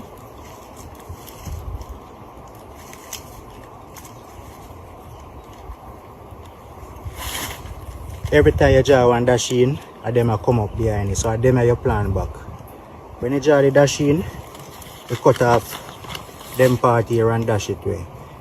It seems like say people them back in the days used to plant them, but we not plant them here, people. A modern time now. So every dash in a jar, all 10 of them here in the hole. The sucker them. So them here, we plant back. You see me? And we get back the dash in them. So when I see some people disrespect me and I say me don't know nothing about farming, I just laugh and shake me because me know say me know about farming. You understand? Yeah. So when I really pay them no mind, I see them are going in way there. See me?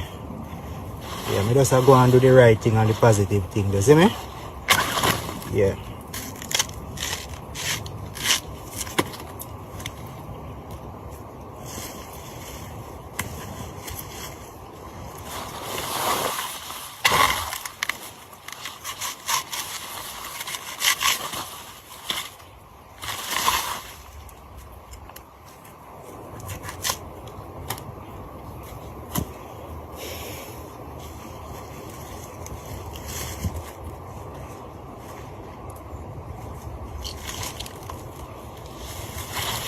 So them here the sucker them people. Them here we plan back after we draw the dash in them. You understand? Yeah man. So you can't stop cuss me and criticize me now. You understand? Because you say me don't know about farming. Well me I teach you something. Who don't know? No one know. And who know? I just that. You see me? Yeah. All right. So that. So people come and criticize me and all of that, and them don't know what going on. And if you ask them for, it's just said to them, say, give you an opinion. And so them have no opinion except for just cuss you out and this and that. So people, please, only not for cuss me, right? Only not for cuss Marvin, not for cuss Michael. If you disagree, and that's fine. But the cursing not necessary. So they'll continue to play that now because the man said people who don't know about farming are disrespect him in the most way and right up in him inbox say my idiot, he don't know what he do. So Michael, I know you have to go. Give me your final words for this segment here. Well, let me tell you, I still have a lot of hope for Jamaica.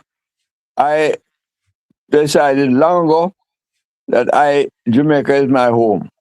And I will travel everywhere, but I'm coming right back here to Jamaica. because I believe in Jamaica. Right? So that is my final words.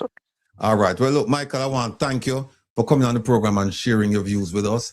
And I know that some of your views will resonate with some of our supporters, listeners, viewers, and some won't. But that's the nature of life, that we can't do with everybody. But at least I want them to walk away hearing what you have to say today, and then they can process it. Because sometimes, you know, when you walk away from a situation and then a day or two later you process it, your perception is a little bit different than when you first heard it. And so I'm hoping that what you have said, people will now take it into consideration, and they may agree or disagree with you later on. But the important thing is that you said what you had to say. And we thank you for that. We thank you for being a stalwart. And we wish you and the NDM all the best. Take care of yourself, my brother. Thank you very much. Take care. Right, so Michael, we'll talk. Good. All right. Marvin, you're gonna hang with me, or what the deal? I kind of wanted to give just my last Go ahead. Purview on what we've been talking about. Go ahead. Amidst the noise and the constant discussions and which party failed from which one might have little hope, I am done with that. The Jamaican people are at a point where they can't take any more. People are suffering, and it must be recognized, and the problems must be fixed. I do not have time to go back in history. I'm about moving forward. I am a critical thinker. I'm a forward thinker. and I know exactly how we can solve the problems of Jamaica. And I've given several ideas as to how it can fix. Me put it on calculator. I have videos that are circulating, not just talk. So for me, I am gonna make myself available to represent the Jamaican people. If they don't choose me, then they can't say that I did not make the effort of not just talking, but I allowed myself to be a representation. Me never just con talk. I know I have solutions to move the country forward, and I've listened to manifestos, I've listened to the budget debates, and I mean, I have no ill will about 1 or 2 or 3 PMP members that are really shining in the parliament with very good questions to the ruling government and how they articulate themselves. The country is far beyond persons who can articulate themselves. We want solutions, and I have solutions.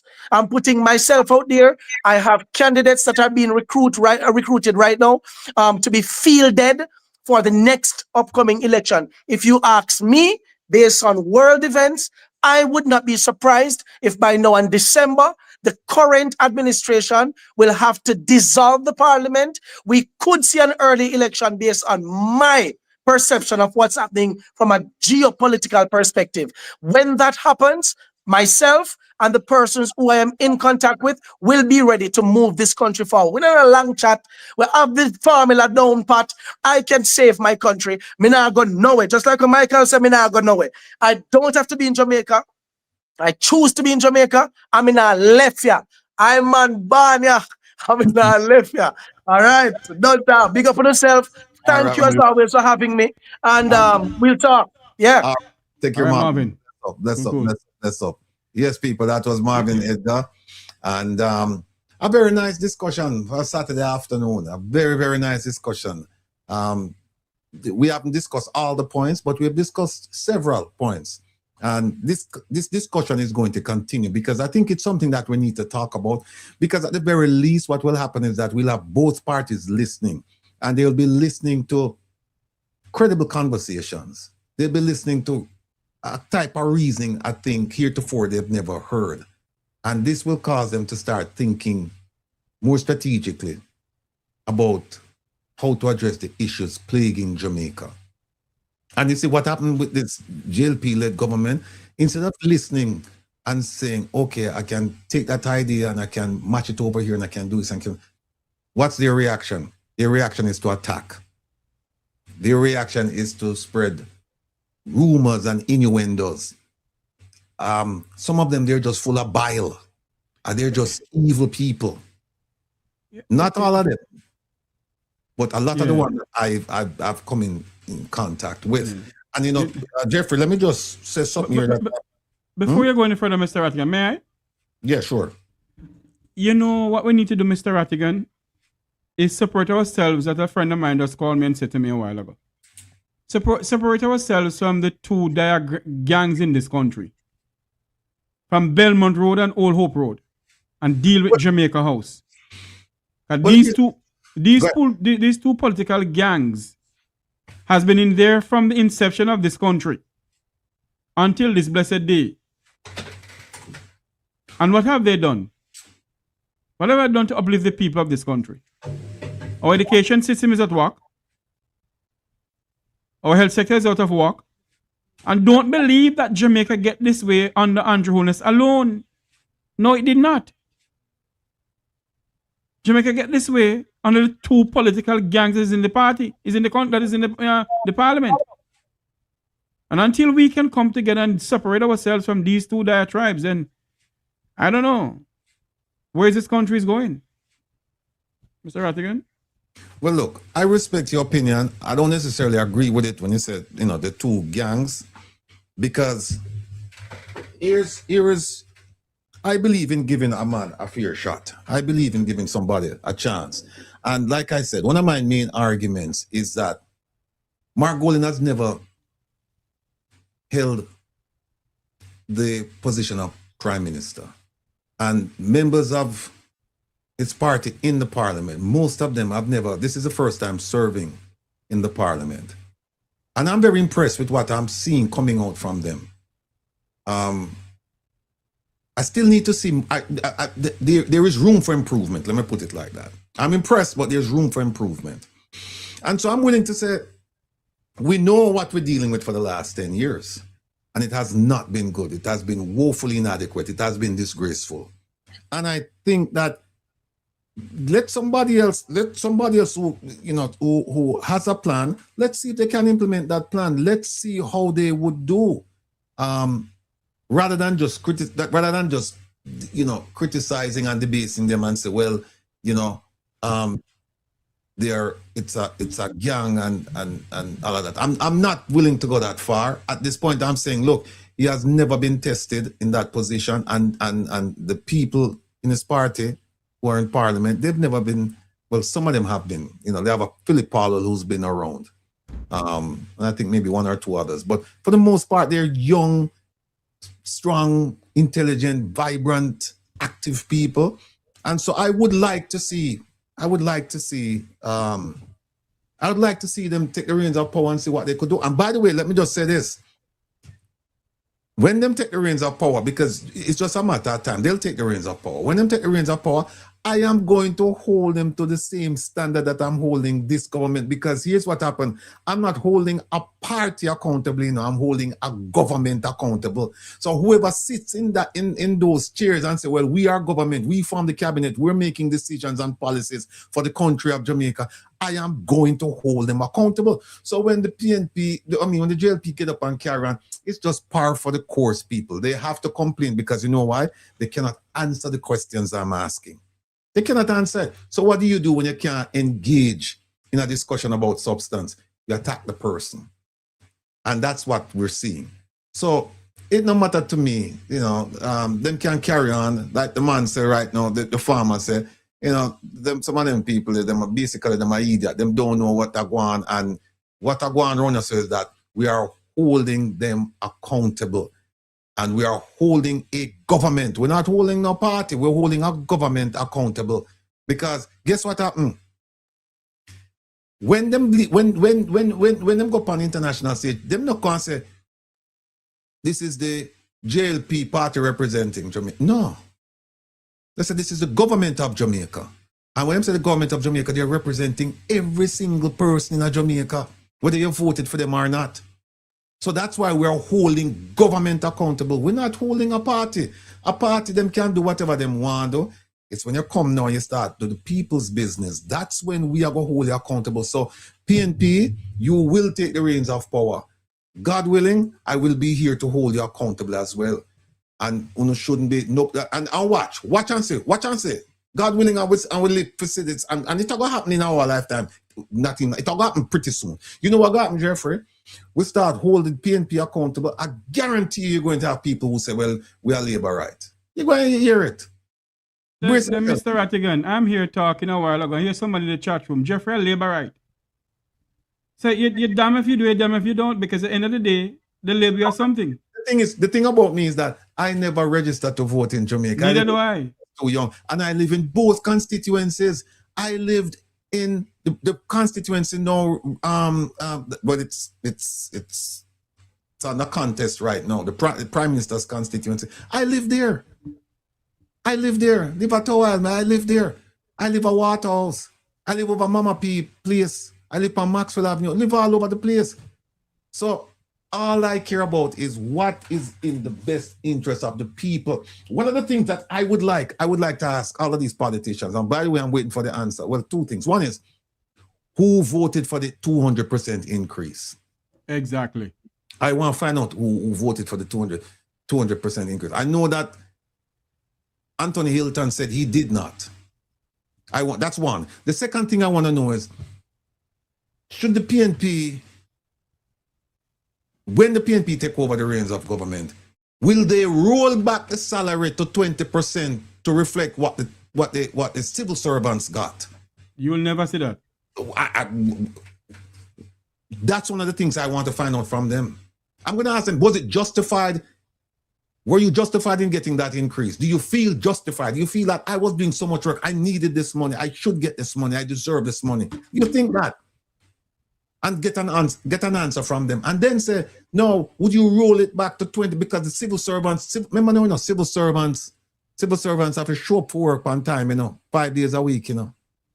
How many days a week parliamentarians have to show up and show up on time? Tuesdays. You see what I'm talking about? So we should be focused on the people and not the politicians.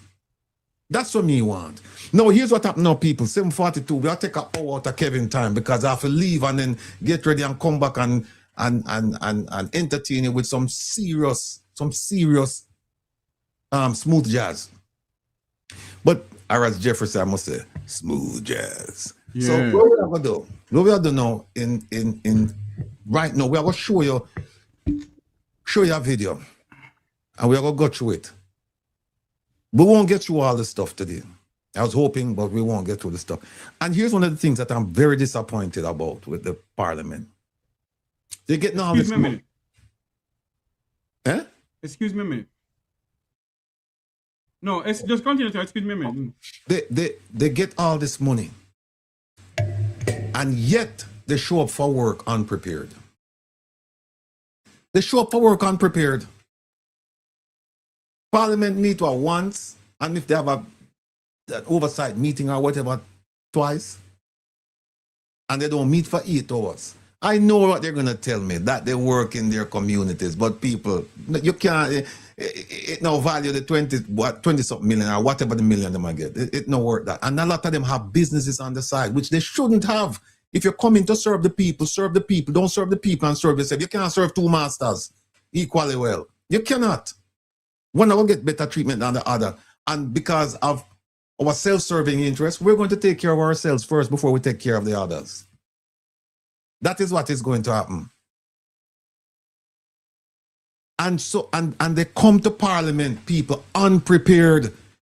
There is, I can point out one, and I will point her out. Mrs.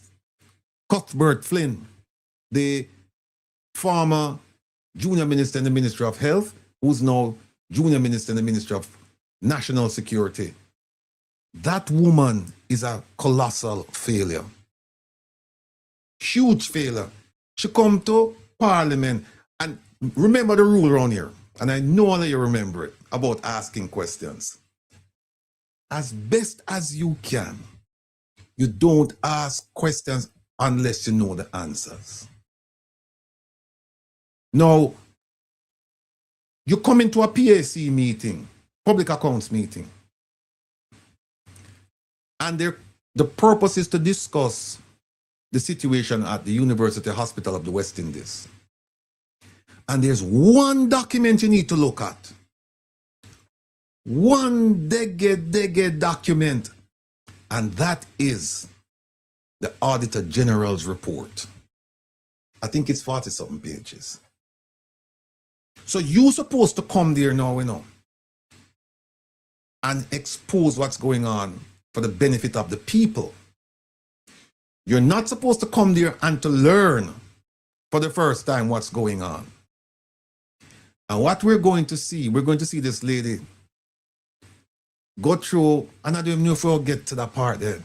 Well, you'll see where she ask questions, and the answers are right there in the report. She didn't read the report. She did not read the report. She did not read the report.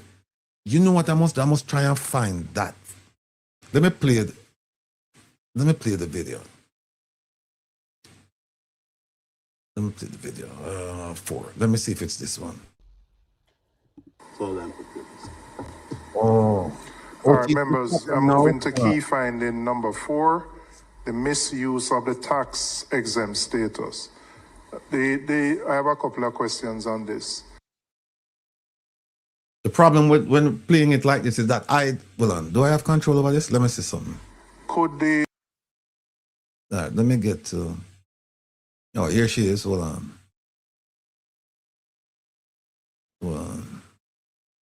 500,000 at a minimum to 3 times the CIF value, and the CIF value is approximately 40 million. So it would be like 120 plus the 10, which is about. Or services have necessitated. I'm unable to say other fees. in terms of not asset was not. Let me see something. I think it's this. I'm getting ahead of myself here. Hold on.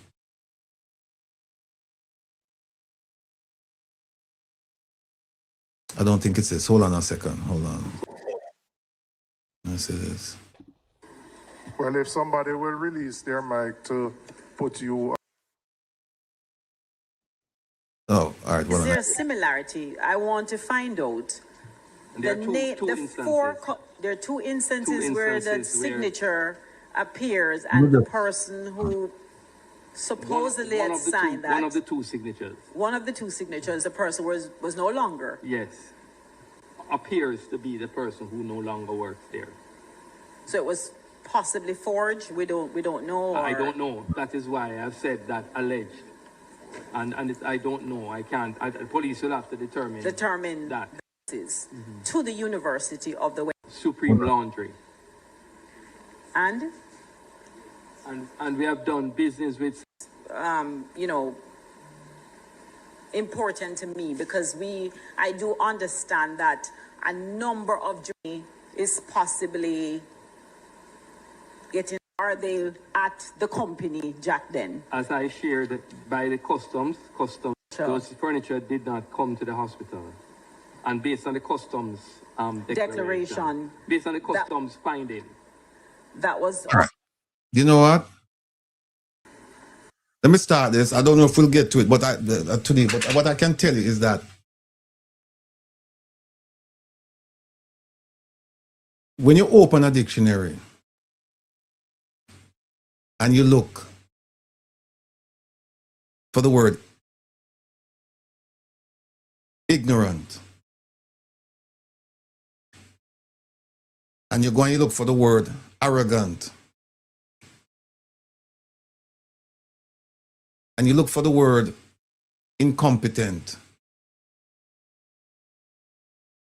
and you look for words in the vein of those three that I just mentioned, or four I just mentioned. Ignorant, arrogant, incompetent. Yeah, three. And you're looking for a picture, you're going to see this lady's picture there. I don't know how in the world this lady made it there. I don't know. But I don't want to take up the time. I could just go through this, Jeffrey, and let's see what we'll have here. Well, if somebody will release their mic to put you on, Frank. You want to ask a question? Follow. You want to follow? No, to the future Jamaica, there no people. Let me go back to the future Jamaica. You know, this, we love this. Love this. Well, if somebody will release their mic to put you on, Frank. You want to ask a question? Follow. You want to follow? Just a follow-up. In relation to the cost, the buyback, can the Auditor General help us in terms of what you think of if you had done any check in relation to market value for those buyback? The market value for the items that were.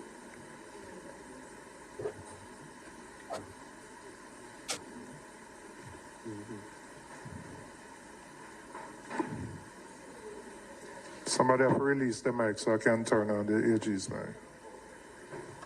Yes, through you, Mr. Chairman. No, we did not do a check of market value.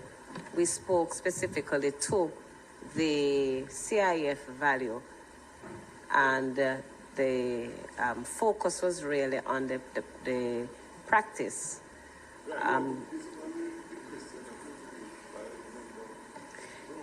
You have to use, why you turn off your mic?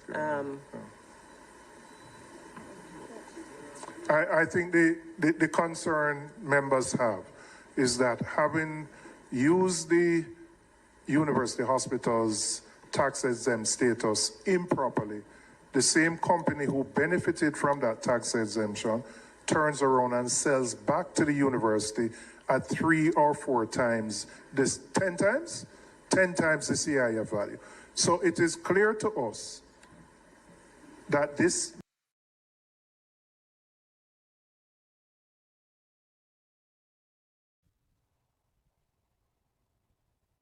We're not hearing you.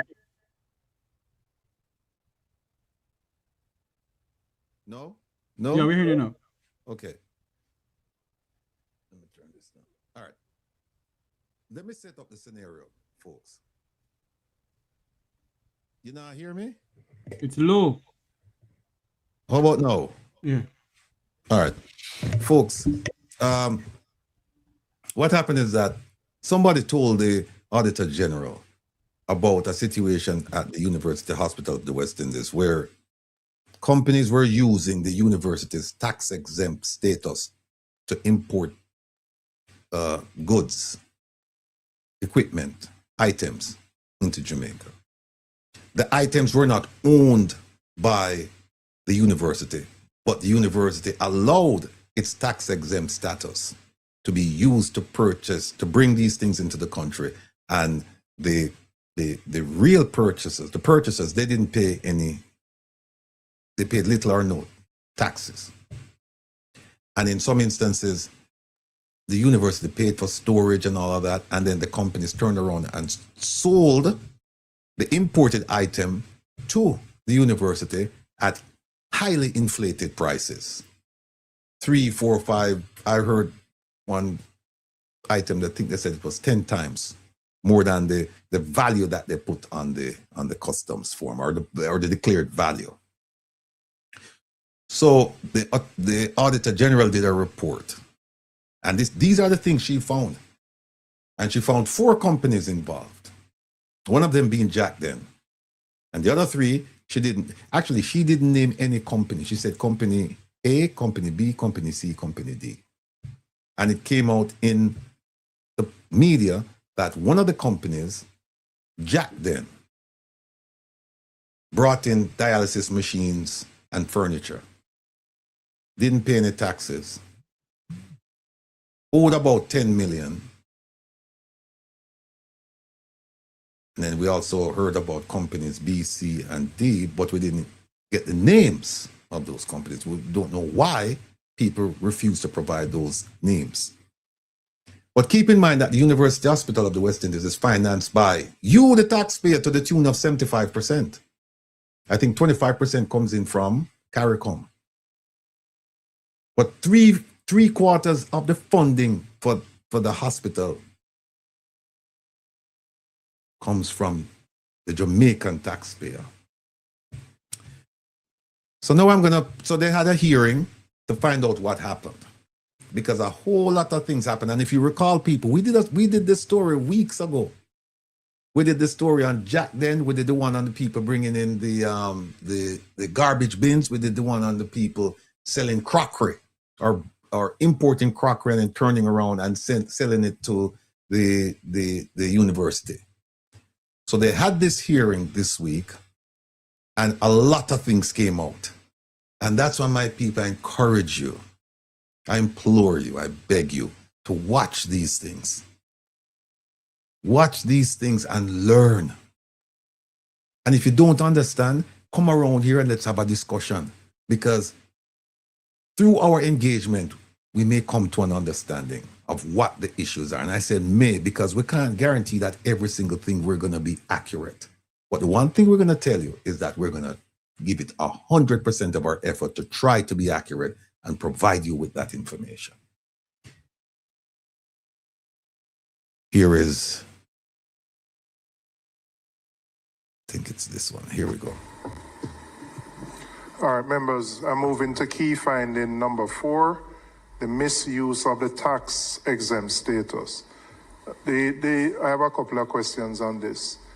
Could the university indicate how long this practice has existed, where the university has used its tax-exempt status to facilitate the importation of goods for private companies?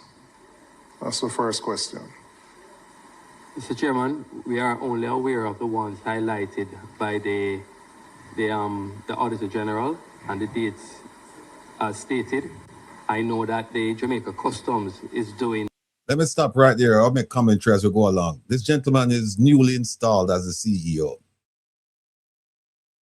And that answer right there is a bad answer. When he said we're only aware of the ones provided by the Auditor General through the investigation.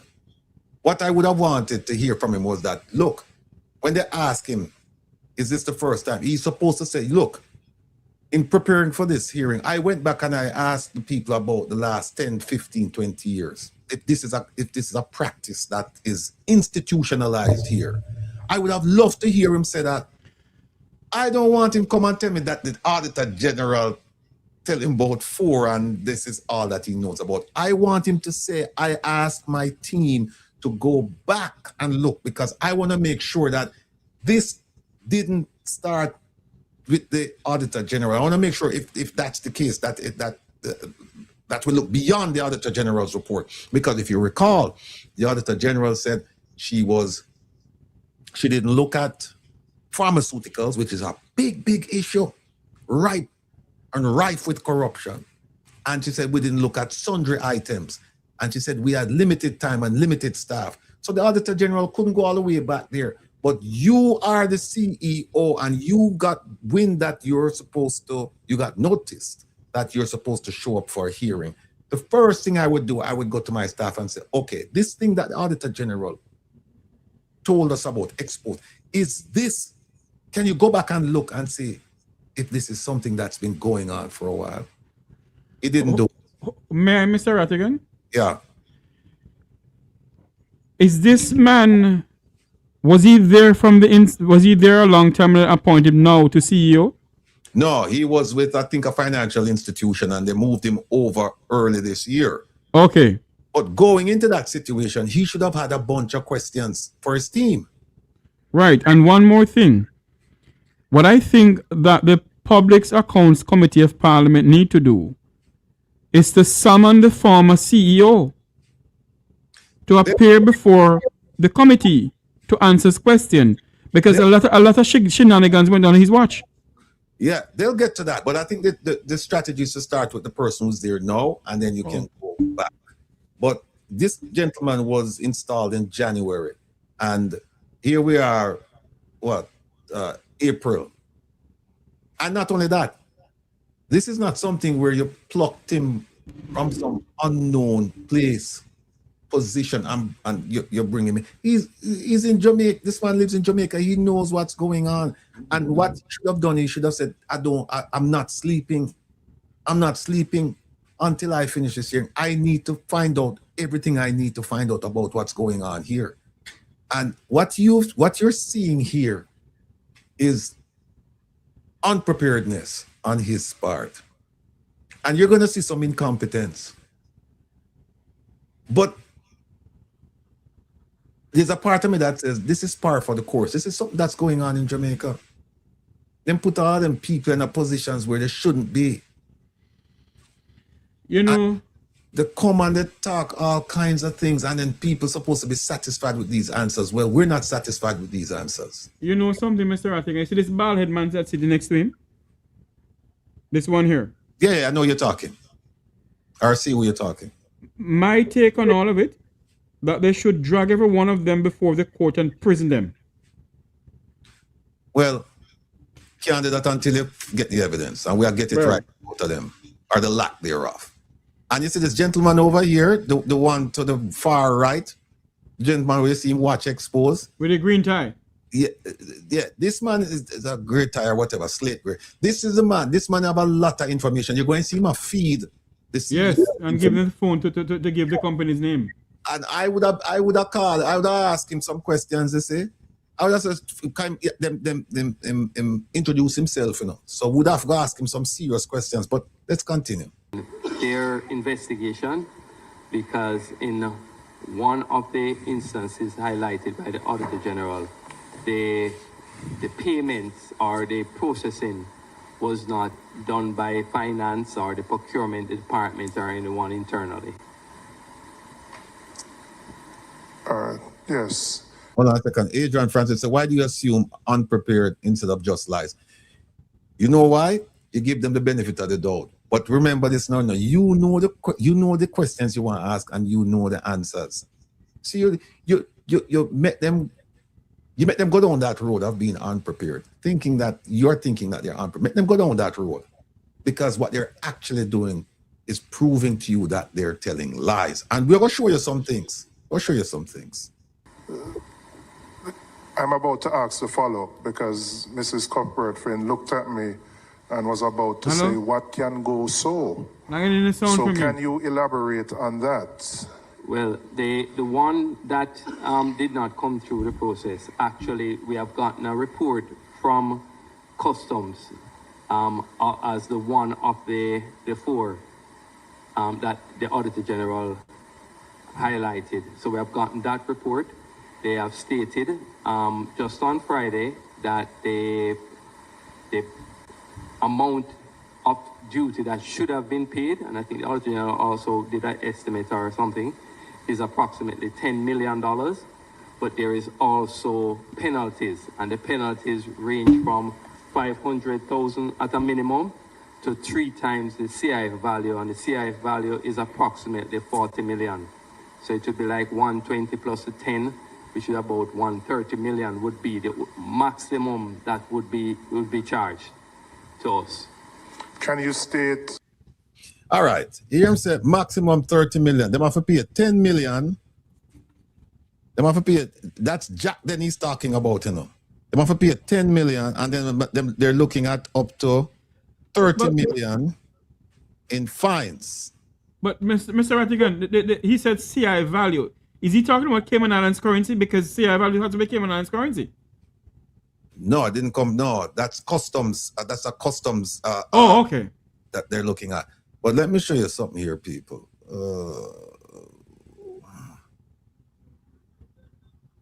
Where is it? I just want to find this, and then I'm gonna go back and show you where I'm saying. All right, hold on. Cancel. I'm gonna go over here.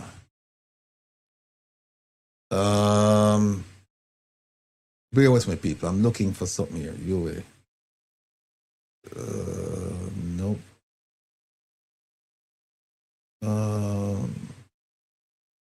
Kevin, where you there?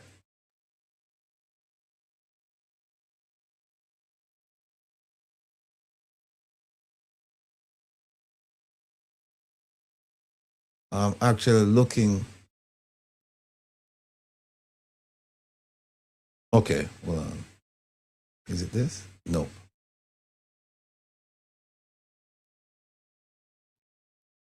Hold on a second. Go and talk to our people, Jeffrey. I'm trying to find something here. It is now 8:05, 7:05 in Jamaica. You're listening to Reason Ratigan, the professor, and yours truly, Jeffrey T. from the Mequitor program. We're speaking about issues facing our island, Jamaica. We just have an hour leave into the program, I think. The professor is looking for something that of great interest to us. Remember to like, share, and subscribe. Like up the live feed. Get about 1,000 likes on this feed tonight.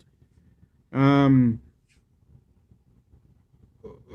of us are saying that the two political parties are the same, which of that I may end up saying the same thing too. But at the end of the day, as what Mr. Rattigan said, you must look into yourselves and figure out if they're really the same. Mr. Golden has never gained state power in his life, so let us wait and see what can happen. Many people may say the PNP will never get back state power, but history have a way of repeating itself, And I think they will get back state power. You ready for us, Mr. Rattigan?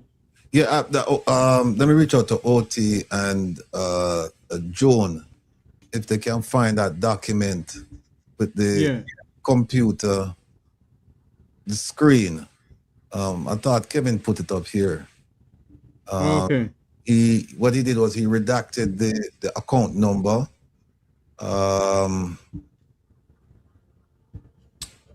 OT, if you can find Joan, if you can get to Kevin and find out where's that document. We had it up here. Hold on. Let me see something.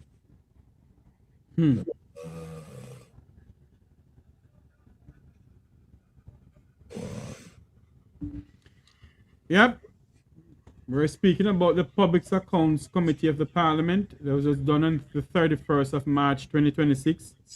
It was a highlight of the day.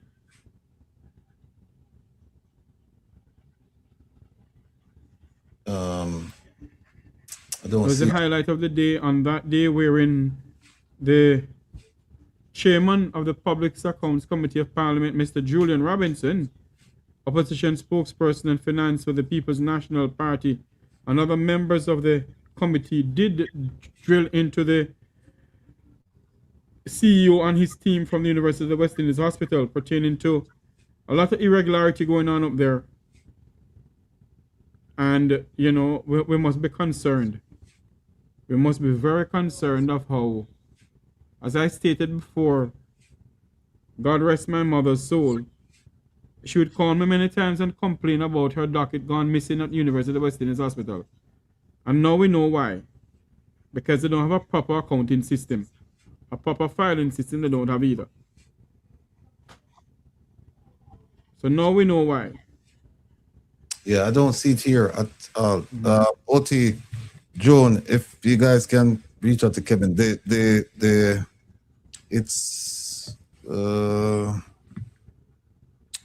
I'll send it to you guys if you can put it up. Hold on. I think it's important for people to say this, to show that this gentleman here, Mr. Hussein, he has no idea what he's talking about. All right.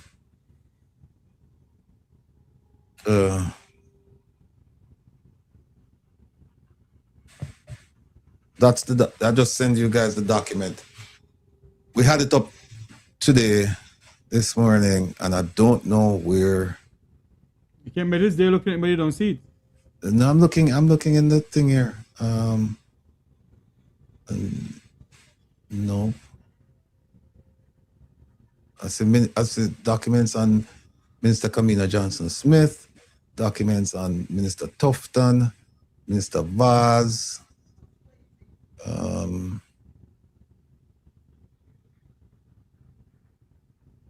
Minister Williams. No, it's not there.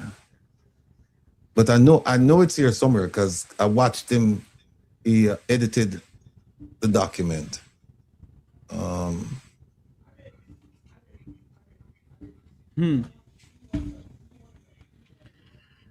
Yes, we're standing by to try to get that document that we all can see what is in the document. Let's move on. All right.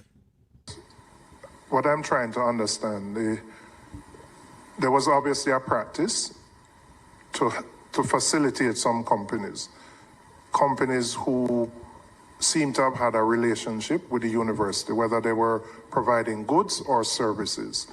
At best, I could say maybe it is a informal arrangement, right?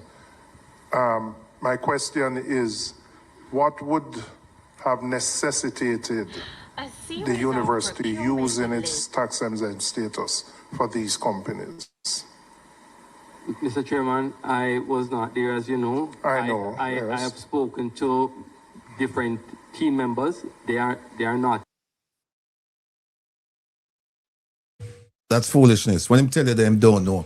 First of all, if you're running this thing, Mr. Robinson, what I would do is I'd say people, and I'd tell the gentleman, Mr. Hussein, listen, we understand that you weren't there and you weren't there for most of this. You got there in January. So what we're going to ask is, what did you do to deal with the situation since January? That is what we're going to ask. So I say Kevin is here. It's not there, Kevin. Yeah, I don't know where it is.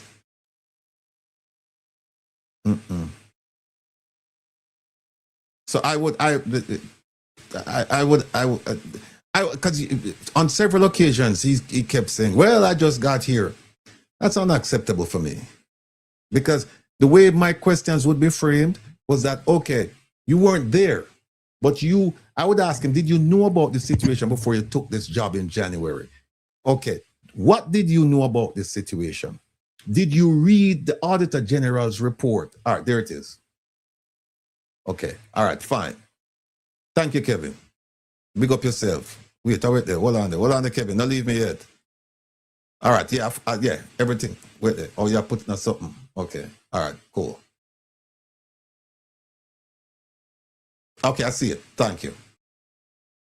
Thank you. All right, people. Make we go back now and let me just play this. Let me go back and you hear what I'm saying. I've gotten that report. They have stated just on Friday that the amount of duty that should have been paid, and I think the Auditor General also did that estimate or something, is approximately $10 million. But there is also penalties, and the penalties range from $500,000 at a minimum to 3 times the CIF value, and the CIF value is approximately 40 million. So it would be like 120 plus the 10, which is about 130 million would be the maximum that would be charged to us. Can you state what I'm trying to understand? All right, let's stop right there. This man don't know what I'm talking about. Look here.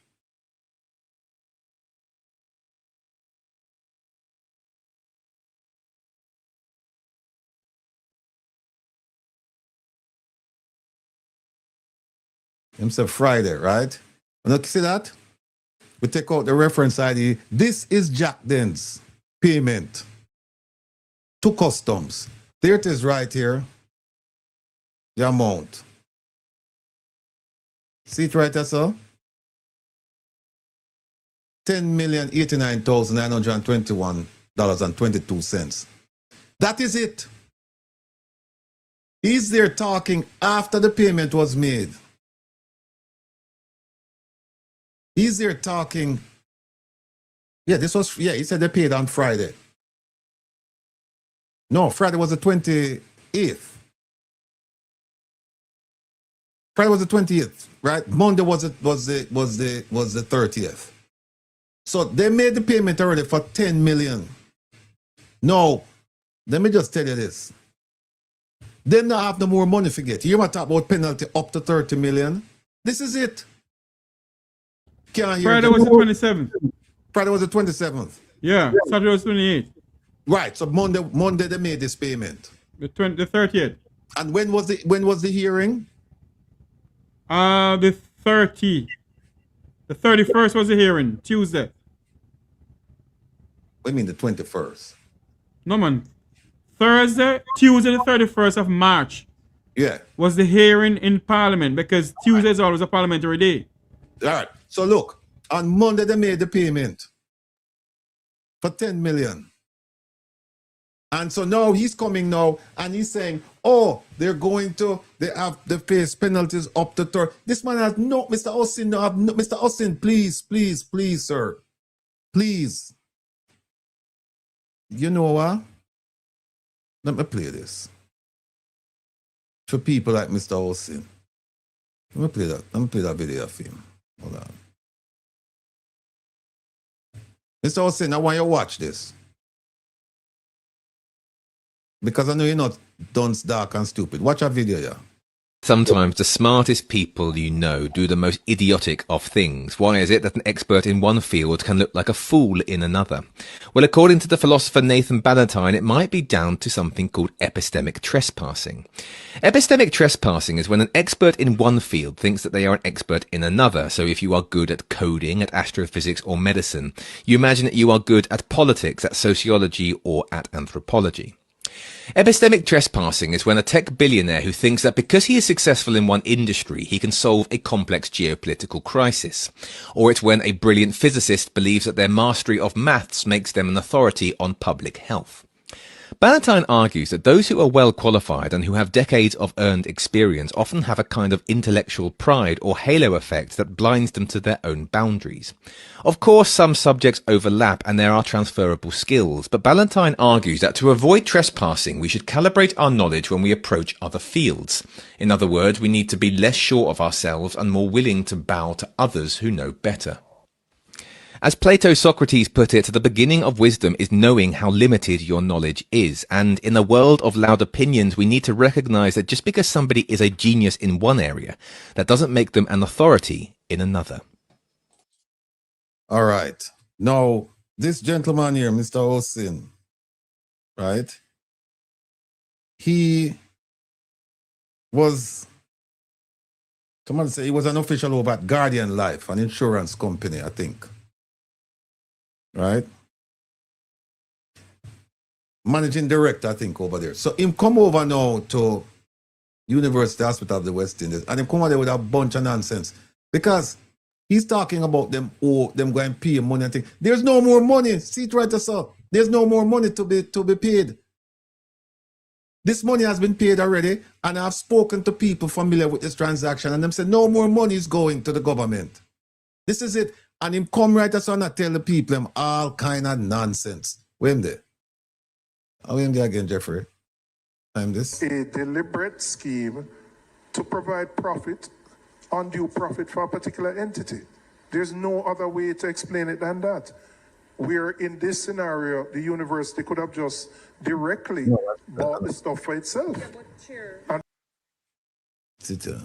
there was obviously a practice to facilitate some companies who seem to have had a... And the penalties range from 500,000 at a minimum to 3 times the CIF value, and the CIF value is approximately 40 million.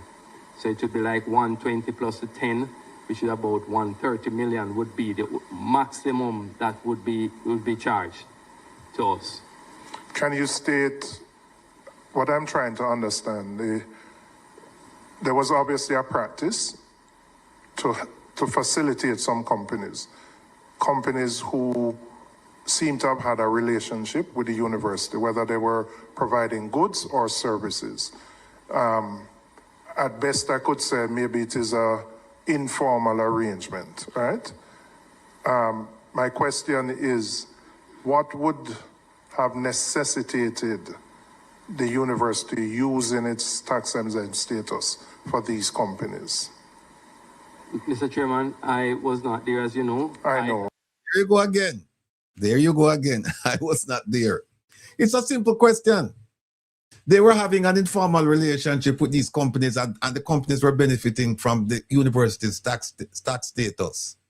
What was the nature of that relationship? That is something you should have asked and come and prepare with an answer. But then said, I wasn't there. I have spoken to different team members. They are not aware as to why. No, let me tell you now. That, when just don't tell them, that is either he's not telling the truth or the people who informed him not telling the truth. Because I know for a fact that there was a relationship there. There was a relationship between Jack Den and the University Hospital of the West Indies. There was a relationship. So when he said that he spoke to people and they said that they didn't. Oh boy, here we go. My question is, what would have necessitated the university using its tax-exempt status for these companies? Mr. Chairman, I was not there, as you know. I know. I have spoken to different team members. They are not aware as to why. All right, they're not aware as to why. Mr. Hossein, I want you to ask them this question. Since you don't know the question to ask, I'm going to give you a question to ask them. Ask them if the University Hospital of the West Indies transported dialysis patients to Jack Den's facility for treatment. Ask them that. And then you can come back and tell me the answer what them give you, and I will give you some proof. Just come back and tell me what they tell you. Just come back and tell me what they tell you. Just ask them that.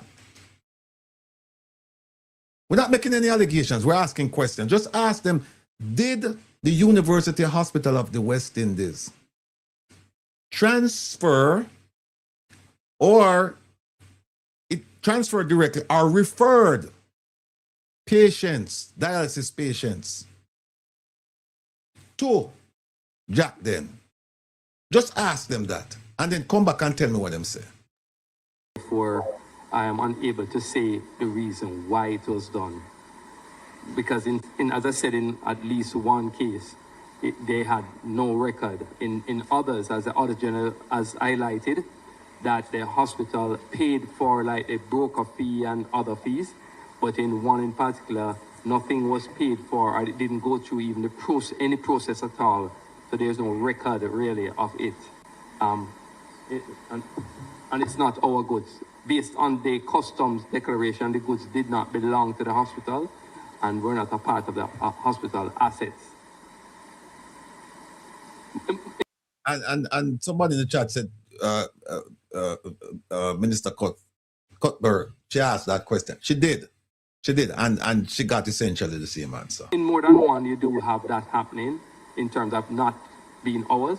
Ownership of is not. You're ours. saying in more than one case that is the case? The ownership is not ours.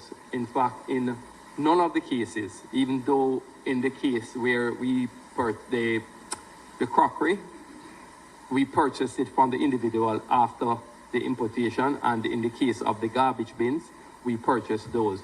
But the other two cases, the asset was not purchased by us, even from a third part, a person who would have brought them in. People want to say the he's exposing, and we give him a little bit of credit right here. He's exposing the corrupt. Well, I don't want to use the word corrupt, but he's exposing the unorthodox business practices at the University Hospital. Hear what he said. 4 companies, 2 companies use the university to import their items. And they kept their items.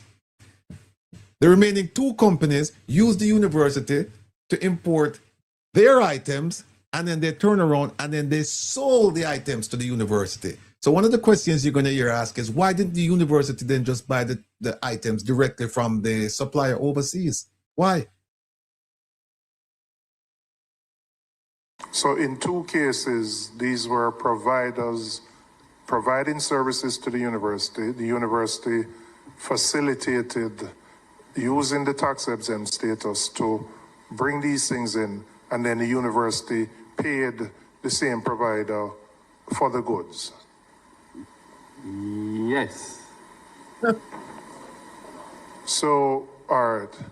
Because we did not purchase the item, The item was not paid for overseas by the university. So why, okay, so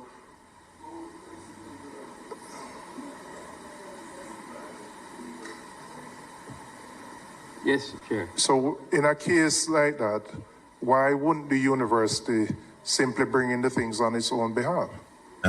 I'm unable to say, Chair, why the hospital chose this route and not purchase the item themselves. I'm unable to say why. And none of the officers that are there were able to explain to me why. Member Brown? Yeah, thank you very much, Mr. Chair. So the first question I want to ask. This gentleman here, Mr. Brown, I'm impressed with his demeanor, his style, his questions, his follow-ups. This is a gentleman that I really like what I'm seeing in terms of being a politician trying to get to the bottom of a matter that's directly affecting the Jamaican people. On this particular issue as it relates to the misuse of the tax-exempt status. The Auditor General, in her findings, said companies. Can you, because I think it is in your purview to name, and she mentioned private company 1, private company 2, private company 3, private company 4. Can you tell the committee, and that's my first question, what are the names of private company 1, private company 2, private company 3, private company 4? I know that the Auditor General... The only thing, though, is that in retrospect, because I've watched this many times, in retrospect, I would have said to him, ask him, can you give us the name of private company 1? Don't ask him all 4 one time. Just say, can you give us the name of private company 1? He's going to give you the name of private company 1. It's Jack then. No, actually, it's private company 2. That's Jack then. So ask him, give me the name of private company 1. And you do them one at a time. Don't ask him the 4 of them, because then he can slip and slide and do all kinds of things, and that's way more trial. But just ask him one at a time. The names? I'm not directing the question to the Auditor General. I'm directing the question to you. I'm answering. Yes. I'm answering, member. And we know that the matter is under investigation. The matter is under investigation for one company, and I'm going to get to that. So no, I'm asking. It's under investigation for all, but only one. One case, and I can see. I just want to hear the names of the companies. I can give you the name of the one that they complete. The work has been completed by customs, and they have actually given us the report with the one name.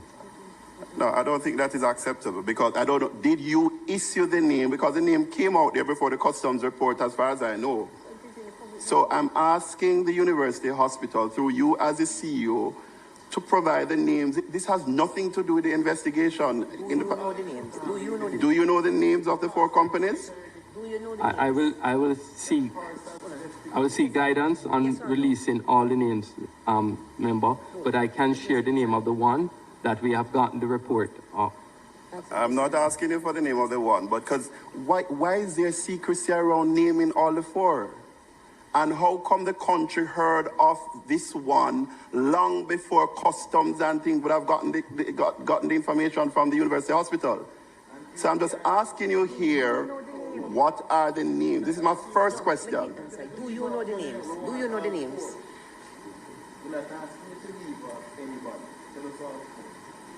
Can you repeat that, member? Do you know the names? No, I am... No. Yes or no? Now, the question is the name of the 4 companies that benefited from the tax-exempt status.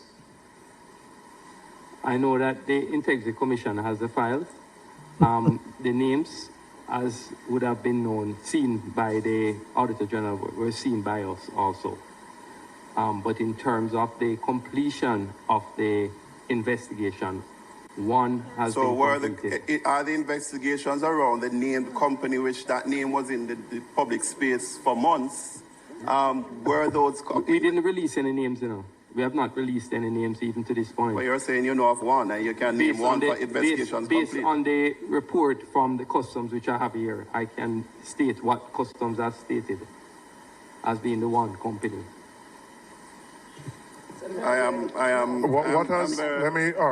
What has customs stated without naming the company? What is the summary of the findings of customs' investigation in relation to that entity? No, but I think, Chairman, before we go there, though, so the university is unable to name the 4 entities that have all benefited from the misuse as defined by the Auditor General's findings. Misuse of the tax-exempt status. You can't name, you refuse to name. Because I don't think the response about Integrity Commission prevents you from naming who those entities are. Okay, let me just answer the chairman's question and I'll come to you. I'm just making sure I get the correct spelling of the names. All right? I'll get in that. But the chairman asked, what did they report from customs state, right? Third-party verification from the name company with the assistance of the CEO of that company, that one, the goods were imported, and these are the dialysis machines. One, the goods were imported by the company, the goods were paid for by the company, the value of the goods was verified by way of payment records received from the company, custody of the goods was verified to be that of the company, and the address, and that it was not, and the company confirmed that the goods were in fact imported for that company by the university. The name of the companies are Supreme Laundry Services,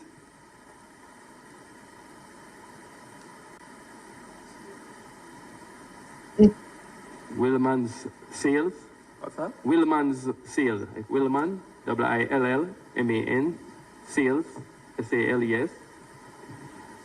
Scientific Medical Services. And Jack Den Limited. Thank you very much, CEO. No, people. Let's take a look at this. The gentleman who gave him the phone, did he just get authorization to give him the names, give the CEO the names? Did he just get authorization to give him the names? Why is it that the CEO couldn't have said back in January when all of this broke and he was appointed to that position, say, listen, we need the names, you know, because the Auditor General did not reveal the names. But one of the names was out there in the public square. Jack Den was out there. What about the other three names? And you see him come on him duck and dive and bob and weave, and him talk about integrity commission investigation, him talk about customs, him talk about this, him talk about that. And eventually when the gentleman to his left, seated to his left, the gentleman passed the phone game and said, give them the names. Now you know what that just done though? That just done, that's a reflection on the CEO's credibility. So it's a reflection, because here's the thing: if him is going to say, remember, no, his argument is that it's being investigated except one, and the one that, and there's a problem with it, because he said the one that they knew about it, that was customs. He didn't know if that was by the Integrity Commission or the police. So what he should have done, he shouldn't have given any name. He shouldn't have. He should have said, hey, all of this under investigation and we can't release it. So the question now is, if you're saying that you can't release it because it's under investigation, how come in a few minutes after saying you can't release it, somebody give you a phone and then you release it? What? And we don't see my talk to you unless the names, above the name, it says you must tell them no. Unless, but how is it that, you know, a few moments prior to that, you can't tell them it's under investigation? And the reason why you tell them it's under investigation is because you were told to say that it's under investigation, so you can't give the names. So after all of this frolicking, you come right back to the question and answer it and say, here are the names. CEO, me no have no confidence in you. None. Because this is something that should have been straightened out before you took that seat in front of the committee. This is something that you should have straightened out, because look, the Auditor General's report is not that lengthy. It's not that lengthy. And that's why they brought you in. They brought you in to deal with this thing. And this is the best you can do. This is the best you can do.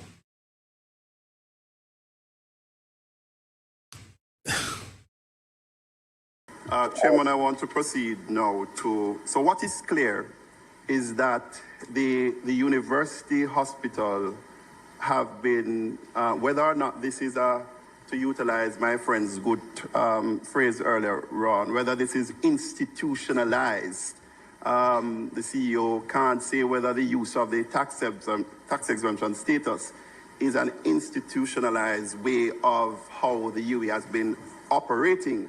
But what is clear is that it is more than one company as named. Secondly, in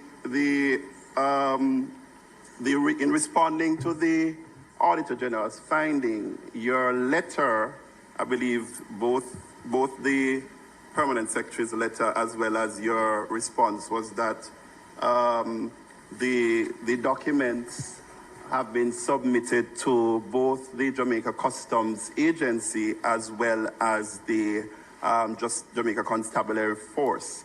Have all 4 instances, those 4 named companies, were those documents submitted for all 4?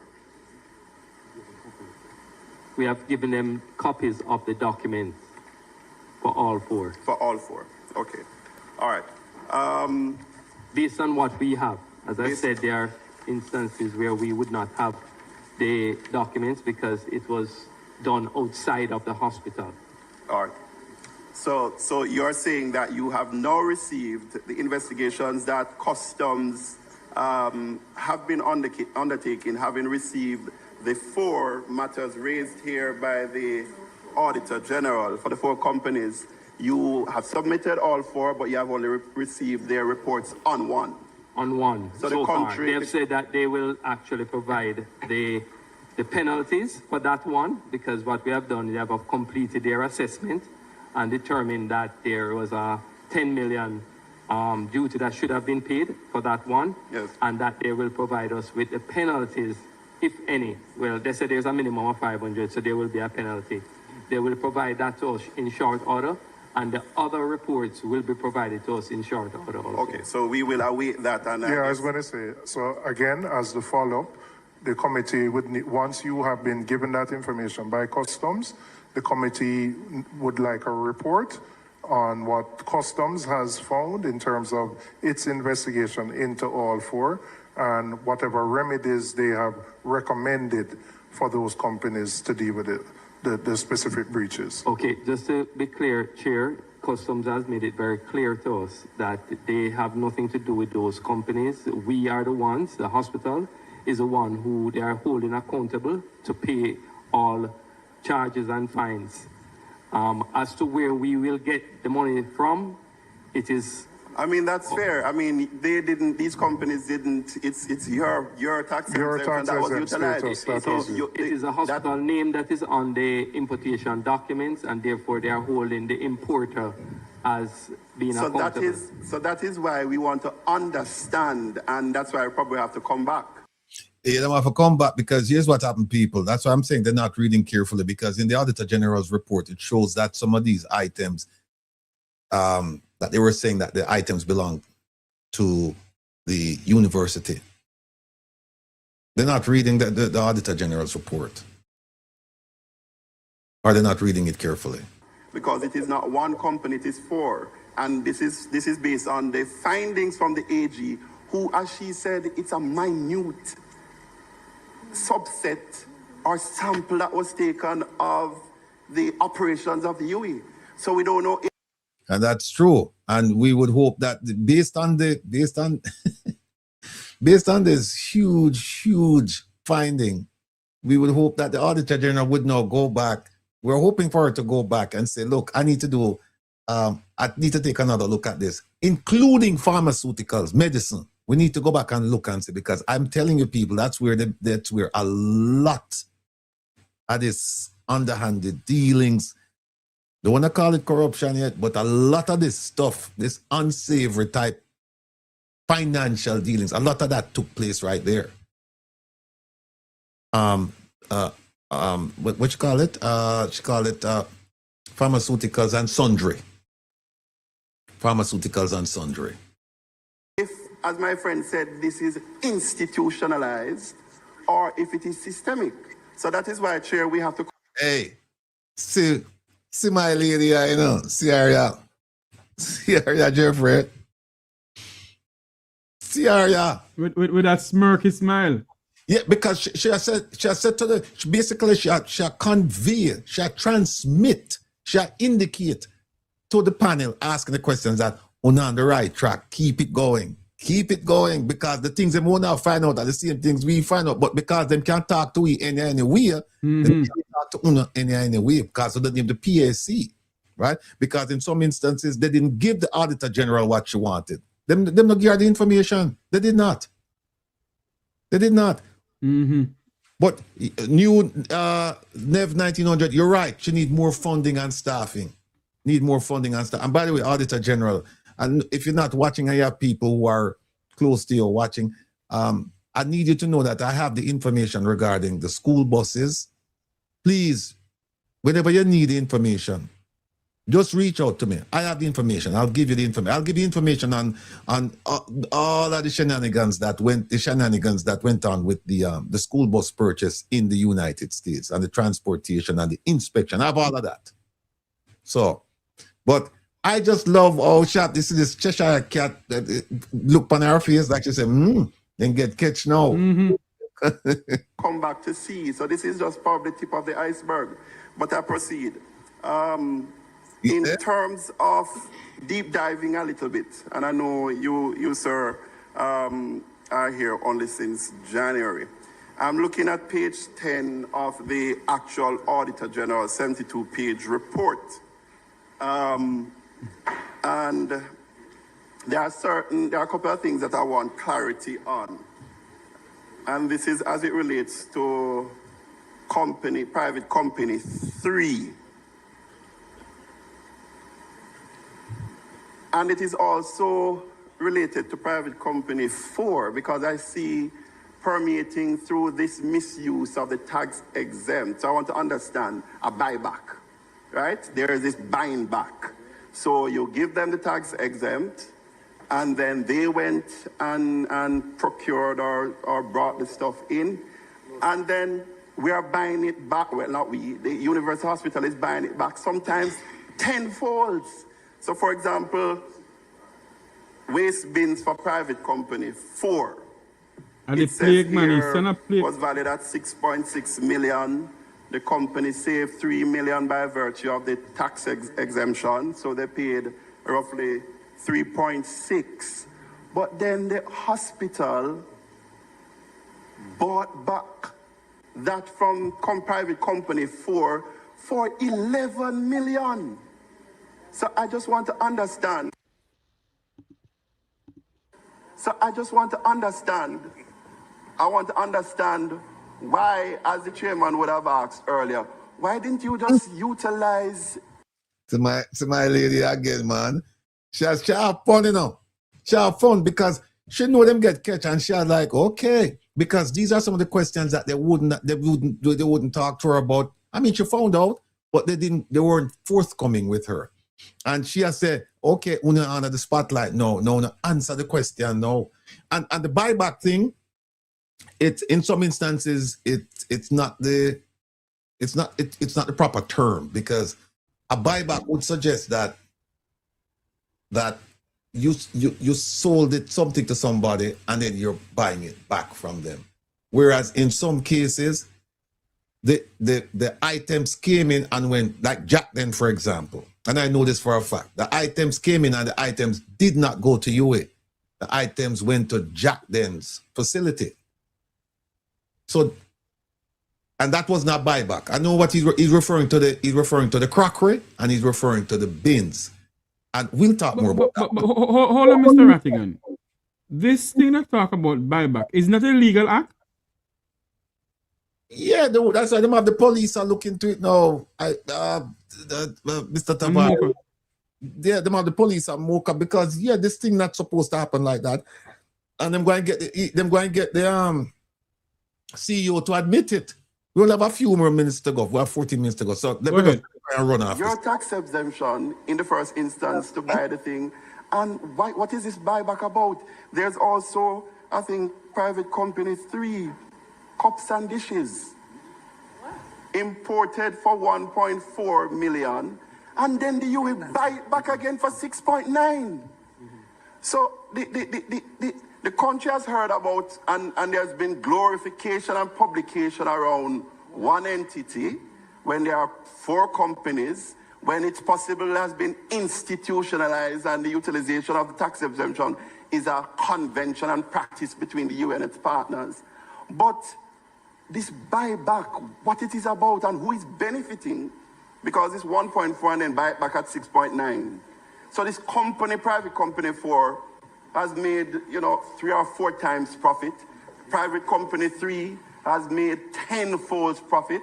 So I just want some clarity on that, CEO, because it looks really bad, but perhaps there is some explanation to it that some of us can't really understand. Based on what you're...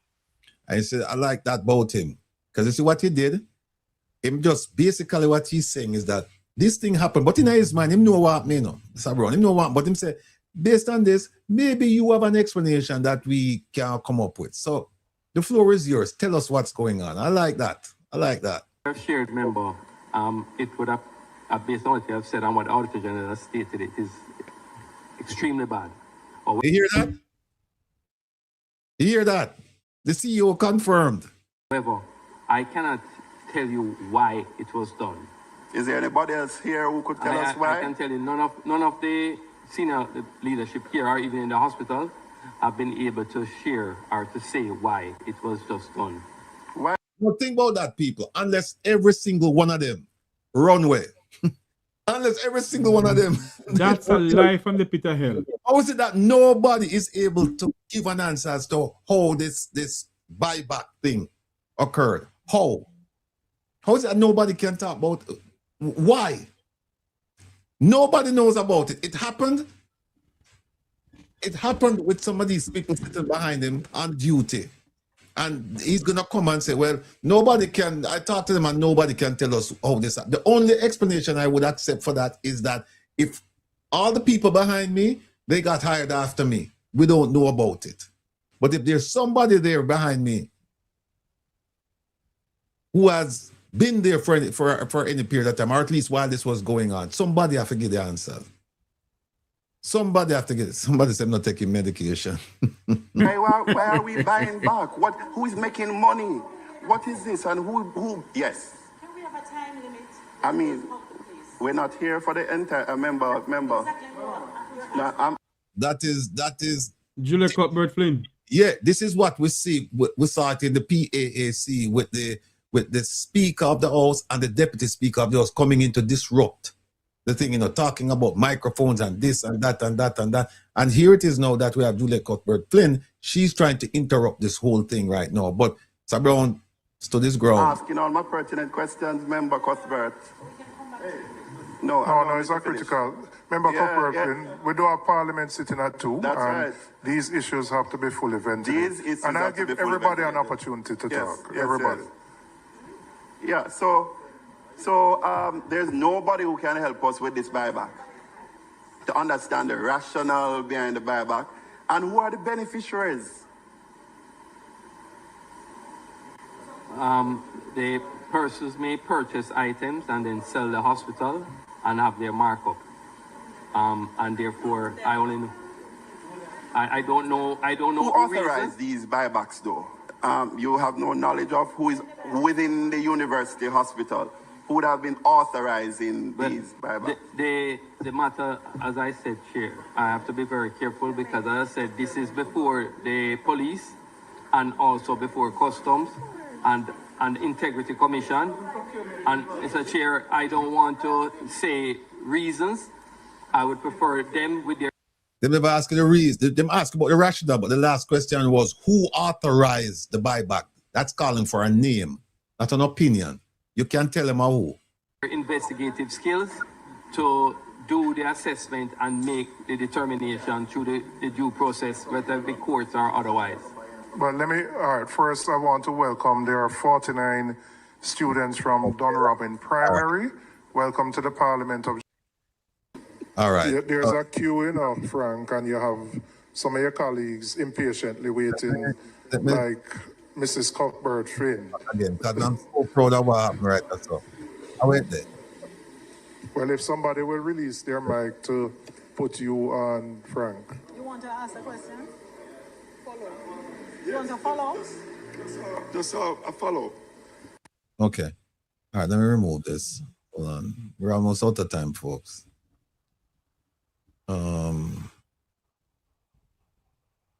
me just. We have so many things here. We could have gone for hours on end, but we can't. Let me just. Oti, can you put out the one with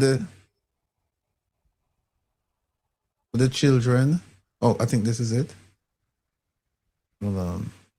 Okay, yeah. People, we'll get ready for finish the program and then Blessings say no one snitch. Well, I'll tell you what, Blessings. You're gonna say, he may end up snitching. We'll get to that another time. But let me just go to Minister Vaz. Oh my God. And they're stupid. They are dunce. Oh they my are dark and they're stupid. No, that's highly offensive to hear the minister saying that. And he was talking about people calculating the cost of the bus by saying it's 110 into 1.4 billion or whatever. But those remarks have no place at all in public. And he said that on an interview. So we'll put that up for whatever it's worth. But here's why I still believe in Jamaica. Here's one of the reasons I believe in Jamaica. Well, all right, first I want to welcome, there are 49 students from Dunrobin Primary. Welcome to the Parliament of Jamaica. This is the Public Accounts Committee meeting. We are not going to have a sitting of the full Parliament, but you're welcome to continue to watch and observe in silence the proceedings of this committee. This committee is set up to deal with reports from our Auditor General, and our Auditor General is seated to my left, Mrs. Pamela Monroe-Ellis, and we are examining an audit report done on the University Hospital of the West Indies. All right? Okay. That just warms my heart, Jeffrey. You're muted. Wait, Huh? What he said, sorry. No, it just warms my heart to see the children there, man. Again, big props to the educator, the teacher, the school for bringing the children there, and I hope it's not a one-off. Somebody mentioned about Juliet Holness, the speaker, the honorable speaker, has been a cover-up artist. One of the things that the PAC should be looking at, if they really, here's something that if the PAC should look at, it's going to cause a lot of problems. Look at the travel history of some of these politicians when they travel, because a lot of them love to travel, you know. And look and say, where them travel go, the purpose of the travel, how long them stay, any detours, etc. There is a case. There's a case where the Honorable Speaker of the House flew from Jamaica to Japan for some official meetings. She didn't fly through America, New York, Miami, wherever. I think she flew from Jamaica through Europe to Japan, because they don't have non-stop flights from Jamaica to Japan. On her way back, she stopped in New York. And Jeffrey, you know, for shut him out for that one. We know that she came back here for personal reasons. That is not the most direct route to go from Jamaica to Japan. You go from Jamaica to Europe. I mean, yeah, you go from Japan to Europe to Jamaica, the return. Instead, she flew all the way to New York. Yeah. She had a very lovely dinner. For $2,000. With a select few people in the New York area. And I've been asking, who paid for that leg of the trip? Was that the Jamaican people, or did the minister pay, or did the speaker pay out of her pocket? And they've ignored me. I renewed my request 2 days ago to say, listen, I asked you for this information a long time, you know, and if it's taxpayers' money that go there, we need to know. If it's her money, then that's fine. We need to know that too, because guess what? She was an official government business. So we need to know. They're not telling me. And remember now, people, you don't ask questions if you don't know the answers, or if you don't have some idea about the answer. I've learned that from you. Yeah, remember that. Yeah. Just like I had to renew again. I asked them, who went to Kigali, Rwanda, for the Commonwealth Conference. When was it, Jeffrey? 2020, somewhere around there. It was 2022. Yeah, I asked them who went. One person wrote me back and said, "Oh, the names are in a confidential document and them can't tell me," which is foolishness because under the ATI Act, they said you can extract the names. You don't have to give the content of the document, just the names. One ministry wrote to me and said, 7 people from our ministry went. No, we know that there's a problem there. Why? Because we have source information indicating that it was more than 7. Yep. Plus the minister herself. And so we're asking, please give us the names. And so we had to renew that. Say, OT, want to talk about the diaspora conference. All I can tell you, people, we don't have much time. All I can tell you is, do not go. On Wednesday, we're going to show you something. I was hoping to show it to you tonight, but we're going to show it to you. The last time they had this conference, they gave 10 reasons why you must come to Jamaica for the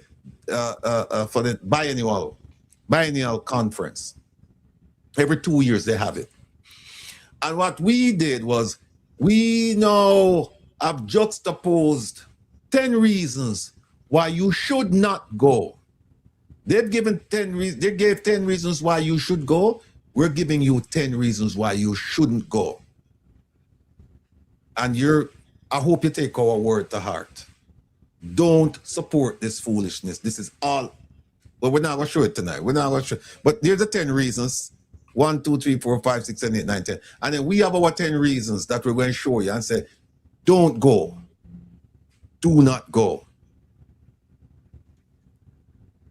Let them have their own conference and let them deal with the aftermath. Let them deal with the failure. Because this conference is not about the people in Jamaica. This conference is not about the people living in the diaspora. And I'm talking about communities. This conference is about rich people trying to get richer. That's what this conference is about. You know, and another thing, Mr. Ratigan, I wonder if they're going to ask, when they go down, if they're going to ask about the $400,000 that was given to Minister Babsy Grange, that's 62 million Jamaican dollars here with the people of St. Elizabeth and Westmoreland. Well, let me just say, disclaimer in effect. Disclaimer in effect. No. Money going to a minister in the hundreds of thousands of dollars, US dollars, and we haven't gotten any word as to where the money went. We saw a post in a well-known article in the United States where the minister was standing with the CG and handing over the money. Okay, all right. Get that picture for us now so we can use it next time. Yeah. Listen, it's been real. It's been a pleasure. It's been fun. I'm looking at my thing here, and we have so much more to share with you. We have so much analysis. We have a lot of videos. We have a lot of documents. Kevin will return next Saturday. I want to thank Mr. Tavares for coming on board with us today. I want to thank all of our guests. Marvin, Kojo, Mr. Williams. Am I missing it? There was somebody before. Oh, Dr. Hunter. And I don't know if I'm missing out anybody. But I want to thank everybody for making this program what it is, what it will be. Thanks again, Jeffrey. Condolences on the passing of your beloved mom. You know that there are shoulders in our corner that you can cry on anytime. You know that, my brother. Yeah, man. Don't hesitate. We're here to help each other. One hand washes the other. Indeed. Wash the face. I learned that from my dearly beloved departed mother. All right, so people, 10 o'clock, 1 hour from now, Smooth Jazz. And remember to join me on Monday for the Make We Talk Current Affair program. All right, people. Take care of yourself. See you soon. OT, lead us out. Thank you. Evil politicians spread lies for them, but we know the bugger them not wise like him. Back up, them not ties on him. Them know say that the people rely upon him. You know said them bring out them cries through